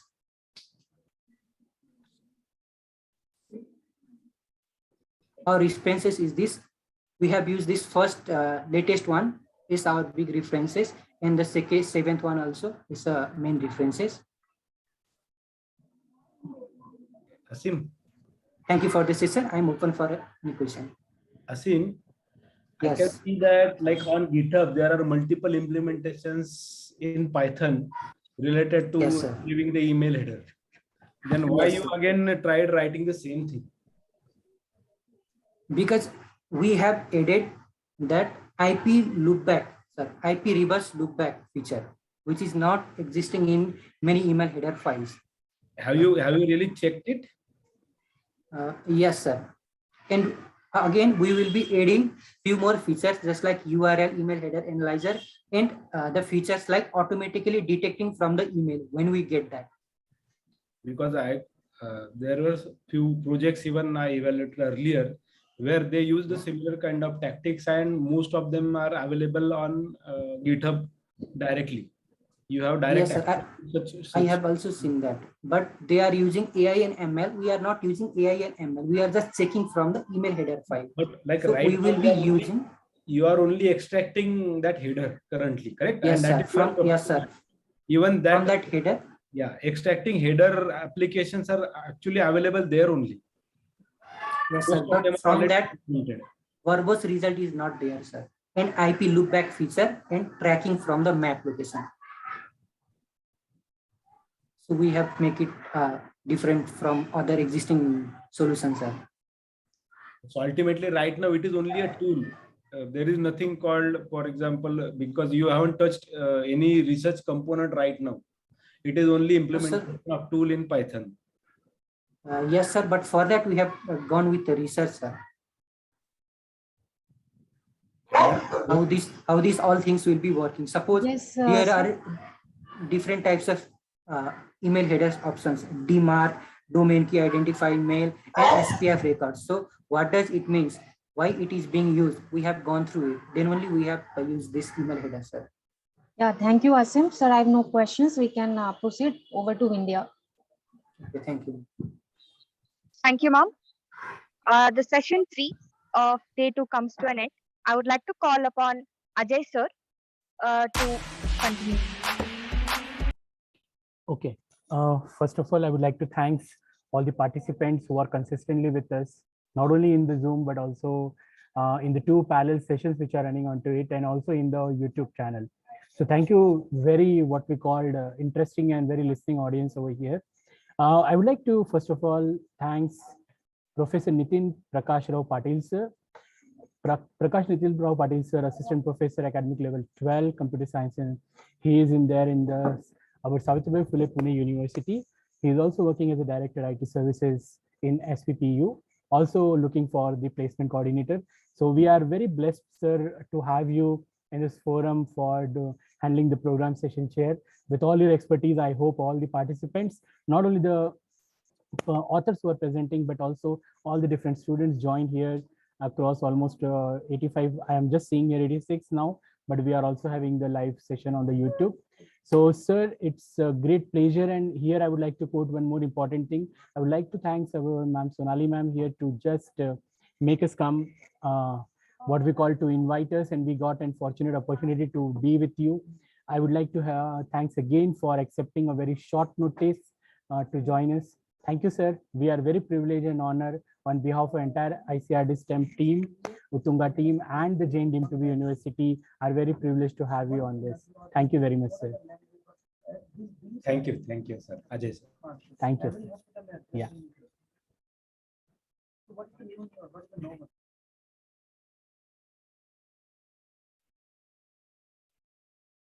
So I'm expected to share this result on email, correct? Like my evaluation. Vidya? Yes, sir. Yes, sir. Yeah. So, like, are we supposed to prepare it in a combined manner, or shall I send my own? Sir, you can send your own, sir. Okay. So I will share my own then. Yes, sir. Actually, I will send to same mail ID from which I received it today. Correct, sir. Correct. The same ID you can reply. I have skipped one because.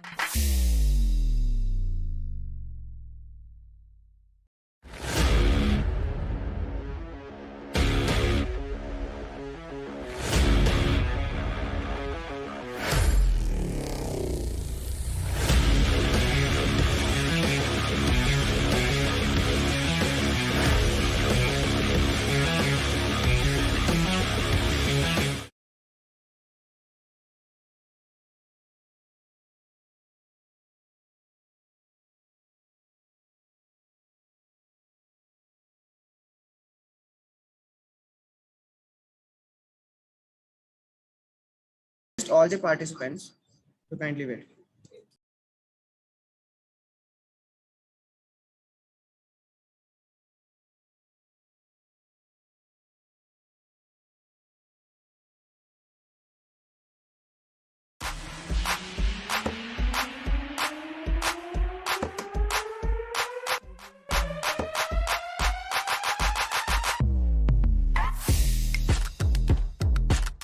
Cost goes Recording to in the progress. middlemen, all these traders, wholesalers, and other middlemen. So, okay, in this project, we are implementing a method to stop this middleman from exploiting the farmers. Okay, this method is to introduce a website, that is our website, not our website, any website which stop this middleman from robbing farmers. Okay, in our website, our main objective is to eradicate the middleman. Okay, we did this with a simple mechanism. So we built a website which works on free web store. Okay, in that farmer can add his produce where he can see it. Okay, see, there is already a website present by the government for this problem. Its name is ENAM, National Agricultural Marketing, but it has its own drawbacks. So that's why we are proposing a new method for our agriculture marketing system. Okay, the drawbacks of this ENAM website is it is not able to reach the farmers in a whole level. In India, there are over 13 crore farmers. Okay, it is able to reach only. Okay, so we are implementing a new mechanism to reach the whole farmers. Okay, in our website, see, let me open my website. Okay, this is the front look of our website. In this website, there is a intro like all the farmers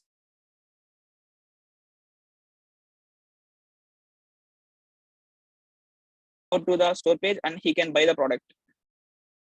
Okay, see how this makes the farmer easy.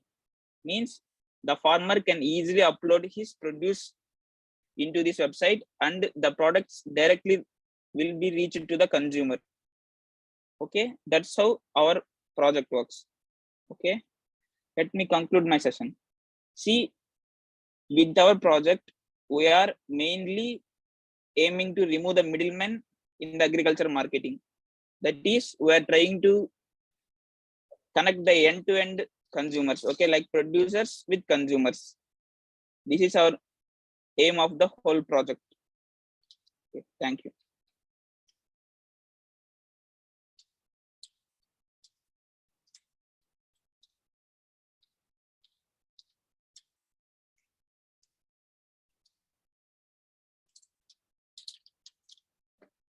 Now let us proceed with the Q&A.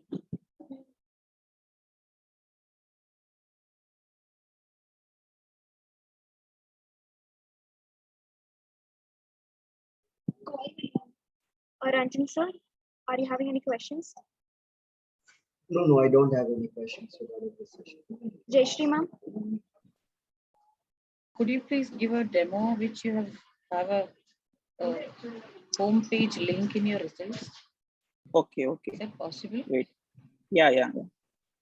See, this I'm going to it.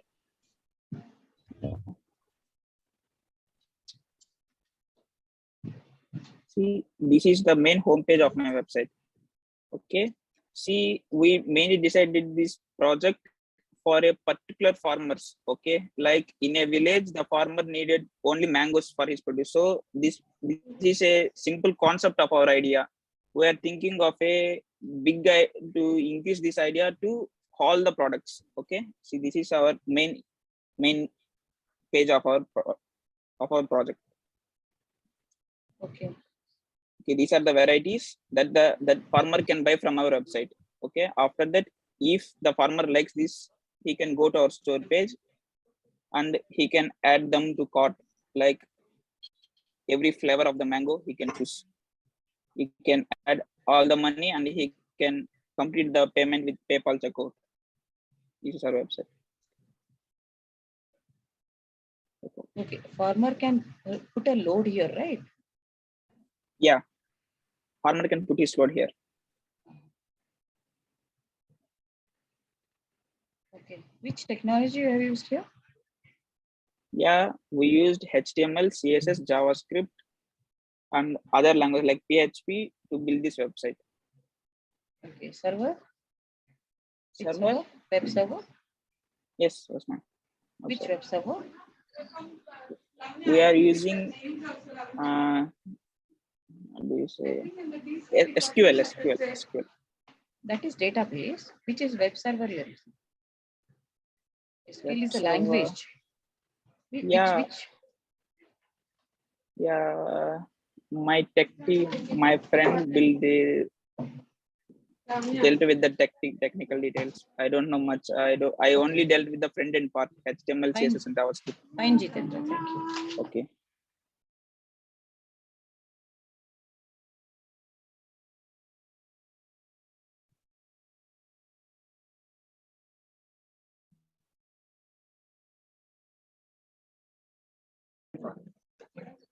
Thank you, sir.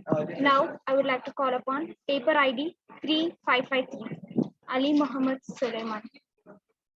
First, I would like to call upon paper ID 3553. Mr. Sarang Kadsait, are you ready for the presentation? Yes, sir. Sir, if you're trying to speak, you're not audible.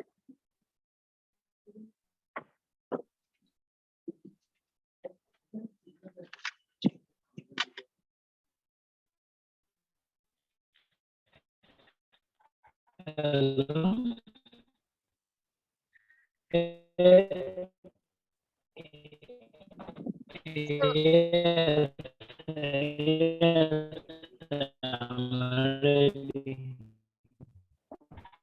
So your voice is breaking, sir. Hello everyone, can you hear me? So we're able to hear you, Hello? but your voice is breaking, sir. Hello? Sir, you're audible. Can you hear me? Sir, your voice is breaking, sir. Hello? Yes, sir, now it's fine.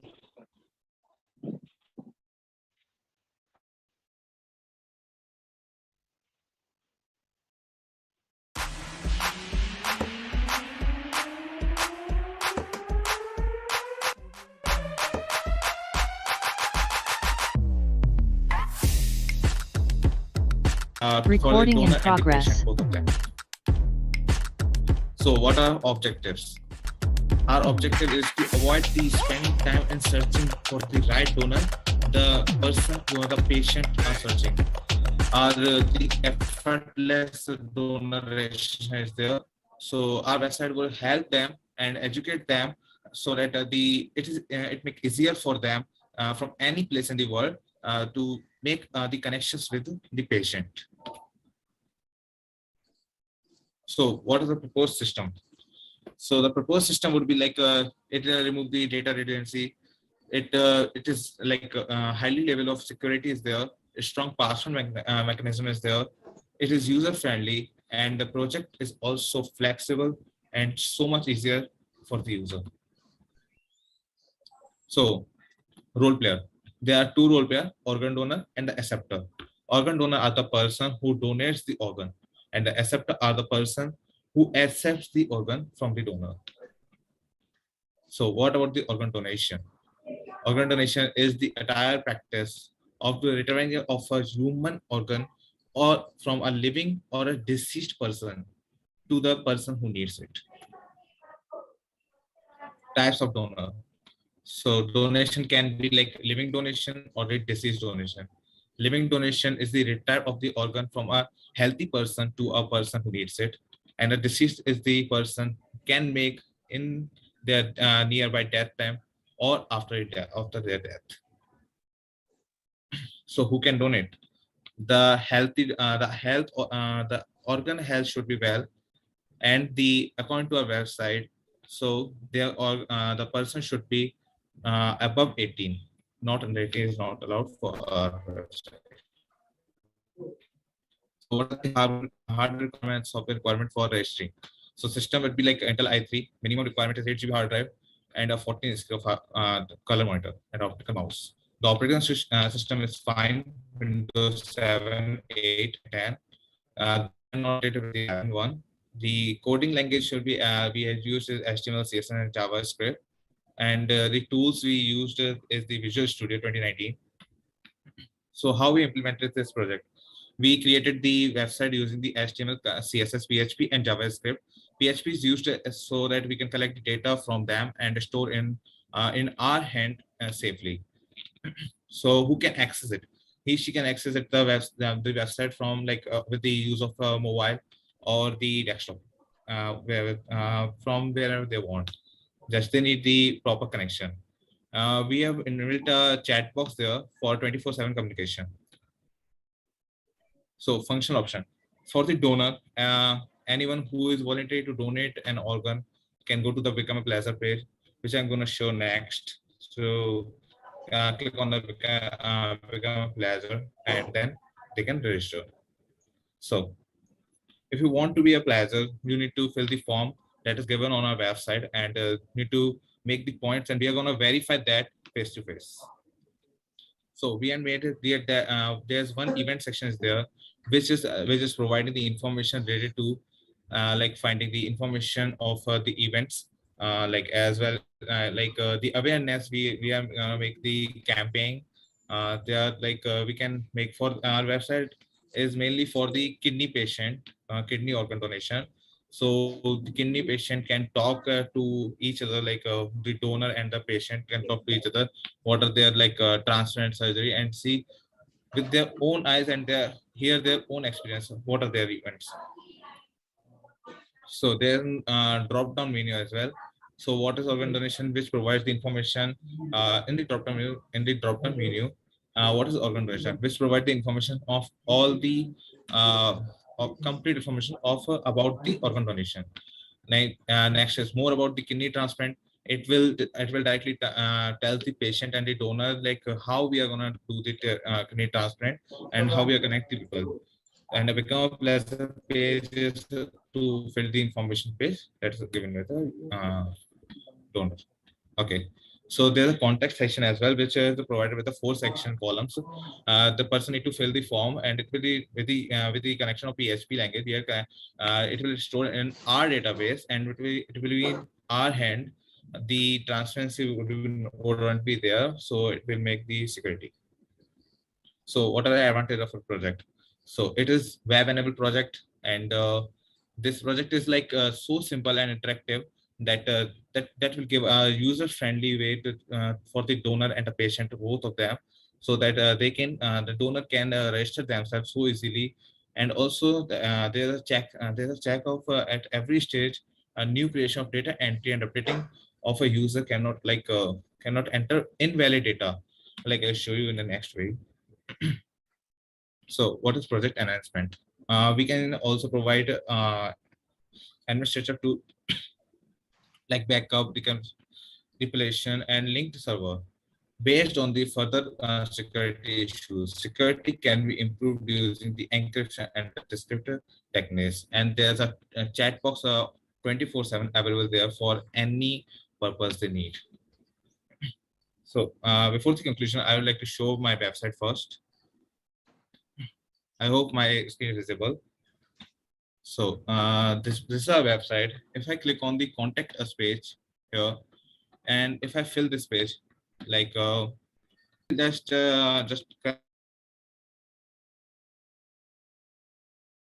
should be valid. Okay, show Gmail. Fine. Subject. And when I click on the send message, it will directly recall on our. It will directly recall on our local host page here. If I update it, it is here. It is 1917. These are the earlier entry I made for for checking of the page. And now with the conclusion, if I go. Now the conclusion go like it can overcome all the disadvantages like the data there can be data redundancy, and also like mix of the data would be there, so it can reduce all that thing, and the data would be safe with us. And a donor cannot be like it's just the website is not more complex, so the person can access it easily and connect with us. According to the WHO, 0.01% people donates their organ after their death. That's the current situation which needs to be changed. So our website came up with the idea and the event so that we can make people to know that you can donate the organ after death as well for the subject. So that's it with my that's with my presentation. I can end it.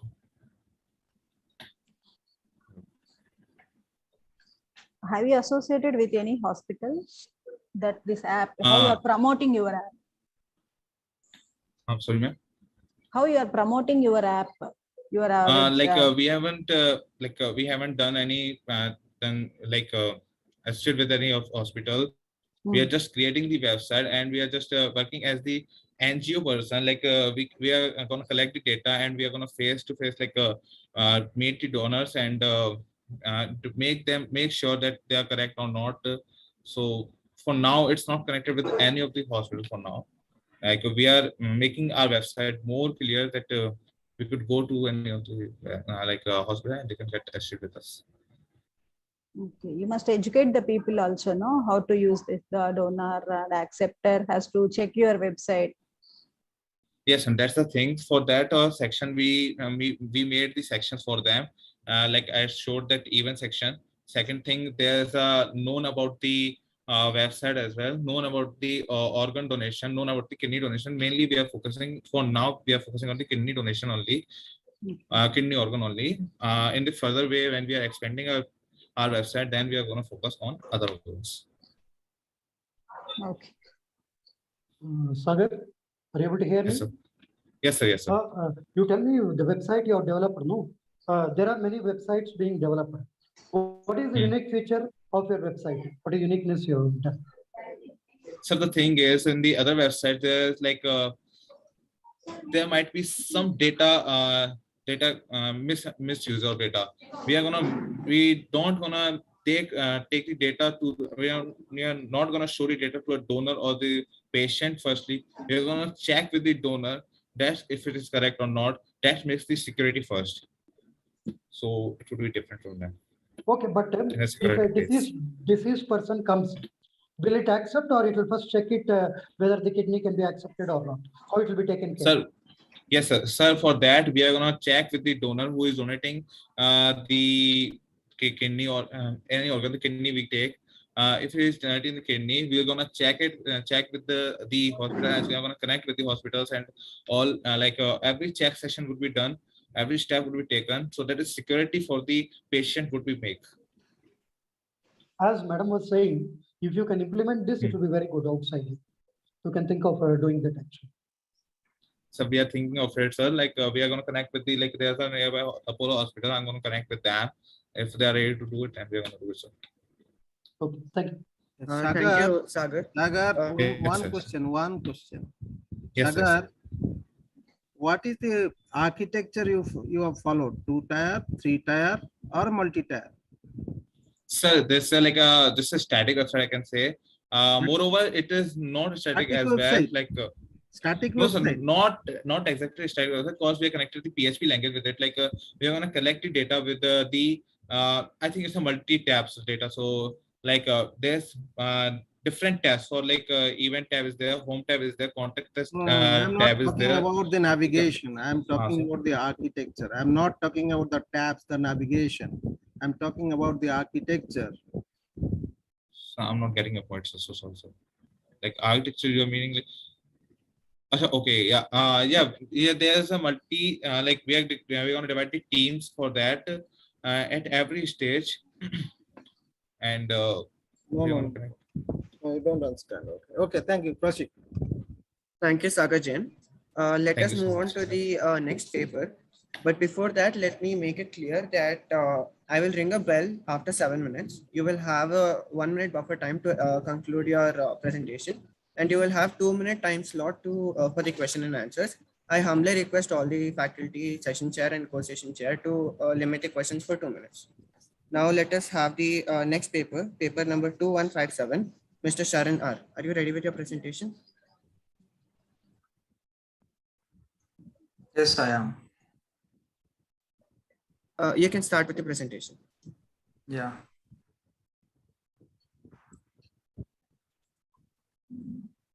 Good afternoon, everyone. I'm Sharan. Today, we are going to discuss about effective online management of COVID-19 testing in Indian scenario. This is our project. So today's agenda is introduction, literature review, methodology, implementation, results, conclusion for the scope, and at last references. So introduction. In this policy brief discusses the role of testing for COVID-19 as part of any plan to lift confinement restrictions and prepare for possible new wave of viral infection. If at all confinement restrictions are lifted before a vaccine. Sagar, sorry to interrupt, but could you please do it in the presenter mode? Click on slideshow and do it in presenter mode. Sorry? Could you please turn on the slideshow? We can also see the PPT background. We only need the presentation. Yeah, I've done. I think you're not sharing your whole screen. Could you share your whole screen? Yes, I did. We can. Are you in slideshow mode or in normal mode? It's in slideshow. We cannot see your slideshow, but we can see your PPT first slide.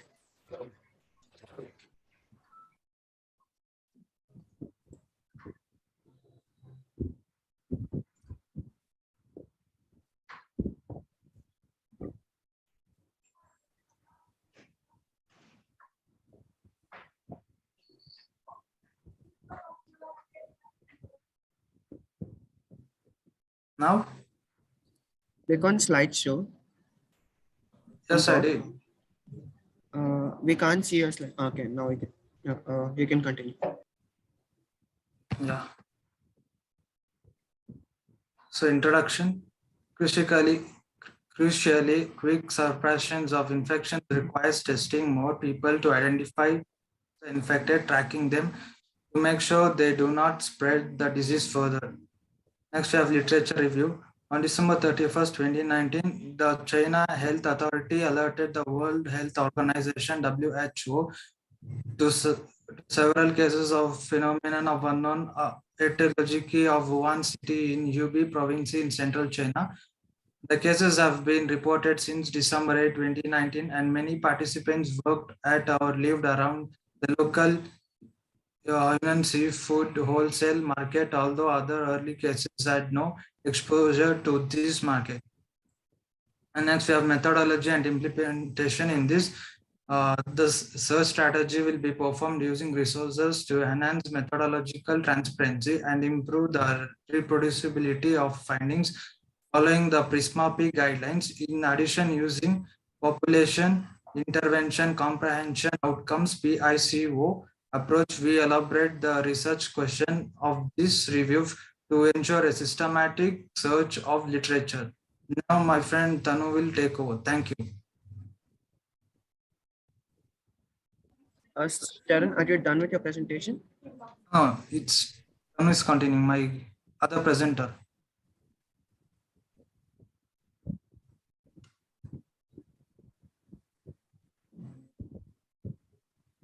Is he there in the meeting or? Yeah, she's there.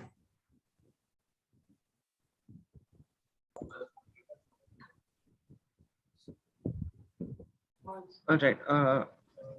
Time is running out, so I request her to start with the presentation soon. You can continue, Sharan. Yeah, okay, I will continue. So these are the screenshots of our website. And this is how a user registration page would look like. Here, the user can give the credentials of their own. And next, these are details they get, the kind of acknowledgement once they register. And this is how an admin also can log in to the website using credentials as well. This is how admin dashboard would look like. the total number of tests and everything, all the details. So they will get a notification assigned every time a test report has been registered. And we have edit a phlebotomist, in the sense the doctors who does the testings. And we can also assign the phlebotomist to each test reporters. And this is how the new request we can assign to the phlebotomist. And these are all the dates we can schedule for each test reporters. And using this search, they can search their appointment or the details they have given. And we have conclusion for the scope next. COVID-19 is obviously much easier and excited to test management system. Patients how to enlist to passage by giving their nuisance. They will require course of activity through online with immaterial extraction. The phlebotomist consolidates patient region to the total model. And these are all the references, and that's, thank you. What is the technical part that is lying in this paper? We have done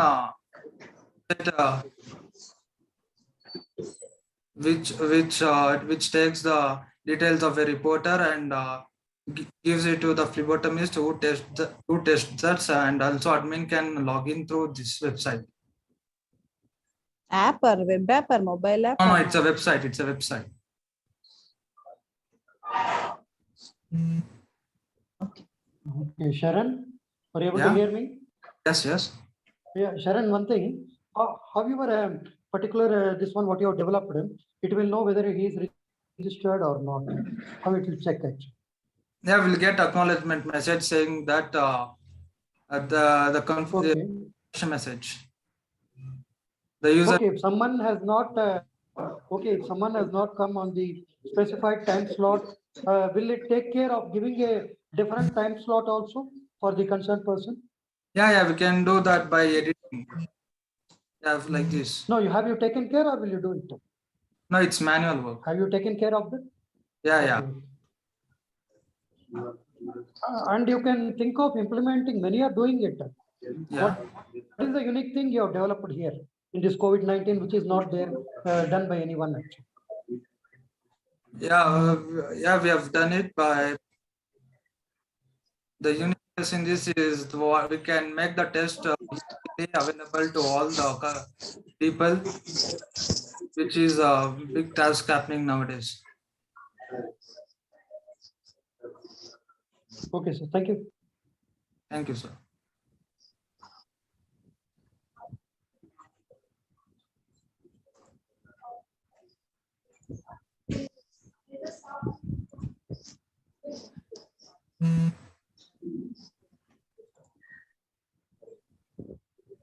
Thank you, Sharon. If you're done with the presentation and Q&A, you can disable your screen share. Yes, thank you.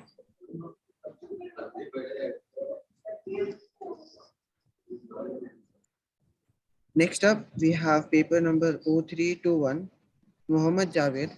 Are you ready with your presentation? Yes, I am ready.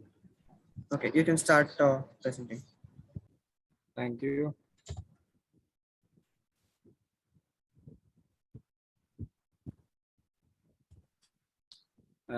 Is my screen visible? Yes, you can go ahead with the presentation. Thank you very much.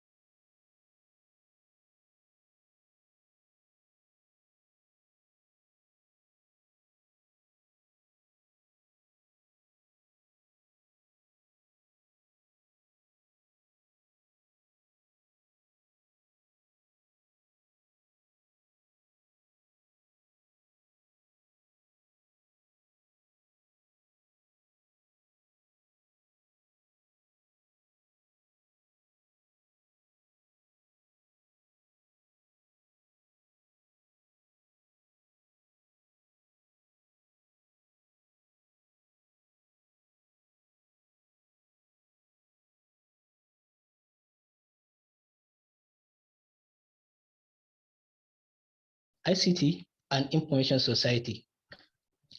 Information and communication technology is an umbrella term that incorporates any specialized gadget or applications enveloping radio, mobile phone, satellites, PCs, email, data sets, network advancement, and so more. There is no data or information society without data, without information technology, data and correspondence advancement of ICT. It is an approach to broadening and escalating the utilization of data and empowering the correspondence among people and gathering across space. ICTs have beaten the issues posed by existence. Society cause of creation through ICTs has been worldwide in space and non-stop in time. That's the issue of time and space come into existence. In the nature of information society in developing countries, with reference to Nigeria, data society is not just about availability to the world data framework. However, it is about the open satisfactions, the network that gather on the web and disconnected information-based society through the main thrust of data and correspondence innovation. So you have 1 minute left. So you have Okay. 1 minute left to conclude your presentation. Okay, thank you. So I'm going to see the challenge. We are going to see the challenges associated with establishment of information society in developing countries like Nigeria as a reference. These challenges can be classified into social, political, and economic. Example like lack of preparation and abilities in utilizing the ICTs, poor government strategy and policy implementation, electric supply power in Nigeria, network and connectivity issues, inadequate skill manpower, corruption, and many more. Then the conclusions. You can conclude that information is what people seek to improve their knowledge state of mind and resolve their uncertainties as a bedrock for individual and societal development. Data society is a society in which information plays a vital role in all parts of human life through the driving force of ICTs. The information society in developed countries is far better compared with developing countries like Nigeria, in the sense that society in developed countries is globalized in nature and it reaches maturity level, while in the developing countries, it is still in the level of infancy. This is due to some social, economic, technological, and political issues, and possible recommendations has been highlighted. Thank you.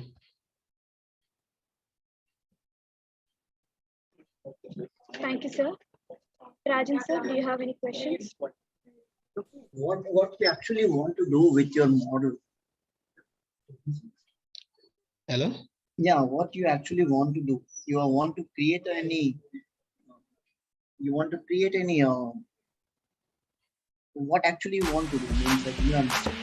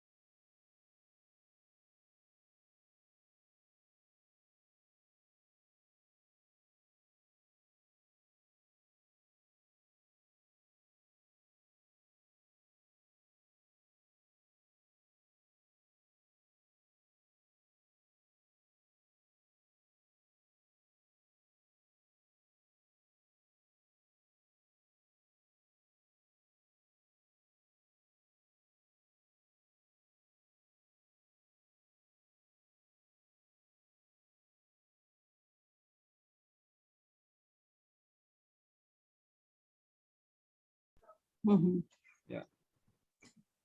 This is report. Just you are presenting the analysis, that's it, no? Yes, yes, ma'am, that's it. Okay. Javed, are you able to hear me? Yes, sir, yes.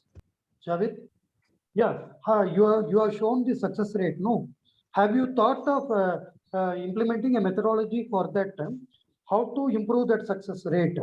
Have you thought of any methodology? Yes, which yes, you could of course, include it in of your, course. This is my first priority that I have research regarding this, because we know when we have facing a problem, we are going Google it and doing some YouTube searching. For example, if we have a YouTube video here, we have a presenter should be beside of this video, which people cannot hearing, they have a barriers for hearing. And there should be a person to moving his physical appearance that he understand what the video is saying. For example, one of them is this one. You can think of using it as an enhancement in your project, so that it will be better if you add all these sections. Yeah, yes. Okay, sir. Thank you. Yeah. Thank you. Thank you. Thank you. Let us now move on to the next paper ID 4706. IPA, are you ready with your presentation?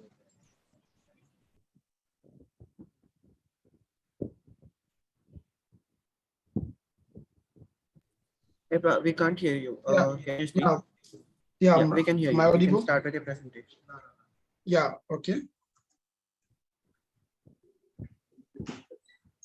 So the paper is about the recent development in educational system and technology during COVID-19. So I'm going to start with the first point due to lack of shortage of time. So you see on your slide on the screen, it's showing how there have been an increase of online transaction, an increase of using of digital devices, smartphones, TV, and the rest. So this has led to a rapid opening in vulnerabilities of consumers, users, hence making a lot of people to use VPNs, which are virtual private network online, to be able to secure their data. And also, according to the 2018 European General Information Security Guidelines, it permits users to know where your data is stored and how the data is being managed in order to improve the security of consumers on the internet during the lockdown. Move to the next slide. We can see that big tech companies like Amazon, Google, Facebook have drastically increased their profits due to the fact that so many people have been ordering online and using online resources in order to get their work done. This chart is a clear showing that Amazon initially grew 27% of profit during the lockdown. That is between 2020 to 2021. And Apple itself also got 39%, Google 45%, Microsoft 21%, and Facebook with 45%, showing that this trend of people getting accustomed with using online infrastructures, online software during the lockdown, it's the definition, or it's what defines the future of information technology and computer science. So without not forgetting how pharmaceutical companies are using technologies such as Internet of Things, robotics, blockchain, cloud technology to be able to handle demands of drugs and supply of drugs, have gone into increasing their benefit. So you can see on the graph on your screen, Johnson & Johnson had a growth from about 15% to 24% during the lockdown. Pfizer, 124% in demand. And all this is possible not only on the science, but because of the implementation of technological features, as I earlier mentioned, like Internet of Things, artificial intelligence, blockchain technology, and cloud computing into their marketing strategy in order to get such a huge yield in profit and usage. The last but not the least is what everyone is accustomed to. Many people are working from home. Due to the pandemic, a lot of people have decided to work from home, and this has grown, which has shown us that the trend of the future is actually working from home, since it creates a better life balance and enables you to do your work effectively without necessarily needing to commuting from one end of the city to another. And after doing this research, my team and I realized that many people are reluctant to go back to working from their offices and their enterprises. They rather prefer to work from home, since everyone is online and the internet has created a global village among its users. So I would like further to support my arguments by saying that the idea of this research paper is not to create any technological strengths, but rather is to develop and get enough information to be able to apply it for the future purposes. Since after the COVID-19 and the lockdown, a lot of things have changed and people are turning towards software and soft skills in order to continue and living their life rather than going to physical infrastructures and offices.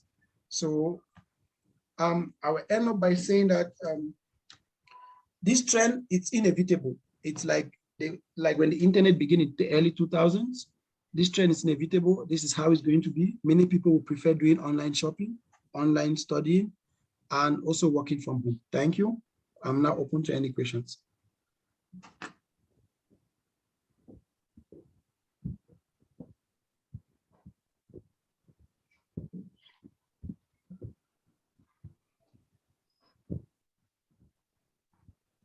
Yeah, Suleiman, are you able to hear me? Yeah. Suleiman, are you able to hear me? No, it's not Suleiman, it's Ipam. You told recent development in education. Yeah, Ipam, okay. You told your title is recent development in education. So during this COVID-19 pandemic, how your project, what you're doing, how it was able to take care of that? Whatever trends happened during COVID. Yeah. Yeah. So the project was able to, able to discover that many institute educational systems have decided to have a dual nature, online and offline, which most people prefer to do online because it's easily accessible and it's cheaper and more convenient. Yeah. You feel online was much better compared to offline? That is what you want to say? No, I'm saying that is not what I'm saying. I'm saying that with respect to the data, the data which we compiled, online was preferable than offline. Because like now, thank you, madam. Yeah, like now I'm not in India, but I'm able to attend this session and explain everything. Yes, of course.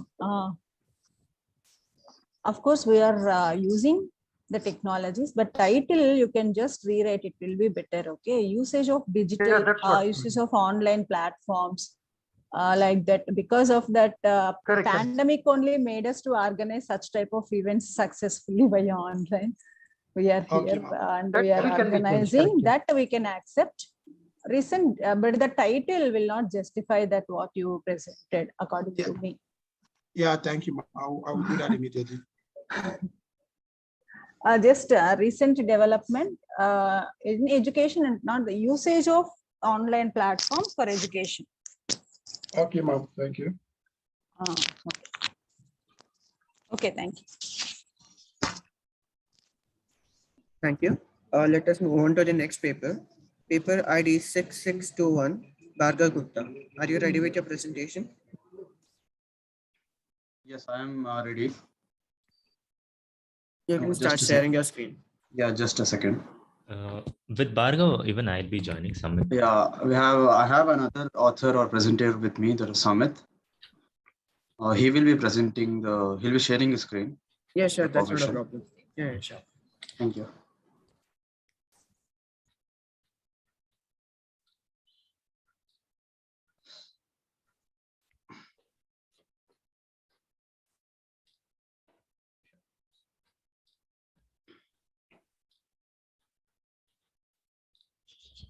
Start with the show, yeah. So good afternoon to one and all present here. I'm Bhargav Gupta from BCA department, Jain University. Our authors are as follows, Samit, Vignesh, Dikshita, and Varsha. Our title is Design and Implementation of Timetable Generator. At present, I have Samit along with me as a presenter. I would be carrying over the presentation at the beginning as of now. So I would like to, before that, I would like to categorize our project, starting with briefing about our project, review of the literature, implementation part, and finally the output, which also states the results. So now starting with the introduction, the major purpose of this project is to automate the existing manual system by the help of computerized equipment and full-fledged computer software. So fulfilling their requirements so that their valuable data or information can be stored for a longer period with easy accessing and manipulation of time. The required software and hardware are easily available to work with. So the timetable generator has been developed to override the problem prevailing in practicing the manual system. This project is also designed for the particular need of schools or any colleges or universities to carry out the operation in a smooth and effective manner. So Samit will take over. Thank you. Thank you, Bhargav. Now moving on to literature review. The previous technique formulated a class or teacher scheduling problem by assuming that each lecturer, including one group of students, one teacher, or any number of students, a number of times that could be chosen voluntarily ever since time. The subject is being researched on a regular basis utilizing various method conditions. So earlier timetables were generated manually using pen and paper, where the staff would have to check their time slots available for each teacher manually and allot a specific period of or class to him or her. This is time consuming and requires a lot of work to be done. So our timetable generator would be able to overcome all these aspects and provide a more useful timetable in no time. Coming next is methodologies and implementation. So the project is, we have loaded our project onto NetBeans IDE. We have used NetBeans for designing and coding our project. The database that we used is XAMPP, MySQL and XAMPP. So basically our website consists of a homepage where student registration, login for teachers and students is available.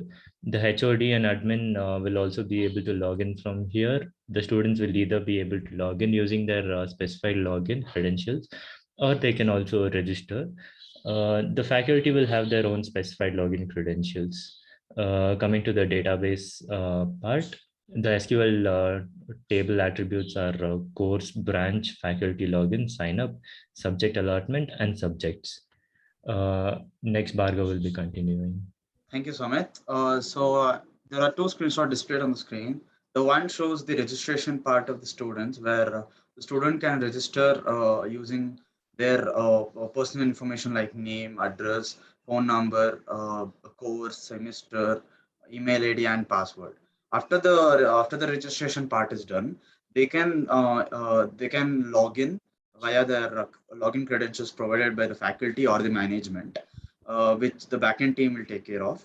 Later, after they log in, they can view their timetable, which will be generated automatically as soon as the student logs in. So this process will be carried over by the backend team, where it consciously reads exact details about the students and it automatically generates the timetable. And that's where you could see the screenshot of a timetable, which is displayed in the second screenshot. Now we would like to present a live demo of our website. Samit, please take over. Thank you. This will be the website that we were talking about. This is our home page. Students will be able to register using this register button. I'll just explain you the home page. We have our faculty members. Then you can be able to contact us with our social media platforms, and we have pasted our contact details also here. Coming to the part registration part, students clicking on this button, students will be able to register here. They'll be able to add their USN, name, address, mobile number, which course they belong to, and their semesters, email ID, and password. Okay, so coming to the sign-in parts, we have three sign-ins: admin, faculty, and student. Admin here we refer to as HOD, faculty, and student. So going to admin part, so basically we have given admin's email ID as hod@g.com, and password I've given it as hod1. So after login,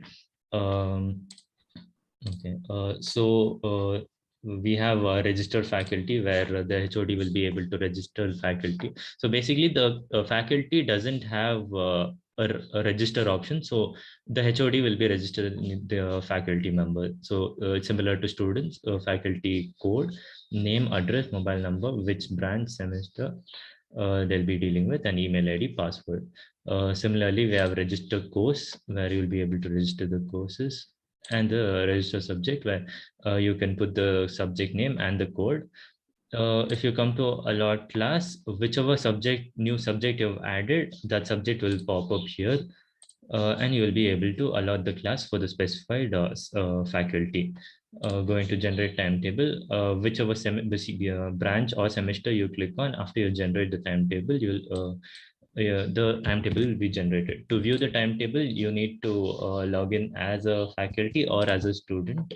So let me show you faculty login. So we have given f1@g.com, that is faculty1@g.com. And password is ff1. So after login, you will get into the login view timetable, semester 2, and this is the automatic generated timetable, similar to that of let me show you the student page also. Student is USN, and 123 is the password which I have given. Log into the student page, you can be able to view the timetable. So this timetable is actually the input given by our teachers. So whichever subject and teachers their teachers have provided us, that is what we have given. So coming back to our presentation. So I hope you liked and saw our website. Okay. I'll be concluding with our presentation. Our approach of developing an automated timetable generator is worthwhile in solving college lecture direction timetabling problem. Eventually proved we suit our timetabling website as a rich desktop application. Furthermore, the destiny enhancement that may be developed from undertaking is to generate the master timetable for the department and to the entire university. This enhancement may be carried out by making similar modification, maintaining the method and technique used on this project. In addition, we could take this project onto a mobile application also. Thank you. Thank you so much. Okay. One question, Samit. Yes, sir. You are telling it is automated timetable. How you are automating? I could not understand how you are automating the process. See, the admin is entering which class a teacher will take, is allotting classes, and that is a manual process. And what you are doing, you are simply storing this data in a database probably, and you are firing a SQL query and retrieving the data. How is it automated and it solves the manual timetable? So the time slot is not fixed now, sir. So we will be giving the time slot and the day which the teacher will be able to take that class. And so if you have observed there, you might have seen subjects which have been assigned alternatively, which is not actually provided by the faculty or the management. It automatically fixes with the slots, and with the concern with the time slots provided by us, who we is assigned entering that slots and all? Who is entering those slots? It is done automatically. So we have given a algorithm, a basic algorithm where there's no clash between any subjects or timing of the subjects. Are you yes? Are you collecting any faculty preferences? Yes, ma'am. Our same faculty may go to different branches. Yeah. Yes, ma'am. Where is how you are entering the faculty preferences? Do you have a screen set? Do you have a screen interface? Are you collecting? No, the HOD will be able to talk with the teacher. No, like when we are setting the like which class they'll be needing it. That the HOD will be able to decide it, I guess.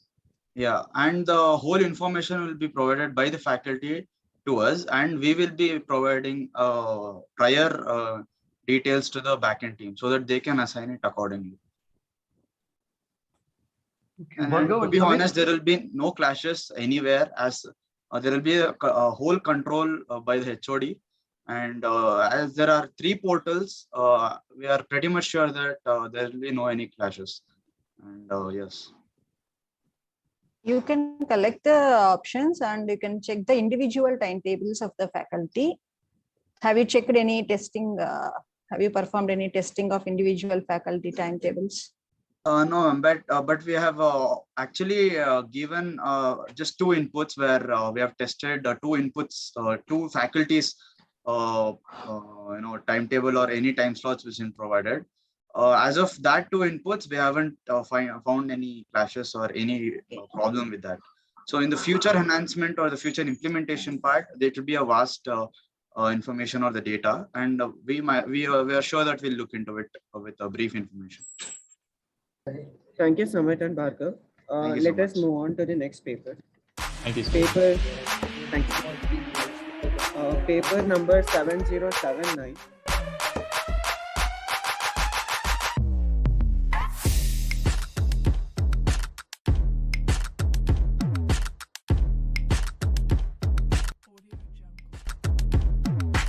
So whenever you are presenting your slides, do add the slides number so that the presentee can, so that we as a panelist can identify the slide and then tell you the numbers, and then only you directly go to the slide.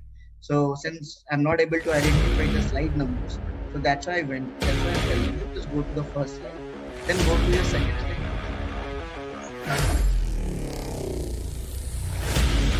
Yeah, whenever we are presenting our content in a PPT form, don't use the reference number. In the fourth section, you have added one. Its reference is there. So it is very impossible to now to check what that reference is. So rather than, it should be in APA format. APA format means author, comma, year. At all. Yes. Okay. So author, comma, year, that should be there. So that it is a presentation, correct? Which author suggests this line to you? Can you please tell me?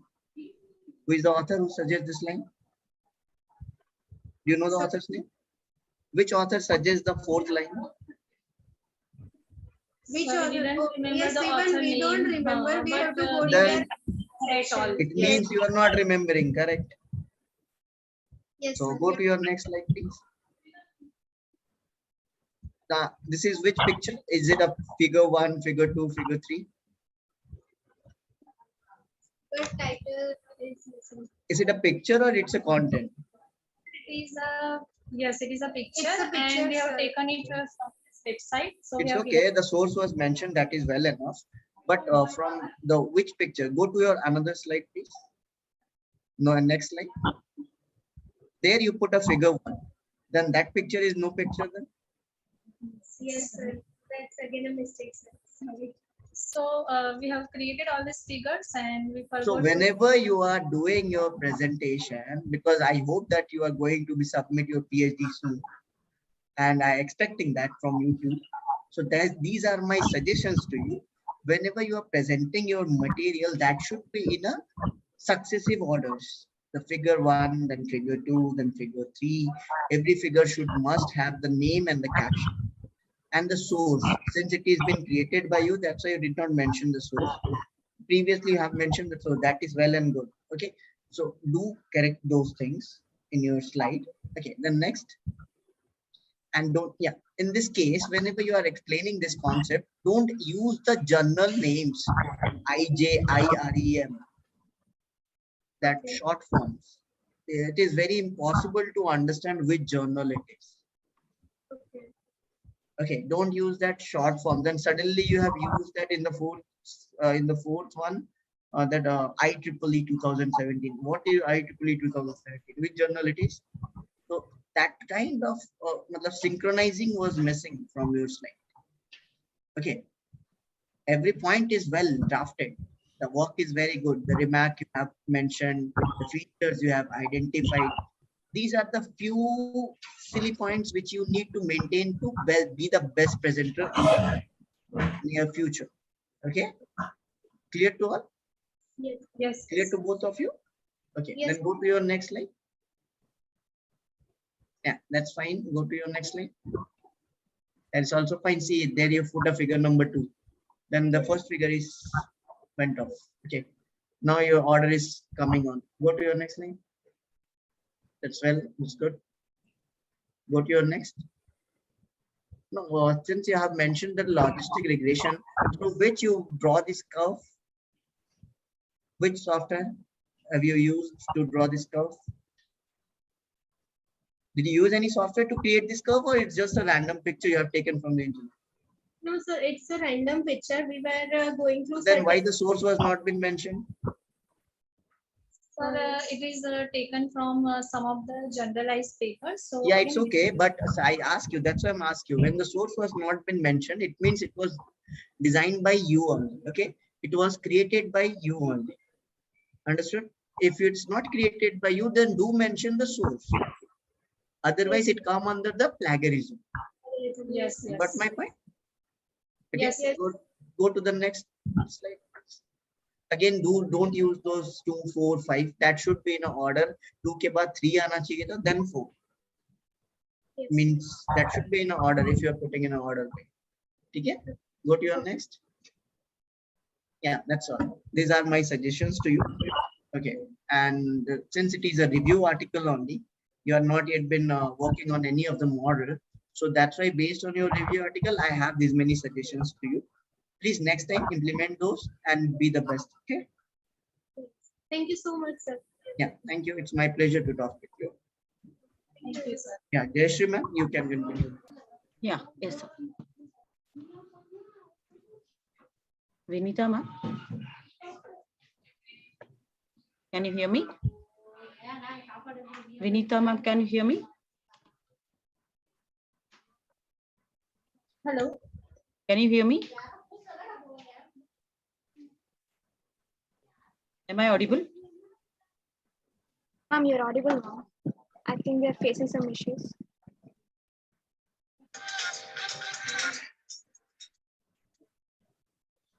Vinita, can you hear me?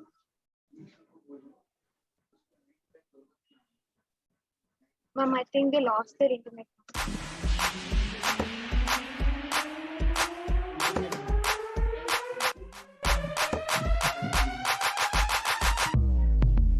Disconnected, is it? Yes, ma'am, they got disconnected. No problem. Proceed.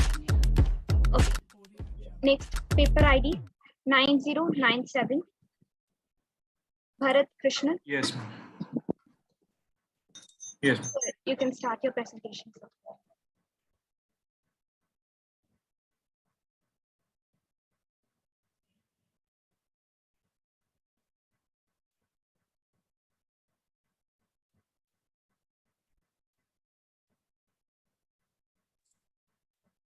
Good evening, everyone. My name is Bharat, and I am submitting a paper on contextual conversation learning system for elderly health and psychological care. So this is basically a chatbot, and in these days, people are getting sick too soon, and in need of a chatbot or an assistant to recognize that the symptoms and predict the possible diseases for a better health and to diagnose the diseases as early as possible. So in that in mind, we have introduced a chatbot which accepts the symptoms that you are having, and it will predict the possible diseases. And it's a severe one. They will like give an appointment to a doctor, and you can contact with the hospital and all. So it's unlike these mobile apps. You can interact with the chatbot through voice as well as textual, like chat. Regardless of age groups, patient always need healthcare support, even if it's an old person or a child or a middle-aged man. We all need health support. So unlike the mobile apps, chatbots are easy to install and deliver a unique experience. Like we are chatting with a person, and it is more easy to interact with the chatbot than using a application. Elderly people find it's difficult to operate an application, but instead the chatbots is more easy to operate. Like open the chatbot and you can talk with them, you can interact with them more easily. So this is the basic methodology for a child. The user has to input the symptoms, and the system will check over the possible diseases using by picking the data. Sorry, by picking the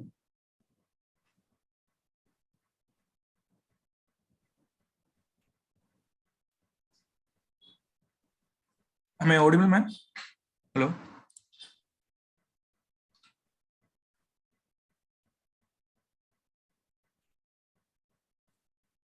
Am I audible?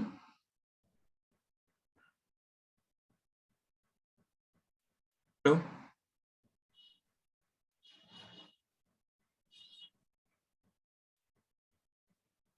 Excuse me, am I audible?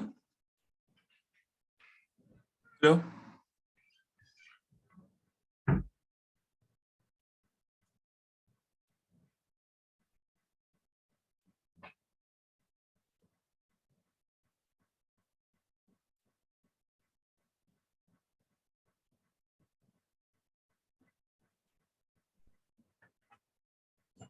No, sir, you're not audible, sir.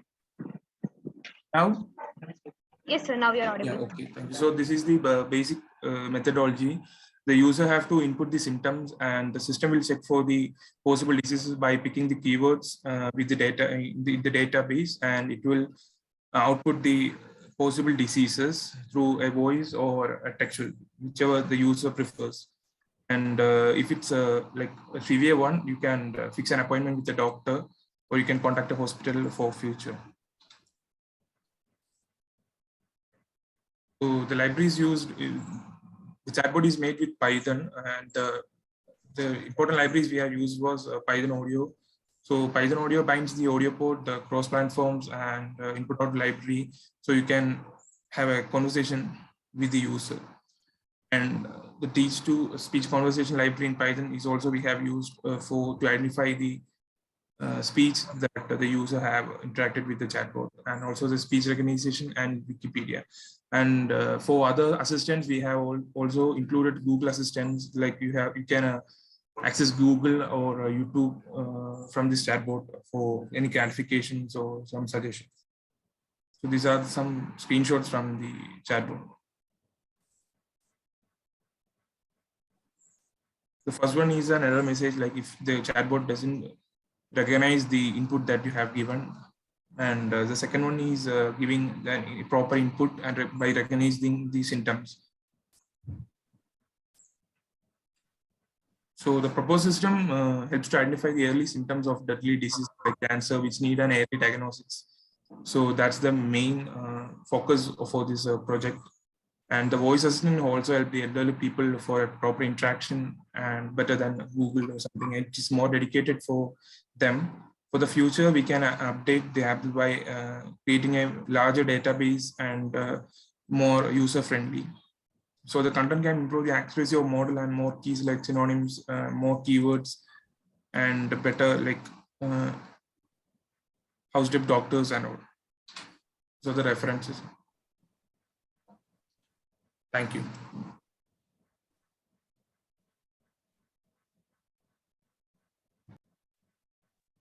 Thank you, sir. Rajan, sir, do you have any questions? No, I don't have any. Bharat, you go to your first slide.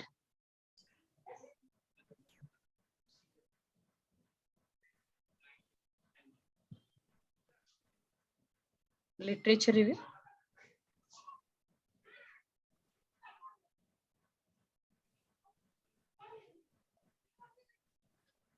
In the literature review, you have not cited. Text citation should be there whenever you are doing a literature review. How many papers have you referred? Ma'am, it was 10, ma'am, but for this PPT, I have reduced some reviews, ma'am, to make this PPT. No, I think literature review is important. You should have mentioned all the literature, and the text citation is missing. During literature review, text citation is very important. Yes, ma'am. Sorry, ma'am. Okay. Yeah, please go to the next slide.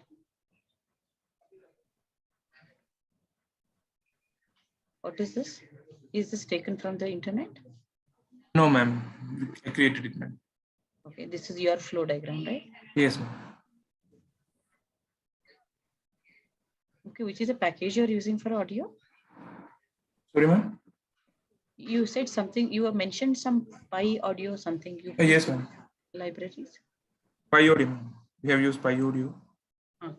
and speech recognition, and also Wikipedia. Okay, so we have already. Okay, this is relevant to the only the one domain, right? That is hospital. Sorry, ma'am. Is it the chatbot relevant to the hospital? You said something, no? Ma'am, get you relevant to? Hospital. Hospital, medical. ma'am, it's more personalized, ma'am. If you are having a headache. No. 1 second. You go to next slide. Again. Next again. The proposed system helps to identify early symptoms of deadly disease, and early diagnosis may help for a healthy recovery.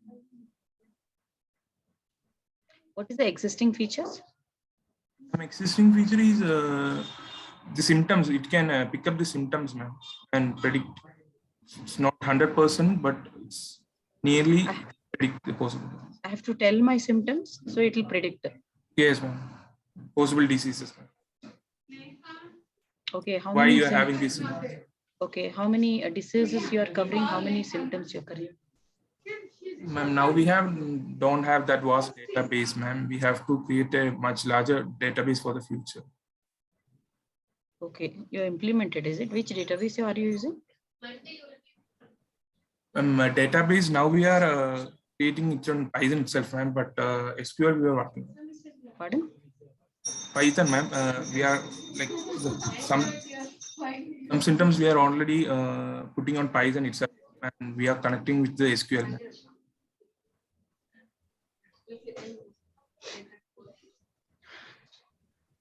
Okay. Thank you. Thank you. Thank you, sir. Thank you, ma'am. Sir, you can stop presenting. Thank you, sir. Next paper ID 4347, Ritu Gupta. 4347.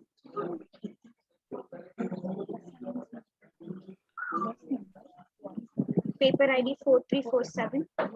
Yes, I'm audible. Yes, sir. Thank you. So I'll share my screen. Yes.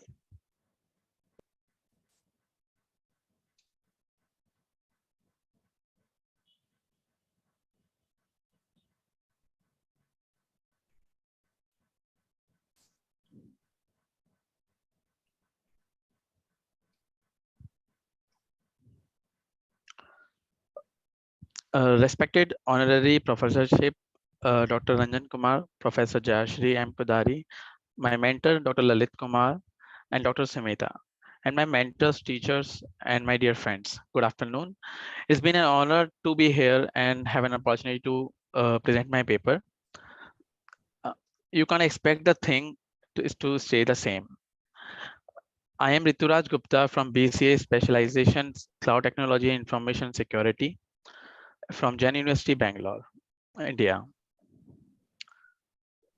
So what we'll discuss today is, just let me hide this.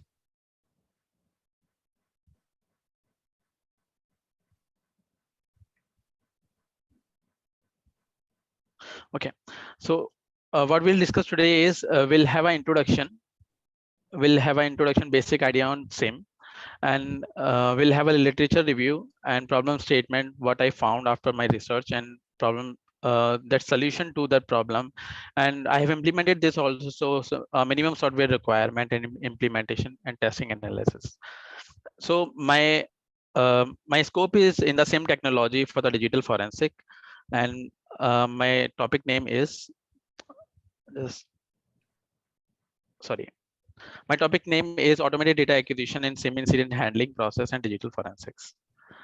So yes, today we have a challenge, as we have all seen in our normal life embedded into the online platform, every aspect, and also because of COVID-19 pandemic, the organization shut their doors and turned remotely to conduct their business overnight, which raised a high risk of the data breaches.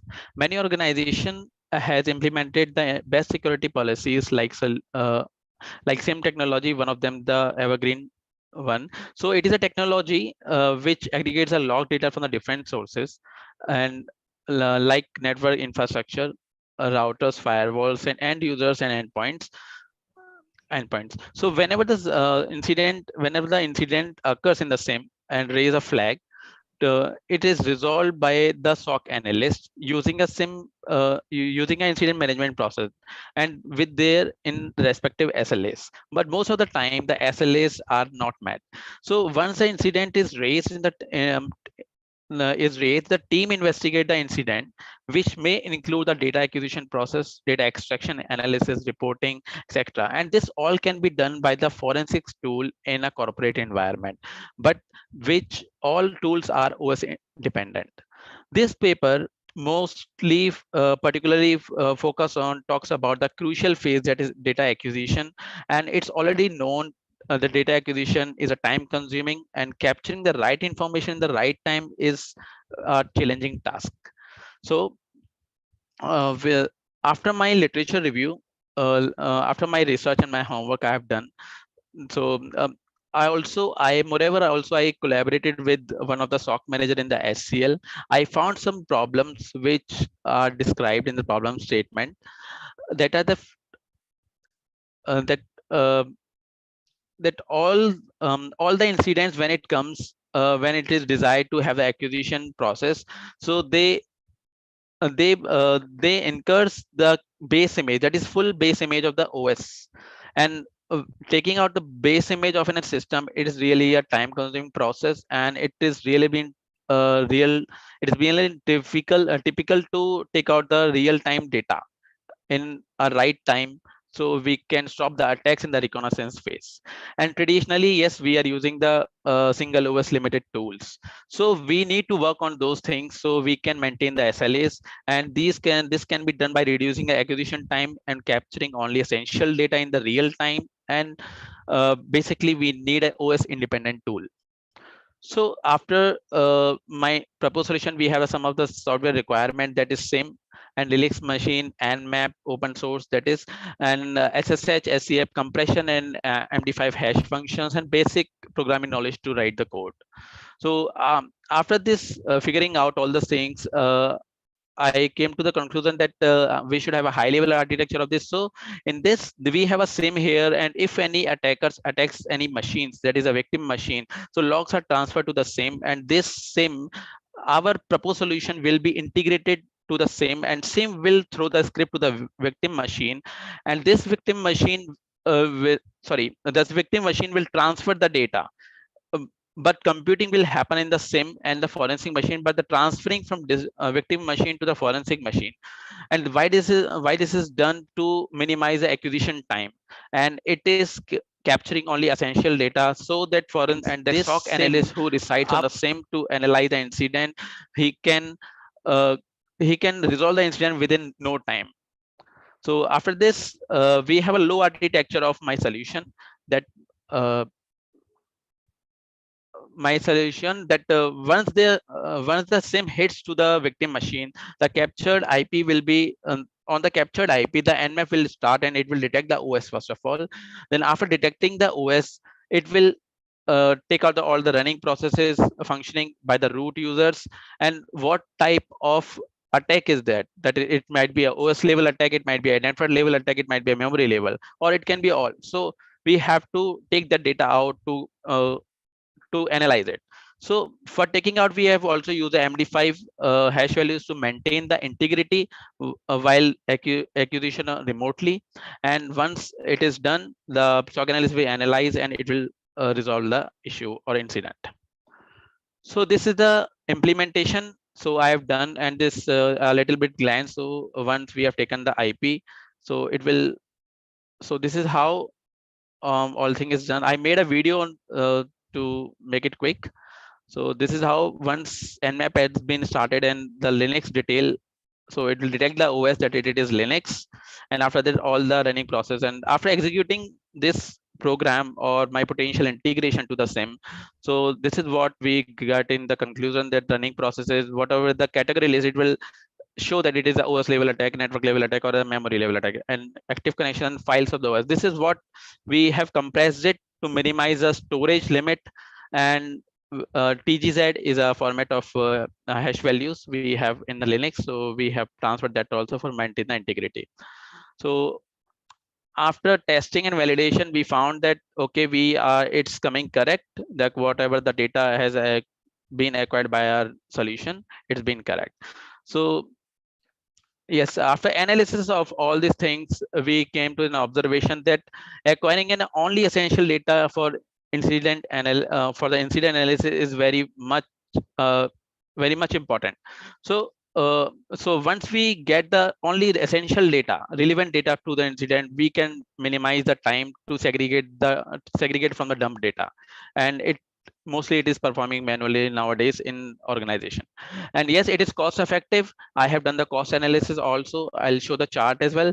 And yes, it is a horizontally scalable. We don't have to raise or make the good configuration of the machine. It will horizontally scalable to ample number of machines at the same time, and it works on the OS dependent.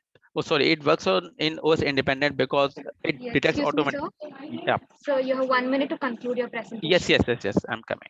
So this is the cost analysis. This is for my proposed solution, it is coming in 50 or 60,000 around, and for the cost analysis of ongoing solutions, we have around 4.5 lakh because we are using licensed tool as of now. So yes, we have the downside of this, and we have the future scope because of that. So if my solution is stuck at somewhere, we should have a different APIs to make them available at the same time. So by API we can have a more reliable, and we should have a NAS for network storage to transfer the more heavy data from one machine to another machine. So yes, I hope that it is surely available to the cybersecurity organization to protect from the hackers and attackers in the reconnaissance phase. Exactly. So thank you, and these are my references I have taken around. And yes, thank you. So do you have any questions, sir? First of all, I just want to congratulate you for the well presenting the content. Thank you. And the concepts is really good. The way you're presenting, that's really mesmerizing me. Thank you, sir. And you mostly solve all of my queries in between the presentation itself. Okay. The way you have shown your model, the executions, everything was been there in your slide. Only thing was missing, if you add few of the existing literatures and comparisons, then it really become the one of the best presentation. Okay.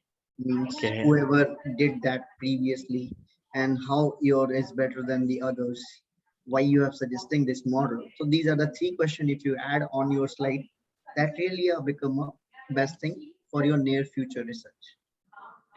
These are my suggestions. Yeah, thank you, sir. I'll take this, and I'm also working on the same project to make it more to make it forward. So I'm working with the HCL right now. So you on are this, currently in which year? In second year? And third year, sir.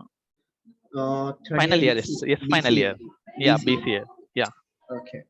So you have been my mentor in the statics for the fourth semester. Yeah, that's why I know this name somewhere. Rituraj Gupta. I heard that name, I think. Okay. But you're getting your hair little long, right? Sorry? Your hair is little long, I think. That time it's not there. Yes, as my hair, I just grown up. That's why I'm unable to identify you. It's okay. Yeah. I have no further queries. These are my suggestions to you. Sure, sir. I'll work on that. Why you want to Rituraj? Yes, ma'am.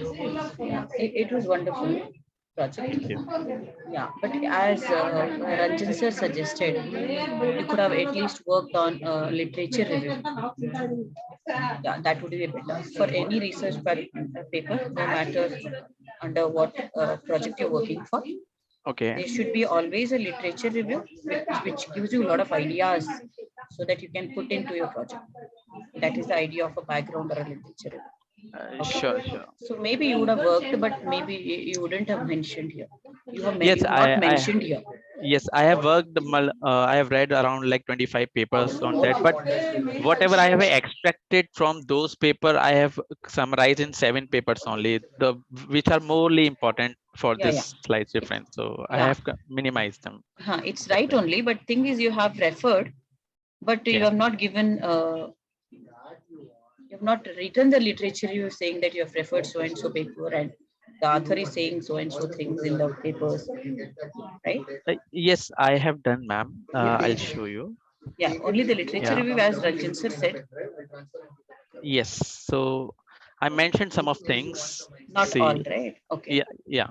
See, Yeah. for the Callan, Mark, and Kichedi said that remotely acquisition, when we are doing, it can be a man-middle attack at the same time. So I have used MD5 hash values to maintain the integrity of this. So I there could is see a gap. I could see 1 to 7, but Yeah. you have some 10 references, 8 to 10 references. Yes. Yeah. Yes. So So maybe.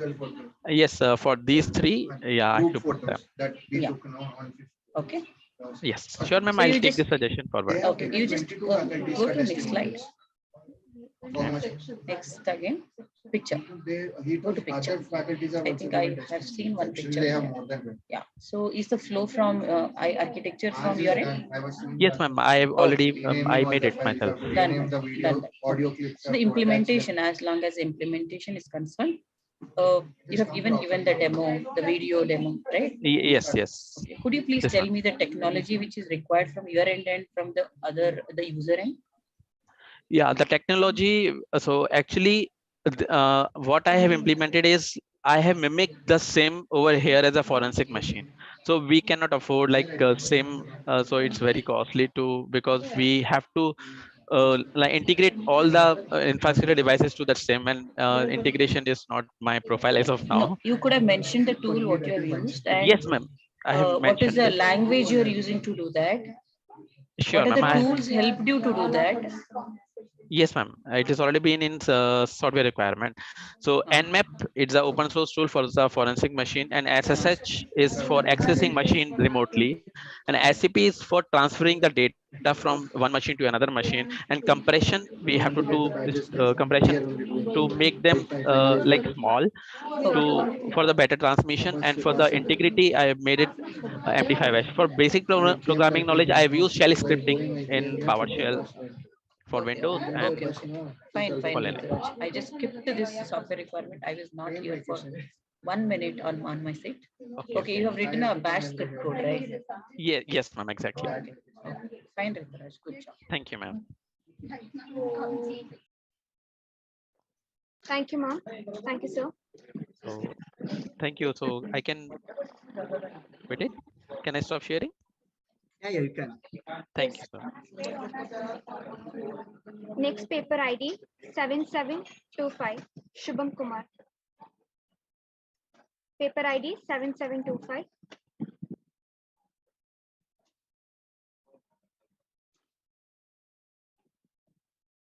Shubham Kumar.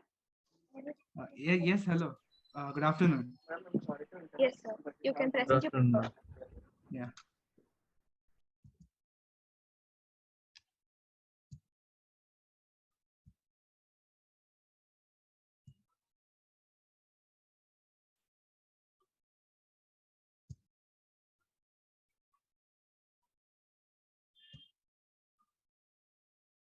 Good afternoon, everyone.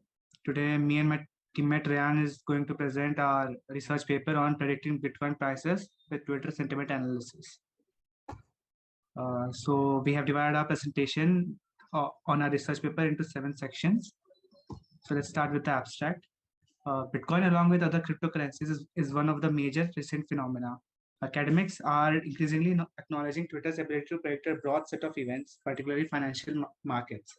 Especially for cryptocurrencies that have no intrinsic value, such as stocks, sentiment has a huge impact on price. That's why we have chosen this topic, because we wanted to see how much we can predict the rise and fall in Bitcoin prices through the use of sentiment analysis on Twitter data. The rise and fall of Bitcoin price is not like that of a stock market. While in stock market, price is decided mostly by the company and its intrinsic value. But in Bitcoin, its prices is not decided by its intrinsic value, as it has none. but by the number of people who invest in it, hoping that the price would go further. So one of the main variables that comes into play is the sentiments of the people. Millions of Twitter users are producing humongous amounts of tweets related to Bitcoin each day. The big data can be also useful in researching Bitcoin patterns using technologies such as NLP, ML, time series analysis, etc. So what we're trying to do here is basically get Twitter data, large amount of Twitter data, and analyze them to see whether we can predict the prices of Bitcoin or not. Now, predicting the price of Bitcoin has various factors in it, such as there are some important people in the crypto circle. If they tweet according, that the price would go up, the prices go further up than compared to any other common man. So we are yet to integrate those functions, but right now we are just seeing the amount of tweets and whether they indicate a positive or negative sentiment towards the prices of Bitcoin. In a study, so now on to related works. In a study conducted by Georgiouala et al., using Twitter sentiment analysis, a support vector machine and various regression models were used to forecast price fluctuations for Bitcoin. The authors there got 89.7% accuracy and found short-term relation between positive Twitter sentiment and prices of Bitcoin. Then there was another research conducted, and in that the sentiments on Twitter would give hints on price fluctuation for Bitcoin. In 1 month, when they analyzed 2 million plus tweets, they reported a connection beyond the number of tweets after applying machine learning to the study.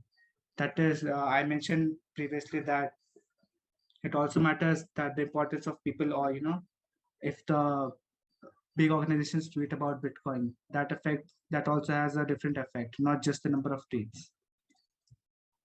So now Ram would present. The methodology used in the project. Am I audible? Yeah, you are. Okay. To do time series analysis, we need the Bitcoin price and the timestamps for the tweets to know what the tweet is and when it was posted.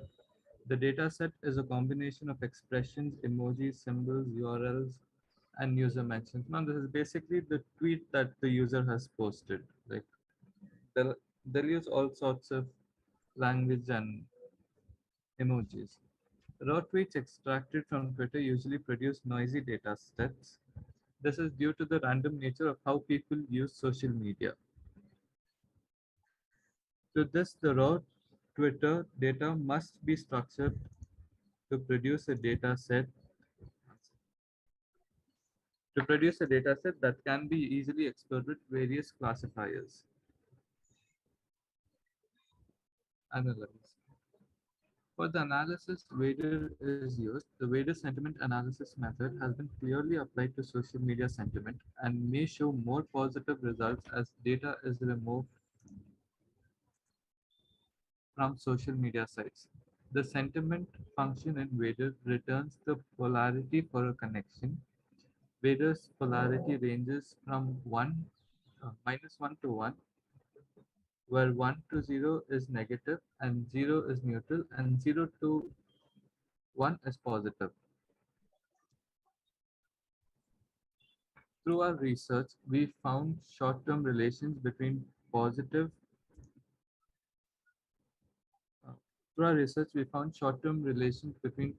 Twitter sentiment and prices of Bitcoin.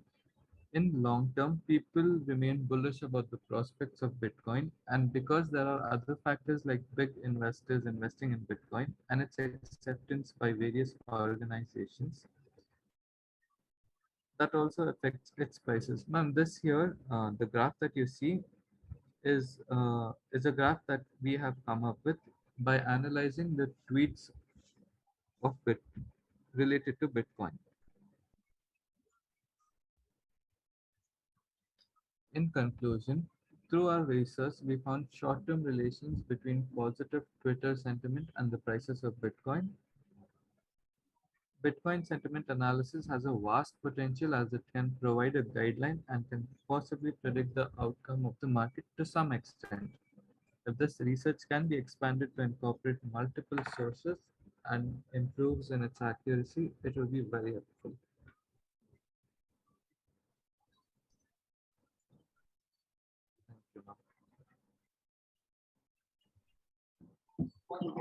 Rajan sir, do you have any questions?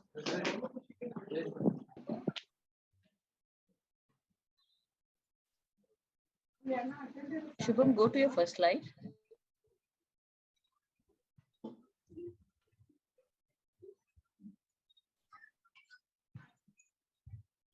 Back. Yes, ma'am. Back. Go to slideshow. Oh. First, second slide. Slideshow. Make it fast.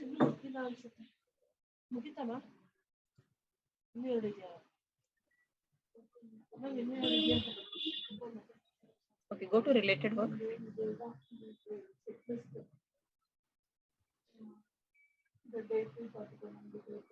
How many papers have you referred? Ma'am, in our research paper, we have mentioned like around 6 papers, but for the presentation, we have mentioned 2. Okay, you could have mentioned all. You please go to the related work. Please stay. Yes, ma'am.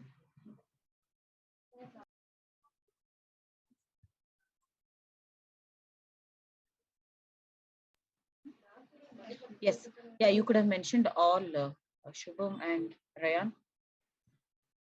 Okay, could you please tell me through the literature review, so which are the algorithm you found and which is the accurate one, which gives the more accuracy? Okay, through the literature review.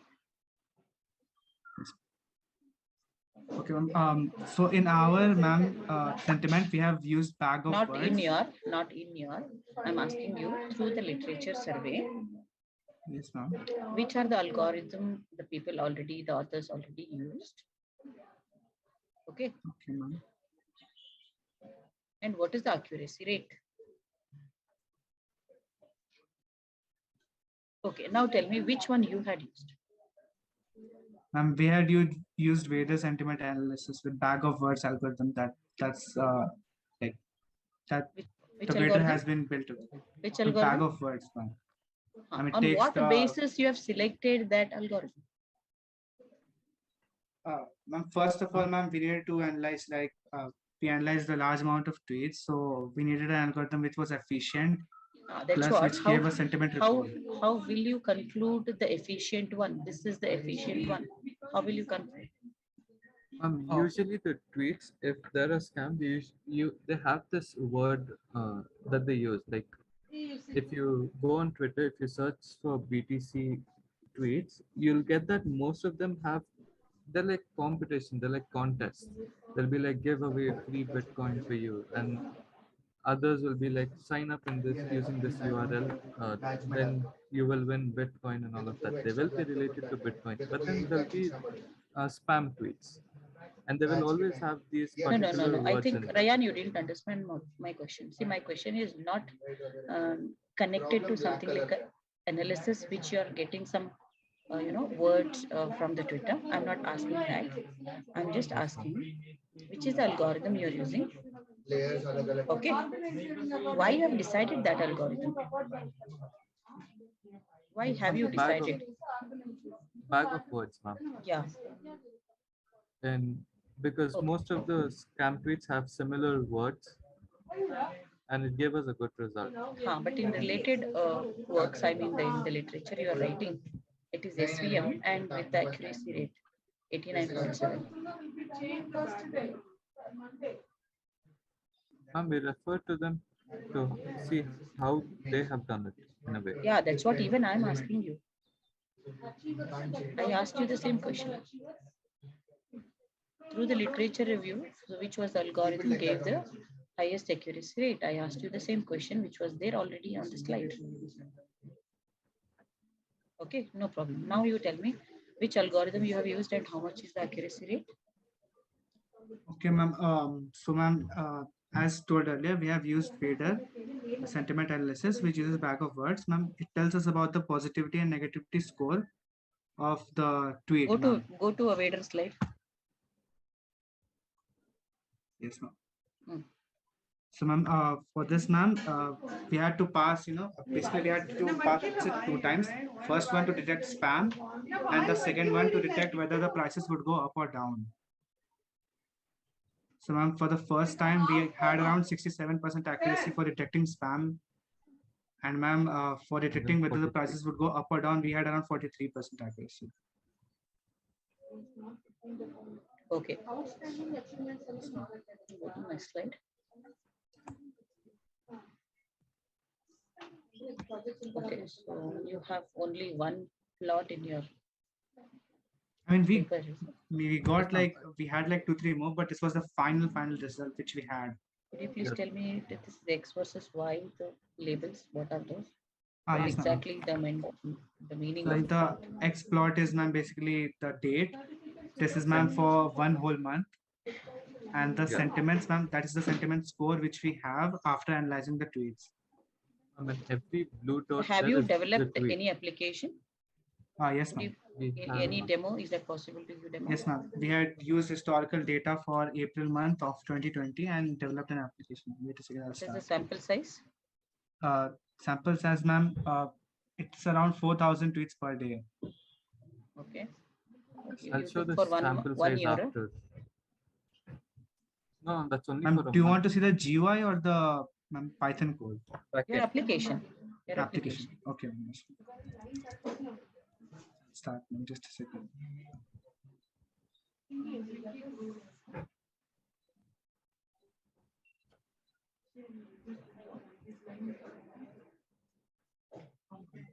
Is this ready or? Ma'am, it's ready. It's just starting up, ma'am. Will it take time? Just a few seconds more.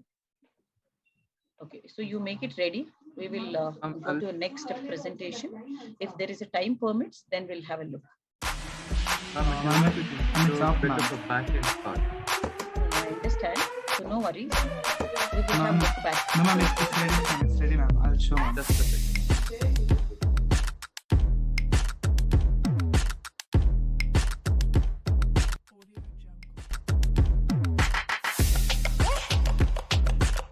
Recording in progress. Fine. Do we have any other questions?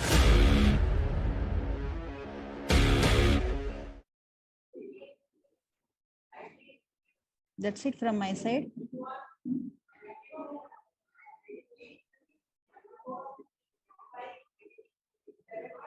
Nothing. Okay. Any other papers, Dhanush? Okay. Hello. Hello. Dhanush? Yes, ma'am. Thank you, ma'am. Thank you for your presentation. Thank you. Thank you, sir. Thank you, ma'am, for and all the participants. Now I call upon Ajay, sir, to conclude the session. Nice.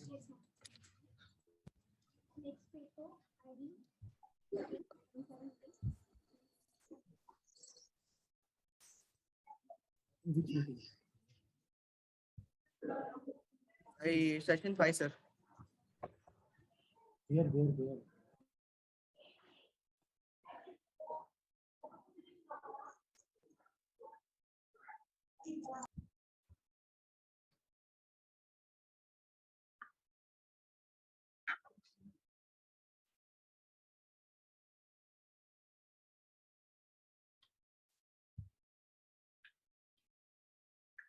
I'm sorry, but Hello, I'm audible. Yes, sir.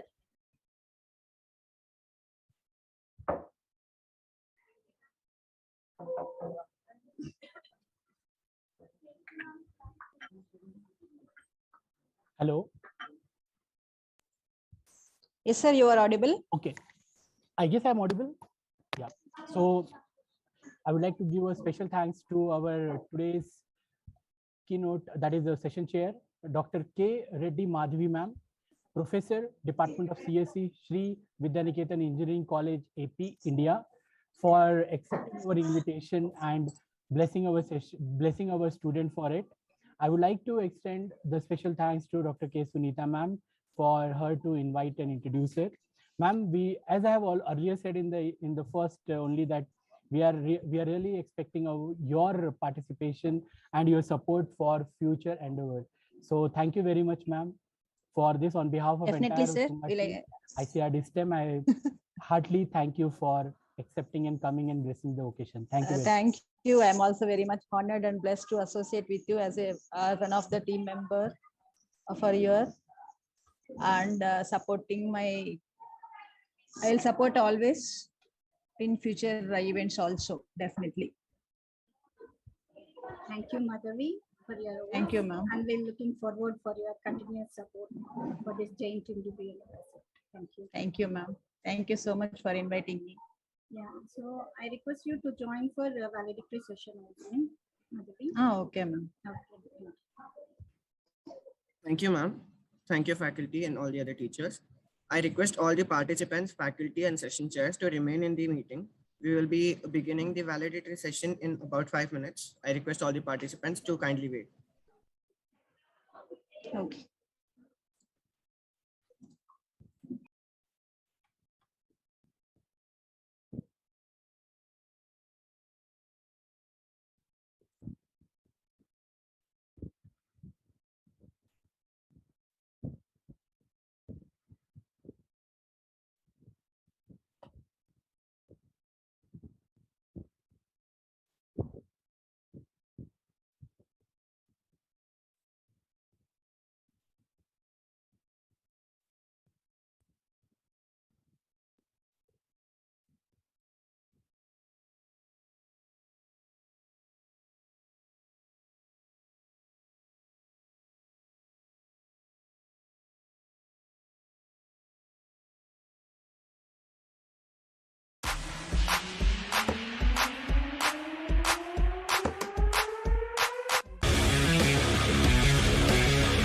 Recording in progress. Image pre-processing. In the process of image pre-processing, first sharpening to make the picture more vivid, the finger vein images. I'll be showing you all those steps in the future slides in image format. We sharpen the image, then we apply a lot of filters like Kalman filter, binary filter, adaptive mean threshold filter. The purpose of these filters are for when we actually look at the finger vein, there are a lot of internal features and issue that we have to tackle from the finger veins, and there are a lot of internal features and we have to accurately identify the veins in the finger. So it is much important that it may be accentuated. So we have used filters. Then we have used morphology. We use morphology on grayscale and binary images. It transforms the image. Then we found the edges and contours. The edges of the fingers are actually required because we use deformed finger vein images, which is the primary concern of this project. We have used the deformed images, so we have to find the contours in the fingers and the edges so that we find which deformation type it falls under. Then we use a technique called interpolation, and we skew the images. And for the feature engineering steps, so we have to find the best features which are required for detecting the deformations. We use the bounding rectangle and approx polydp to get the external features.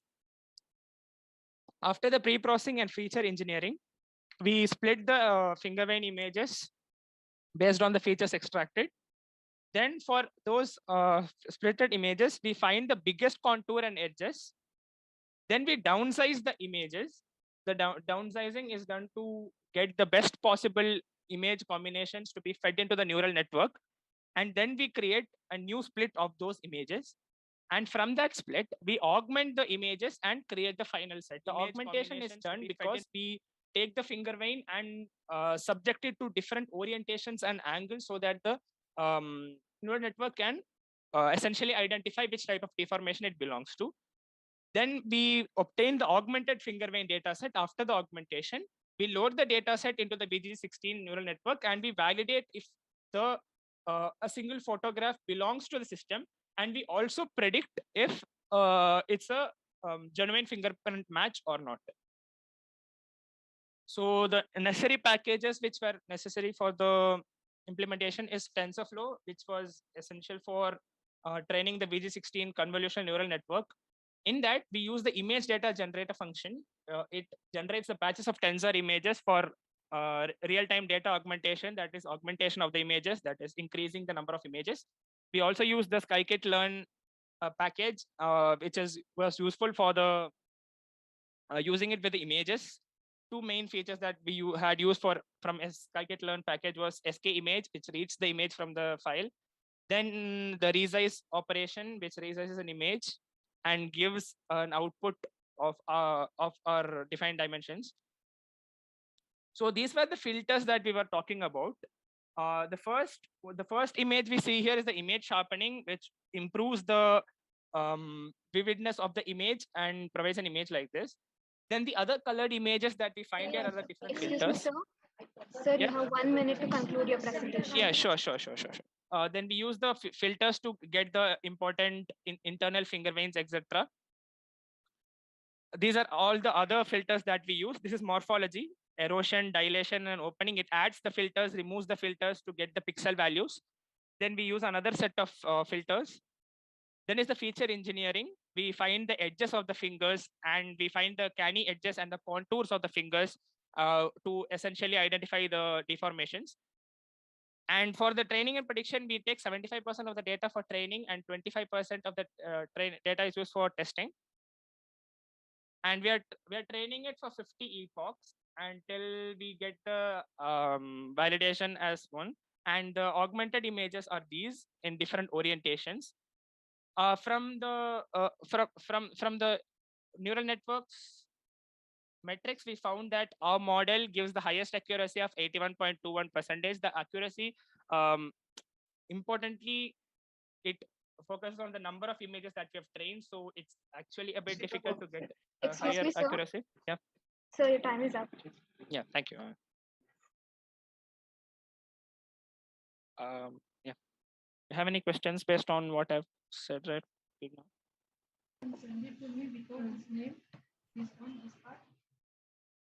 Akhil sir, could you please tell me the sample size which you have taken from a Kaggle?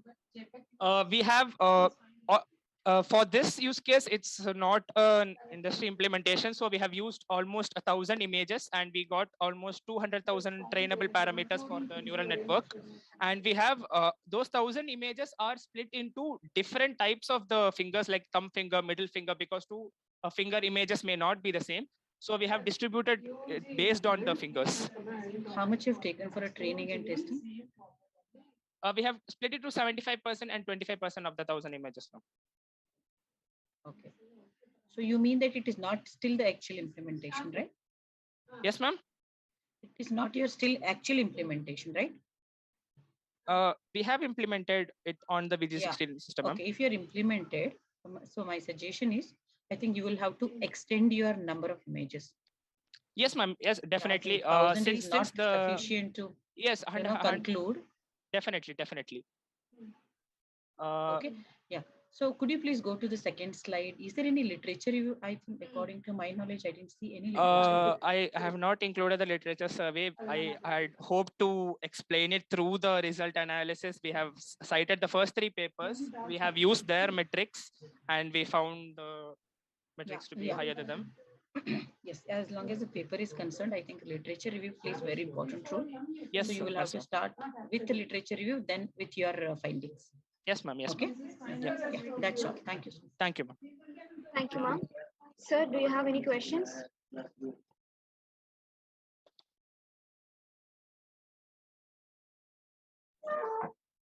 Rajan, sir.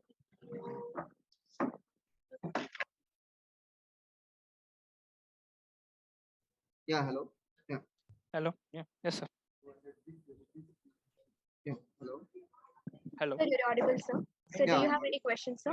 Yeah, I just want to ask that why you have taken this kind of precision error, F measure 75, 75, 80.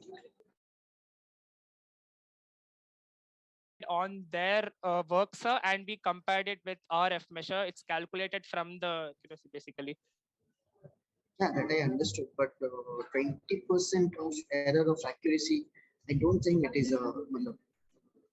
Still, you need to work on it. Yes, sir. Definitely. That's the future work. We are attempting to add more images to the model and getting a higher accuracy. But my next question is, will the authors did this accuracy test in his research article?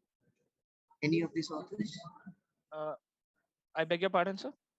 My question is, does 1, 2, and 3 references you have mentioned in the top 3 references? Yes, sir. And Yes, their sir. accuracy you have mentioned 75, 75, 79. So Yes, sir.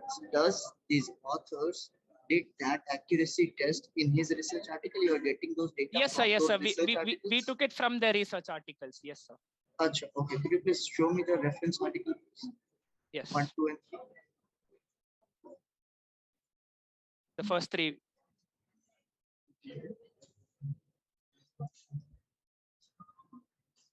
Okay, fine. Okay, got it. Go to their slide.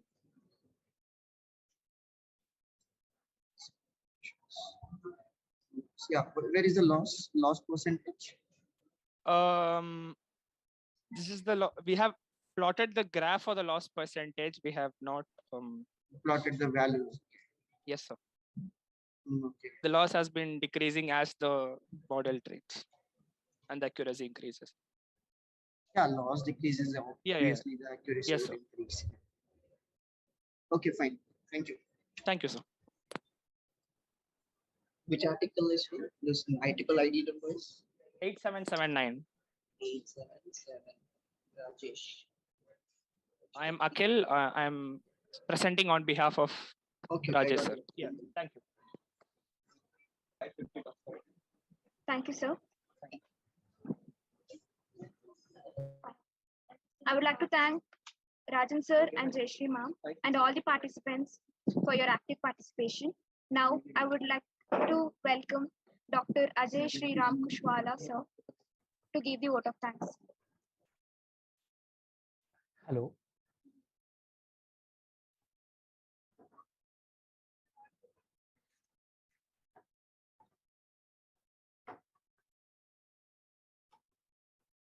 Yeah, I hope I'm audible. Yes, sir, you're audible. Yeah, thank you, Neha, for giving this opportunity to thanks. So first of all, would like to thanks our beloved Dr. Ranjan Kumar. I'm very happy that Ranjan sir has accepted our invitation and has joining for our today's session. So Dr. Ranjan sir, I know him personally. We all aware of it, most of the students from Jain. So thank you, Dr. Ranjan sir, for coming here and blessing with your all evaluation and all. I would like to extend the thanks that Ranjan sir has already worked well and he is in the position now having more than 750 plus citations. So I know what is the depth he is carrying with his research part. So thank you, Dr. Ranjan sir, for blessing this session with your valuable comments and feedback, which will eventually help all the participants to ensure that they will do something good into the research part. Apart from that, yeah, thank you, sir. Ajay, sir. Thanks for and apart from that, we have the co-chair with us, Dr. Jayashree, Professor Jayashree ma'am. Thank you, Jayashree ma'am, for handling the co-chair session. Thank you very much. So with this, I would like to request Dr. Ranjan sir, please to Welcome, be here sir. in the valedictory function, which is going to start soon. Thank you very much. Okay, so we need to close this session then. Thank you, sir. I request all the participants to join the validatory session, and the meeting ID has been shared in the WhatsApp group. Thank you all. Okay, thank you.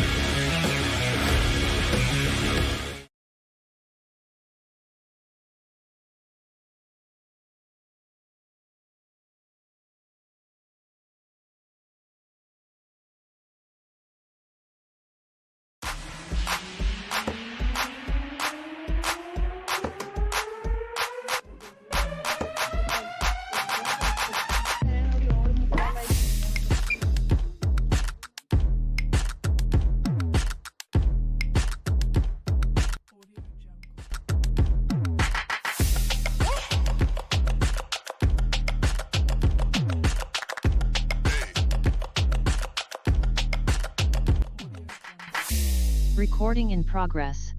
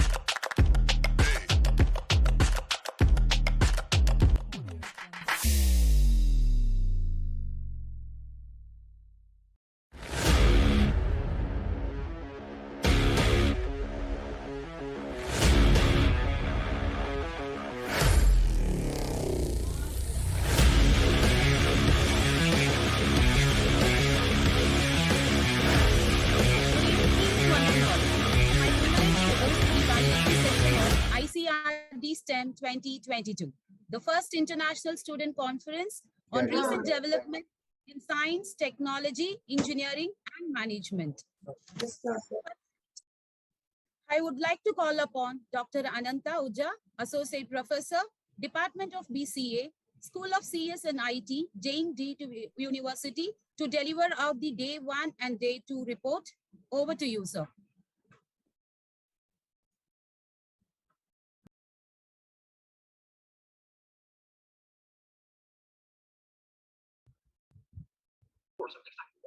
Please unmute the mic, sir.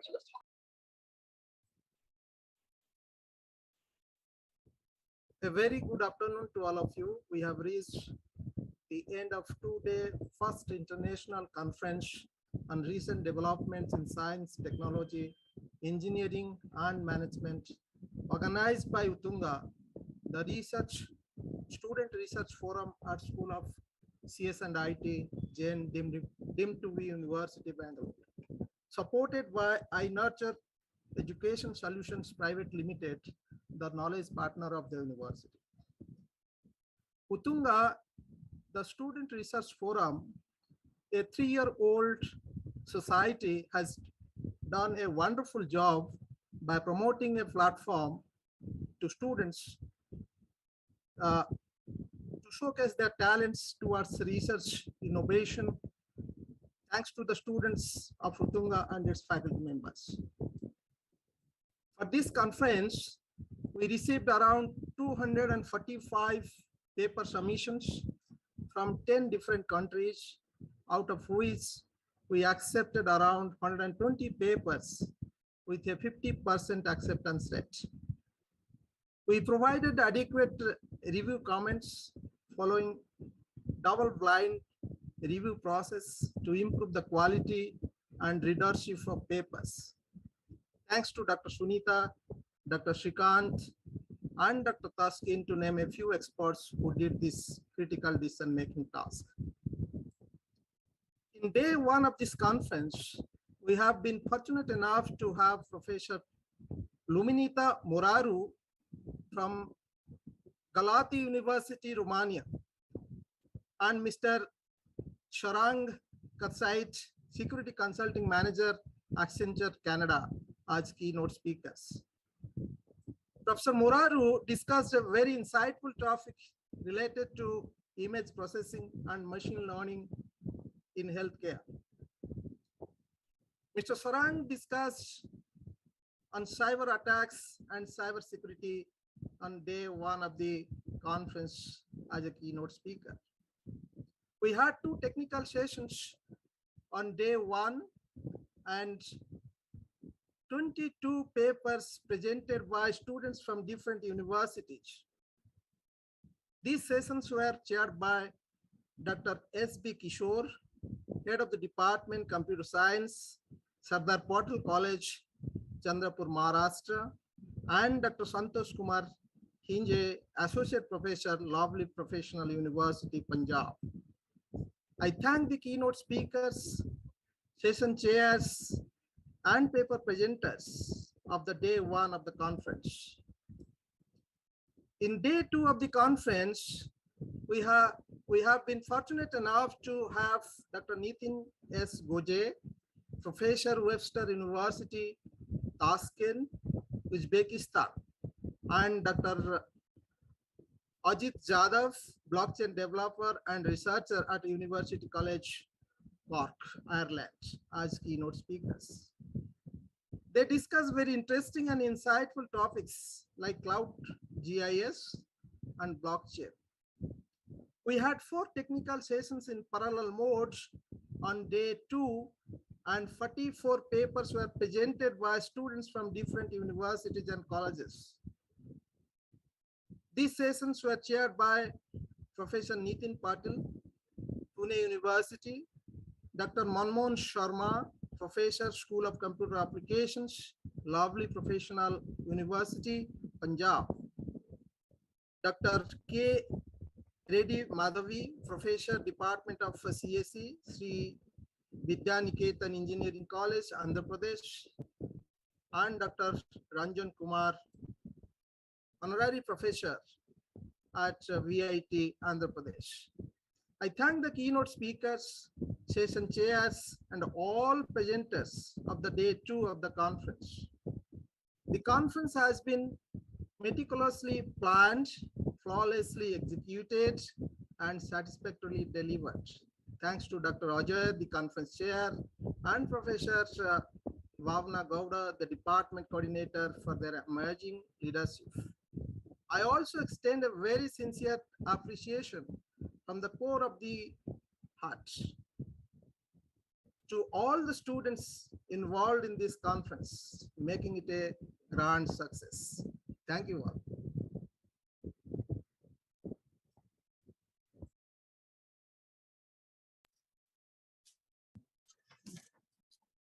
Thank you, Ananta sir, and that was a wonderful report which you have delivered.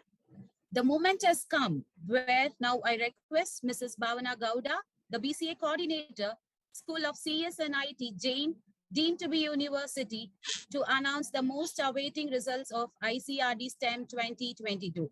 Ma'am, it's your time to announce the results. Over to you, ma'am. Yeah, ma'am.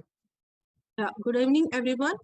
Yeah, before announcing the awards, I would like to mention that ICRD-STEM 2022, an international student conference explicitly organized for students by our Uttunga, the Student Research Forum students, under the guidance of faculties, and that's what you have experienced these 2 days.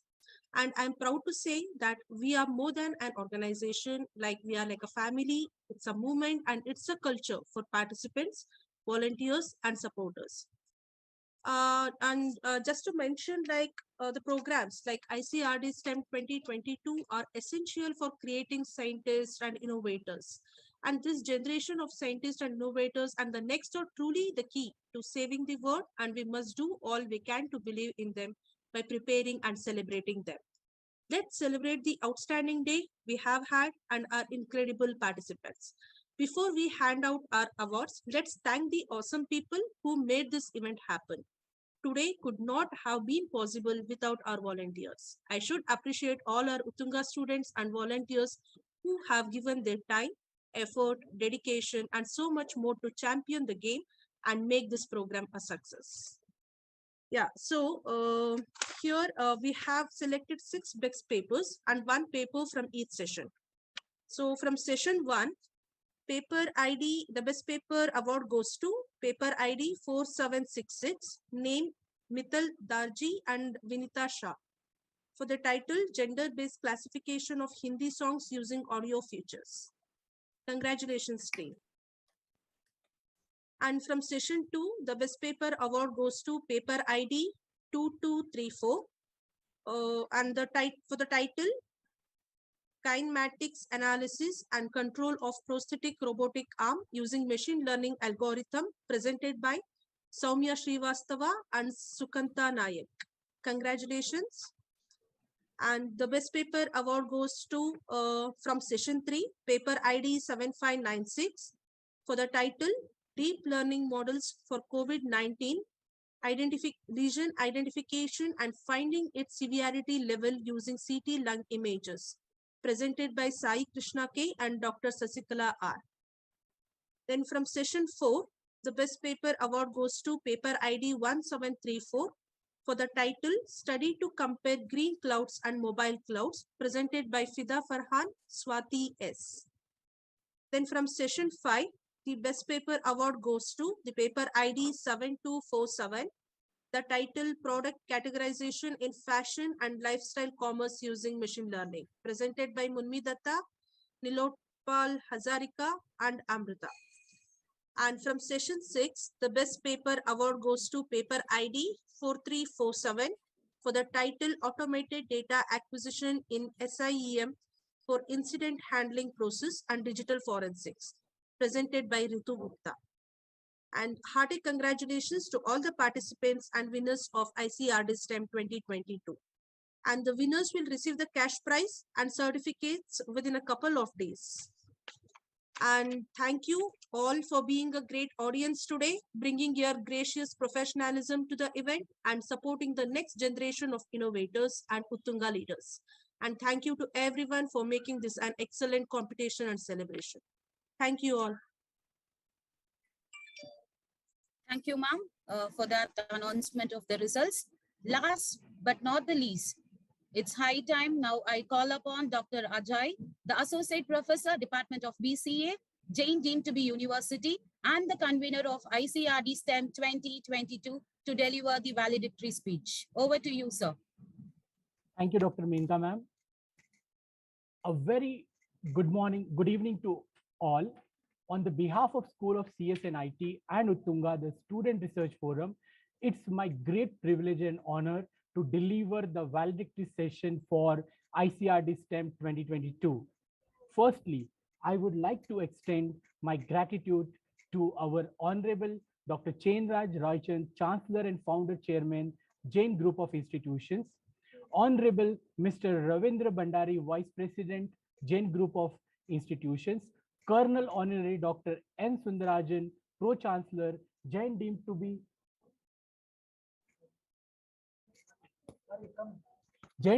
University, Dr. Raj Singh, Vice Chancellor, Jain deemed to be University, Dr. Ishwaran Iyer, Pro-Chancellor, Jain deemed to be University, Dr. NVH Krishnan, Registrar, Jain deemed to be University, Mr. MS Santosh, Joint Director, Jain deemed to be University, Dr. K.R. Sridharamurthy, Director, Academics and Planning, Jain deemed to be University, Mr. Ashwin Ajila, Founder and Managing Director, iNurture Education Solutions Private Limited, Dr. Dinesh Nilkant, Director, School of Commerce and Computer Science and IT, Dr. Sujay Nair, Chief Product Officer, iNurture Education Solutions Private Limited, Dr. Shraddha Kanwar, Chief Learning Officer, iNurture Education Solutions Private Limited, and Dr. M.N. Nachappa, Head, School of CSIT, Jain deemed to be University, for providing me an opportunity as a convener to organize this International Student Conference. I would like to express my sincere appreciation and gratitude to all the delegates, presenters, faculties, and the participants for their active and lively discussions, which I think have made this conference a very fruitful. I am delighted to mention my heartfelt thanks to eminent international speakers, Luminita, Moraru, Professor, Galati University, Romania, Dr. Nitin S Goje, Professor, Webster University, Tashkent, Sarang Kadsait, Security Consulting Manager, Accenture Security from Canada, Ajit Yadav, a blockchain developer from Ireland. I am very proud to announce that ICRD-STEM 2020 have received 247 scholarly submissions from all over the world, out of which 104 scholarly submissions were selected for conference presentation. There were 6 parallel sessions and in each we have selected best paper, which will receive a cash prize and a certificate within a couple of days. With a lot of gratitude and respect, I would like to thank the session chairs from various universities. Dr. S.B. Kishore, Chairman and HOD, Sardar Patel Mahavidyalaya, Chandrapur, Maharashtra. Dr. Santosh Kumar Henge, Associate Professor, Lovely Professional University, Punjab. Dr. Manmohan Sharma, Professor, School of CSIT, School of Computer Applications, Lovely Professional University, Punjab. Dr. K. Reddy Madhavi, Professor, Department of CSC, Shri Vidyaniketan Engineering College, Andhra Pradesh, India. Dr. Ranjan Kumar, Honorary Professorship and Professor at VIT AP, and Professor Nitin Prakash Rao Patil, Professor, Department of Computer Science and Director of IT Services at Savitribai Phule, Pune University, Maharashtra.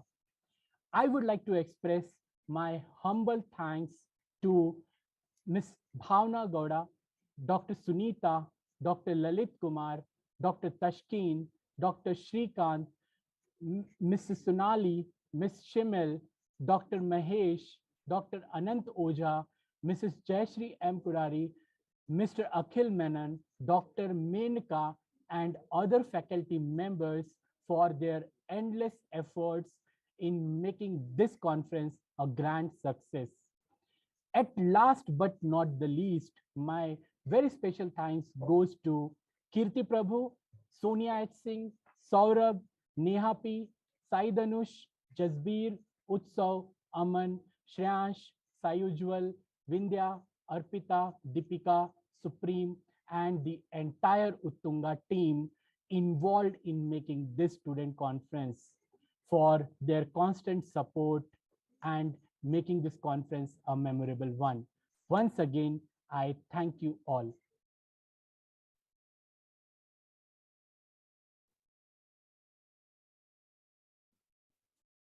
Yeah, thank you, sir, for that wonderful valedictory speech. I request all the participants to kindly fill in the feedback form, which is being shared in the chat box to get your participation certificate. I repeat, I request all the participants to kindly fill in the feedback form, which is being shared in the chat box to kindly get your participation certificates.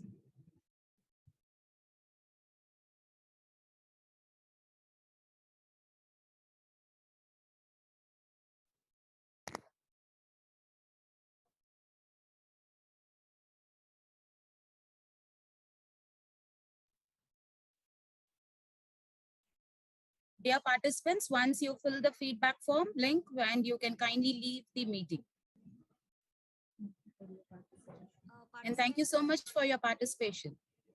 Participants also note that the feedback form will also be shared on the YouTube live chat as well. So you can fill it through that as well. And all the recording of the session is also streamed live on YouTube. So if you want to revisit the session, you can also go to the YouTube links and watch the session. Thank you.